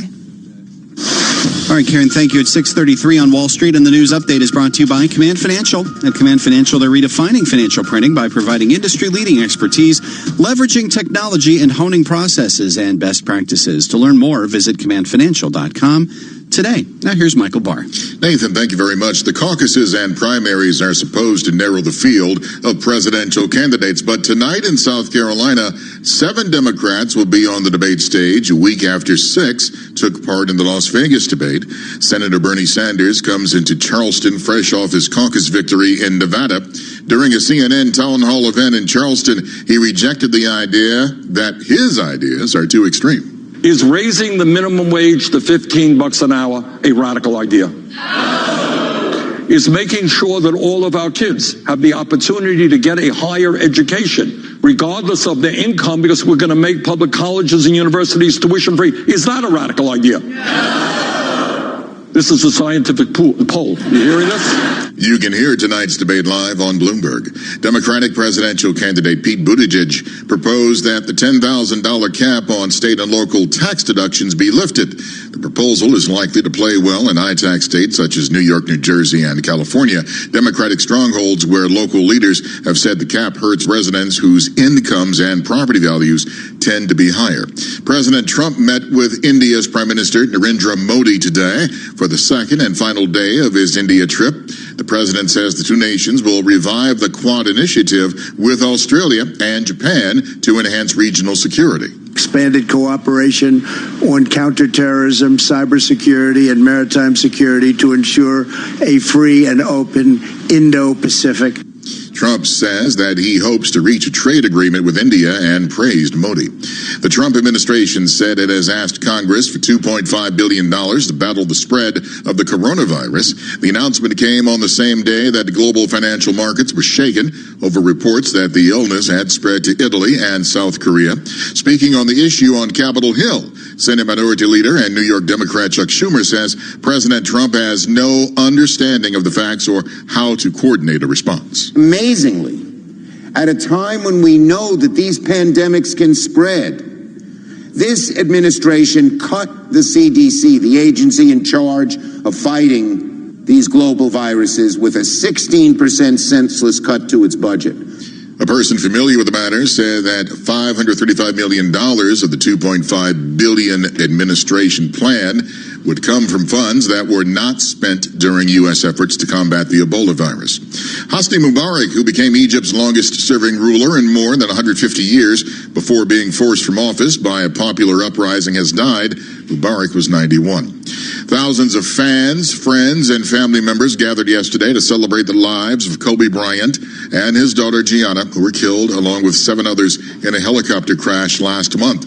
At the Staples Center in Los Angeles, Kobe's widow Vanessa Bryant spoke about her daughter. I will miss your sweet handmade cards, your sweet kisses, and your gorgeous smile. I miss you, all of you, every day. I love you. Michael Jordan and Shaquille O'Neal were also in attendance. As for the NBA games last night, the Knicks and Nets lost along with the Wizards. Global news 24 hours a day, on air and on Quick Take by Bloomberg, powered by more than 2,700 journalists and analysts in more than 120 countries. I'm Michael Barr. This is Bloomberg, Nathan. All right, Michael, thank you. Coming up to 6:37 on Wall Street, time for the Bloomberg NBC Sports Update. Here's John Stashauer. Nathan, the Nets and the Magic last night in Brooklyn, two teams with sub-500 records, but who, as of now, are playoff teams in the East. The Nets blew a 19-point lead. Magic with a 74-point second half came back to win 115-113. So Orlando now game and a half behind Brooklyn for 7th in the East. The Knicks lost in Houston 123-112. James Harden scored 37, all but 6 of the first half. R.J. Barrett had 21 for the Knicks, who've lost their last 4. Philadelphia improved to 27-2 at home. Joel Embiid, a career-high 49 points in a win over Atlanta. League leading Milwaukee needed overtime, but did win at Washington. Chris Middleton scored 40. Bradley Beal had 55 in the loss. He scored 53 on Sunday. He's the first NBA player to score 50 on consecutive nights since Kobe Bryant. At his memorial, Michael Jordan revealed just how close the two of them had become. What Kobe Bryant was to me was the inspiration that someone truly cared about the way I played the game or the way that he wanted to play the game. He wanted to be the best basketball player that he could be. And as I got to know him, I wanted to be the best big brother that I could be. First public comments from Vanessa Bryant since the tragic deaths of Kobe and their daughter Gianna. Spring training, the Mets started David Peterson, 24-year-old lefty, first pick of the 2017 draft, 2 scoreless innings. Mets beat Washington 2-1. Yankees 3-3 tie with the Pirates. The new ace Garrett Cole pitched the first inning, and Jordan Montgomery the next 2. Montgomery injured most of last year, but he could be in the rotation this season with 2 Yankee starters currently injured. With the Bloomberg NBC Sports Update, I'm John Staffshower. Nathan? All right, John, thank you. It's 6:38 on Wall Street. The following commentary is from Bloomberg Opinion. E-Trade brings DNA of diversity to Morgan Stanley. I'm Tara LaChapelle, a columnist for Bloomberg Opinion. E-Trade sits at the intersection of 2 of the world's most persistent boys clubs, Wall Street and Silicon Valley. But behind the layers of computer code that power E-Trade's investing platform, there's a group of female tech wizards that make it possible. Fostering a culture that attracts and advances women in the STEM fields is one more way that E-Trade, one of the earliest online brokerages, has been a pioneer in the industry. That little-known trait is something that its new parent, Morgan Stanley, would be smart to preserve and emulate, as it looks to reach a broader customer base and one that's bound to include more female investors over time. After Morgan Stanley agreed to buy E-Trade last week for $13 billion, its CEO James Gorman said it'd be, quote, completely nuts to get rid of the E-Trade brand. The bank would do well to keep E-Trade's culture intact, too. I'm Tara LaChapelle. For more Bloomberg Opinion, please go to Bloomberg.com/opinion or OPIN Go on the Bloomberg terminal. This has been Bloomberg Opinion. You can hear Bloomberg Opinion commentaries every weekday at this time, and terminal customers can read more at OPIN Go. Now, as we continue to follow the coronavirus, it is exacting a growing toll worldwide. MasterCard and United Airlines are the latest companies to warn that sales and profit are getting hurt by the epidemic. MasterCard cut its revenue growth outlook, while United scrapped its 2020 profit forecast altogether. Expedia plans to cut 3,000 jobs to simplify what it calls a bloated organization. Cuts represent about 12% of the company's workforce. And shares of ExxonMobil have hit a 15-year low. The stock has been under pressure since disappointing fourth-quarter earnings last month. Next week, Exxon CEO Darren Woods presents a long-term strategic plan to investors and analysts. Futures turning around now. S&P futures higher by 11 points. Dow futures up 101. NASDAQ futures higher by 46 as European indices continue to slide. This is Bloomberg. Asset managers who seize change to launch new strategies, add distribution channels, or exploit new technology to re-engineer the investor experience are often rewarded. However, in an industry paralyzed with complexity, few act with agility or decisively. Few run their business strategically. Yet, the most competitive managers in the market know with the right partner and a flexible operating platform, you can. Go boldly toward change with SEI Investment Manager Services. Determination and operational strength are both essential factors for growth in asset management. I'm Steve Meyer, President, Head of SEI's Investment Manager Services Division. We know that disruptive forces create opportunities around the world. If you see potential in change, our industry specialists will maximize SEI's integrated platform of data and risk management, global investment operations, compliance support, and investor services to position your asset management business for success. Come grow with us. With SEI Investment Manager Services, you lead the charge in a competitive marketplace. Learn more at SEIC.com/seize-change. Business is constantly evolving. Is your financial printer evolving to keep ahead of the curve? At Command Financial, we are redefining financial printing by providing industry-leading expertise, leveraging technology, and honing processes and best practices. Every day, Command helps SEC registrants, as well as members of their working groups, including securities attorneys and investment bankers, prepare, file, and disseminate regulatory and disclosure documents, such as registration statements, M&A documents, and mutual fund prospectuses and reports. Command provides a full range of services to help you effectively complete your deal, meet your disclosure requirements, and achieve your shareholder communications objectives. Visit our website at commandfinancial.com and learn how we're evolving, not only with the times, but also with your business requirements. Command Financial, redefining financial printing. Winter joggers of London, it's chilly. Your legs are caked in mud and your nose is running faster than you. Then, get that heating on. You deserve it. Thanks to Hive Active Heating, you can control your heating wherever you are with a tap of the app. helping you save money by never having to heat an empty home. Buy today and get 15% off, plus a free Amazon Echo Dot. Visit hivehome.com to buy now. Hive services require broadband and Wi-Fi. Terms apply. Do you go on the same holiday every year? To the same country, in the same hotel, with the same sea view, visit the same ancient monuments, play by the same dolphin-shaped pool, meet the same Barrys and Sandras, and wear the same Hawaiian shirt that you'd never wear at home? Then maybe it's time to switch it up. Starting with the all-new Vauxhall Corsa, with its bold styling and up to 70 miles per gallon. To switch it up, visit your local Vauxhall dealership or search New Corsa. Official WLTP test figures for comparison purposes only. Real-world figures may vary. Peoples of London, cooking for family and friends is a real hassle, Sergey tells me. So I, Alexander, occasionally take care of marvelous dinner for whole family. Which means we all go out for meerkat meals. Exactly. How did you guess? Get 2 for 1 on food for up to 6 people at your local favorites, like Theo's Simple Italian, with meerkat meals, when you buy through Compare the Market. Qualifying purchase, app only, 2 for 1 on selected food, participating restaurants, a la carte only, Sunday to Thursday, T's and C's and exclusions apply. Good morning, this is your Southern service to London Victoria.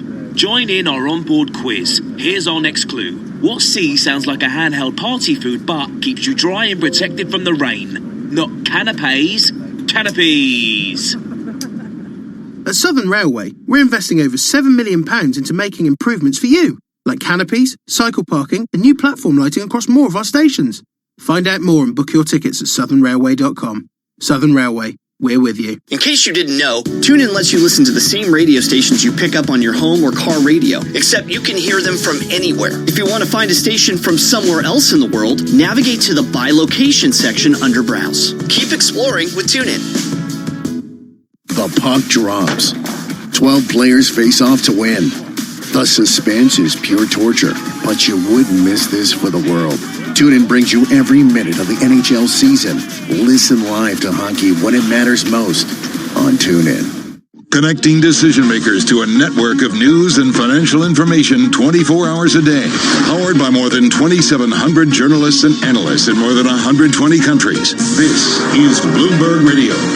Now, a global news update. President Trump in India speaking in New Delhi and discussing yesterday's Wall Street meltdown blamed on the economic impact of the coronavirus. I think that's a problem that's going to go away, but we lost almost 1,000 points yesterday on the market, and that's something, things like that happen and you have it in your business all the time, had nothing to do with you. It's an outside source that nobody would have ever predicted. If you go back 6 months or 3 months ago, nobody would have ever predicted. Global markets have been mixed or lower today, with U.S. stock futures currently showing mild gains. Hosni Mubarak, who led Egypt for nearly 30 years, has died. He was 91. South Carolina's largest newspaper, The State in Columbia, is endorsing Democrat Pete Buttigieg for president ahead of this weekend's primary. The editors write he is, quote, the energetic, disciplined candidate who can offer voters a powerful yet pragmatic vision. I'm Michael Toscano. Tom Keene and Jonathan Farrow. Is that good for American finance? What is happening with the headcount? Right, where it counts. Bloomberg Surveillance, weekday mornings at 7 Eastern on Bloomberg Radio. Bloomberg, the world is listening. Markets, headlines, and breaking news 24 hours a day at Bloomberg.com, the Bloomberg Business app, and on Quick Take by Bloomberg. Is a Bloomberg Business Flash. And I'm Karen Moscow, 647 on Wall Street. Futures adding to their gains. Now let's go to the first breaking news desk for today's morning call. Here's Bill Maloney. Bill, good morning. And good morning, Karen. That's right. U.S. trying to stabilize after yesterday's play. Dow futures up 84 points. S&P's gained 9, while NASDAQ futures climbed by 40. The U.S. 10-year yield at 1.7%. Gold is down 16. Oil is little changed. And Japan fell 3.3% overnight after reopening. European markets are lower again, led by 1% losses in Spain. And back in the U.S. on the economic front at 10 o'clock, consumer confidence and Richmond Fed. After the bell last night, HP boosted its forecast for the year. Also plans to buy back $15 billion in stock. And MasterCard sees lower revenue growth due to the coronavirus. Regarding earnings this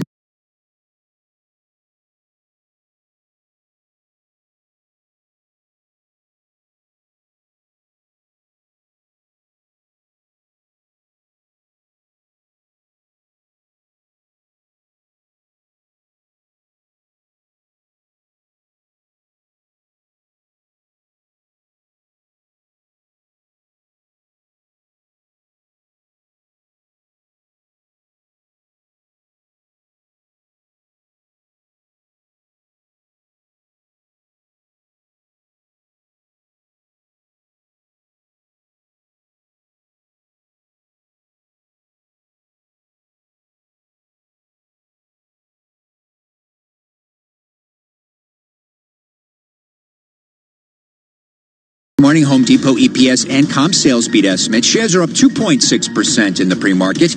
And wrapping things up, Franklin Resources was raised to neutral at Goldman Sachs. Tesla cut to hold over at Jefferies. NVIDIA cut to reduce at Nomura Instant, and Palo Alto Networks cut at Deutsche Bank, as well as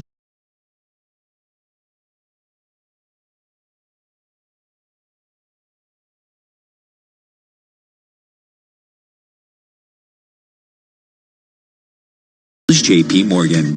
Live from the First American News Desk, I'm Bill Maloney. Karen. All right, Bill, thank you. And to hear live breaking news over your Bloomberg, type squawk on your terminal, SQUAWK. That's a Bloomberg Business Flash. Now here's Michael Barr with more on what's going on around the world. Michael. Karen, tonight in South Carolina, 7 Democrats will be on the debate stage, and you can hear tonight's debate live in New York, Boston, and Washington, D.C. Senator Bernie Sanders, fresh off his caucus win in Nevada, is facing a backlash for comments he made Sunday on 60 Minutes, praising the late Cuban dictator Fidel Castro. Italy is trying to contain the first major outbreak of a deadly new coronavirus in Europe, prompting fears that the international community is losing the battle to prevent the virus from becoming a full-scale pandemic. The epicenter of the outbreak is in northern Italy, where at least 7 people have died, and the number of confirmed cases jumped from 3 on Friday morning to at least 229. NBA games last night, the Knicks and Nets lost along with the Wizards. Global news, 24 hours a day on air and on Quick Take by Bloomberg, powered by more than 2,700 journalists and analysts in more than 120 countries. I'm Michael Barr. This is Bloomberg, Nathan. Okay, Michael, thank you. We're live from the Bloomberg Interactive Broker Studios. We're at 6:49 on Wall Street. Time now to check what's going on in D.C. Some of the top stories from the nation's capital include the Trump administration planning to ask for $2.5 billion in emergency coronavirus funding. President Trump wrapping up his whirlwind visit to India with a news conference set to begin in just a few minutes from New Delhi. And Roger Stone arguing for a new trial at a hearing today in D.C. Also making news, as Michael mentioned, the Democrats preparing for their 10th presidential debate before this weekend's South Carolina primary. Let's get more now from Bloomberg U.S. Politics editor Kathleen Hunter. And as Michael mentioned, Kate, Bernie Sanders is facing a lot of criticism over his comments in praise of Cuban dictator Fidel Castro over the weekend. Is it safe to say that Sanders will be the target tonight?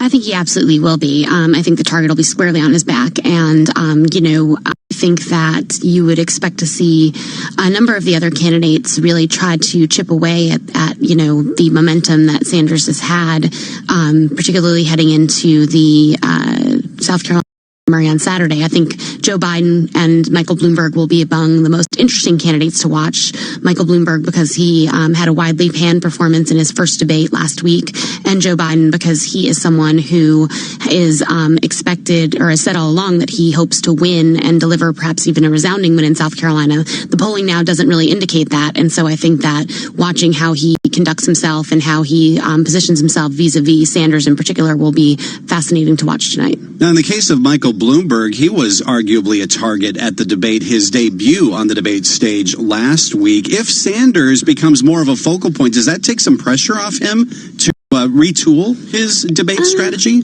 It takes some pressure off him for sure.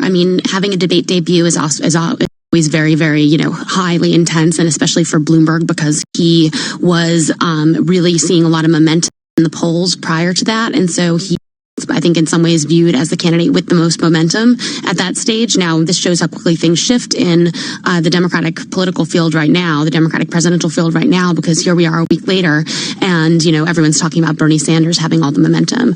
And so I think that certainly does take some of the pressure off. But that being said, there still is a pretty high expectation, that Michael Bloomberg will deliver a stronger performance. That's what his campaign has said all along than he did in the first debate. So people are going to be expecting to see that. Now, if, as you mentioned, the result of the primary this weekend turns out the way the polls suggest, and there isn't a decisive winner after Saturday, where does that leave the fight for moderates to try to take on and dent Sanders' momentum? Well, I think for Joe Biden, if he doesn't finish first in South Carolina, then the idea that he is someone that can be the coalescing candidate, the candidate that becomes the consensus centrist to take on Bernie Sanders for the nomination, that argument becomes very difficult to continue to wage. I think that being said, heading into Super Tuesday, there's only a few days between South Carolina which happens on Saturday, and Super Tuesday, which is this coming Tuesday, a week from today. And so I think that, there won't be a lot of time to really digest the results of South Carolina, and the candidates are likely to continue to just push forward through Super Tuesday and sort of see on Wednesday morning, a week from now, where the chips have fallen.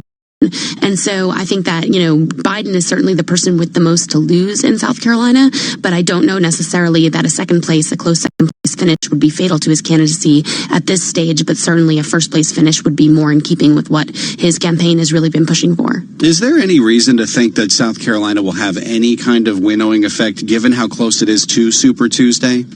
Well, and that's the thing. I would expect that most, if not all, the candidates would stick in the contest through Super Tuesday because it's literally, 3 days after the South Carolina primary. But I would expect that then after Super Tuesday, we might see perhaps even a dramatic winnowing of the candidates almost immediately after, because, if you're not someone who is registered a first or second place finish in any of these contests at that point, then it's hard to make an argument for your campaign going forward. All right. And just to remind our listeners, you can hear tonight's debate on Bloomberg Radio in New York, Boston, and Washington, D.C. It begins tonight at 8 Wall Street time. And we should mention that Michael Bloomberg is the founder and majority owner of Bloomberg LP, the parent company of Bloomberg Radio.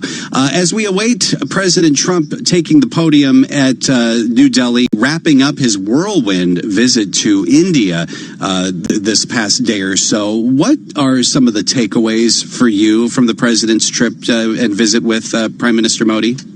Well, I think in terms of substance, we have to, of course, talk about the defense deal that was announced during this visit. I think that is, somewhat significant, but I think it also gives the White House a win that they can point to, given that the larger trade negotiations were really pushed off until later. I do think it underscores the idea that Trump is working hard to build an alliance with Modi, as both the U.S. and India seek to counter China's influence in the region.